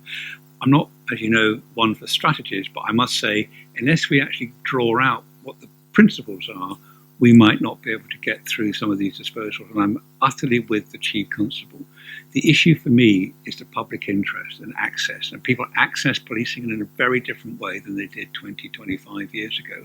And if they access policing not through a dedicated police station, but through a co-located area, which I know a lot of, co-located with libraries, co-located with social services, I think that helps the whole service, the whole person approach of Scottish Public Services, and policing then contributes even more to that Christie principle of people-focused public services. So I'm not contradicting what David Page said. I just think what we need is strategic disposal, and then we bring the public interest along with us about why we have the estate that we do. So I know we want to come back. Well, just to say, I agree with that. This is about what was said earlier about some of the mental health issues. This is about the needs of citizens and communities. But again, I would say this agenda item is about our annual health and safety report and the broader and massively active work that's been done in different areas. There are issues with our estate that will give rise to health and safety concerns, but the work on the estate strategy, obviously, absolutely the implementation of that, the challenges of that, we would be more than happy to bring issues around that to the board for wider public discussion and debate, because it is enormously challenging. But I've actually got a lot of confidence in the work the estates team are taking forward, and I just reiterating how integrated it is ultimately with service delivery, because that's what the estates are there to do. The estates are like money; they're an enabler for us to provide the police service. So the estate strategy must follow the policing needs of our communities. I'm going to just go and say thank you to the Chief Superintendent for presenting a report. We're not finished with you quite yet. Well, I would say thank you for this. The focus on estates is because that's clearly the priority and a passion for some of but we recognise the complexity of the work you're doing and the assurance that you're giving us this, and that shouldn't be lost in this kind of discussion. But I do know, again, that these are regularly reported through a quarterly system, and this is an issue of significant importance to the authority through its committees. So don't get the focus of this debate to actually undermine anything of your wider responsibilities. And the report is very welcome. And that is very welcome indeed to have an annual report like this. It helps us again. So my apologies to you to going on just one part, but I think the estate is critical. Now I know that DCO Page wants to say final. Thanks, Chair. It was just to point out that we've sort of split the estate strategy now, because we've got the original estate strategy, which covered the entire estate. In March last year, we did develop a housing strategy estate for housing for people, which we approved through the board. So we've actually kind of carved out, and it's part of that recognition of people live there. So there is a specific housing strategy now that's been up and running for just over a year, with a specific project, specific budget allocations, and we're well through that project. So yes, we are developing the broader estate strategy on a strategic basis, but we've carved out the piece that deals with people and where they live. So just to provide that comfort. Thank you. Thank you very much indeed. There's no more questions. Thank you very much, Chief Superintendent. Now that concludes the public part of the meeting, but please don't go except if you're in the private part. I want to just move straight to the private part of the meeting. Chair, just and about the board itself, and genuinely to thank the board. The comments I said to Alistair earlier and to yourself are genuine. I think the level of scrutiny and challenge that exists in policing is vital, because the more people know about policing and understand it, I think genuinely the better their understanding and actually thus their level of support and engagement will be enhanced. And just as Police Scotland's had some difficult times over the last 10 years, well, the Police Authority has as well. Sometimes it's been criticised, sometimes legitimately so, sometimes unfairly so. But, I think under this board's membership, and there's been some fantastic people sitting on the board over the years, but it's never managed to do what I said about what I feel exists within Police Scotland, is actually to be more than the sum of its parts. I do think the board and the authority are now in that place. I think the relationships are strong, the work of the committees. I think under Chief Executive Brown's leadership as well, in terms of the functioning and the capability of the Scottish Police Authority, and then yourself, Chair, as well. I think you're the the fifth chair that I've had the opportunity to work with. And again, I thank you for your challenge and the independence that you provide, but also just all the members of the authority for their commitment to policing in Scotland as well. So it was just a word of thanks in conclusion. Thank you. Thank you very much, Chief Constable. I appreciate those words very much, and we say goodbye formally to you. And can I now close the meeting? Thank you very much.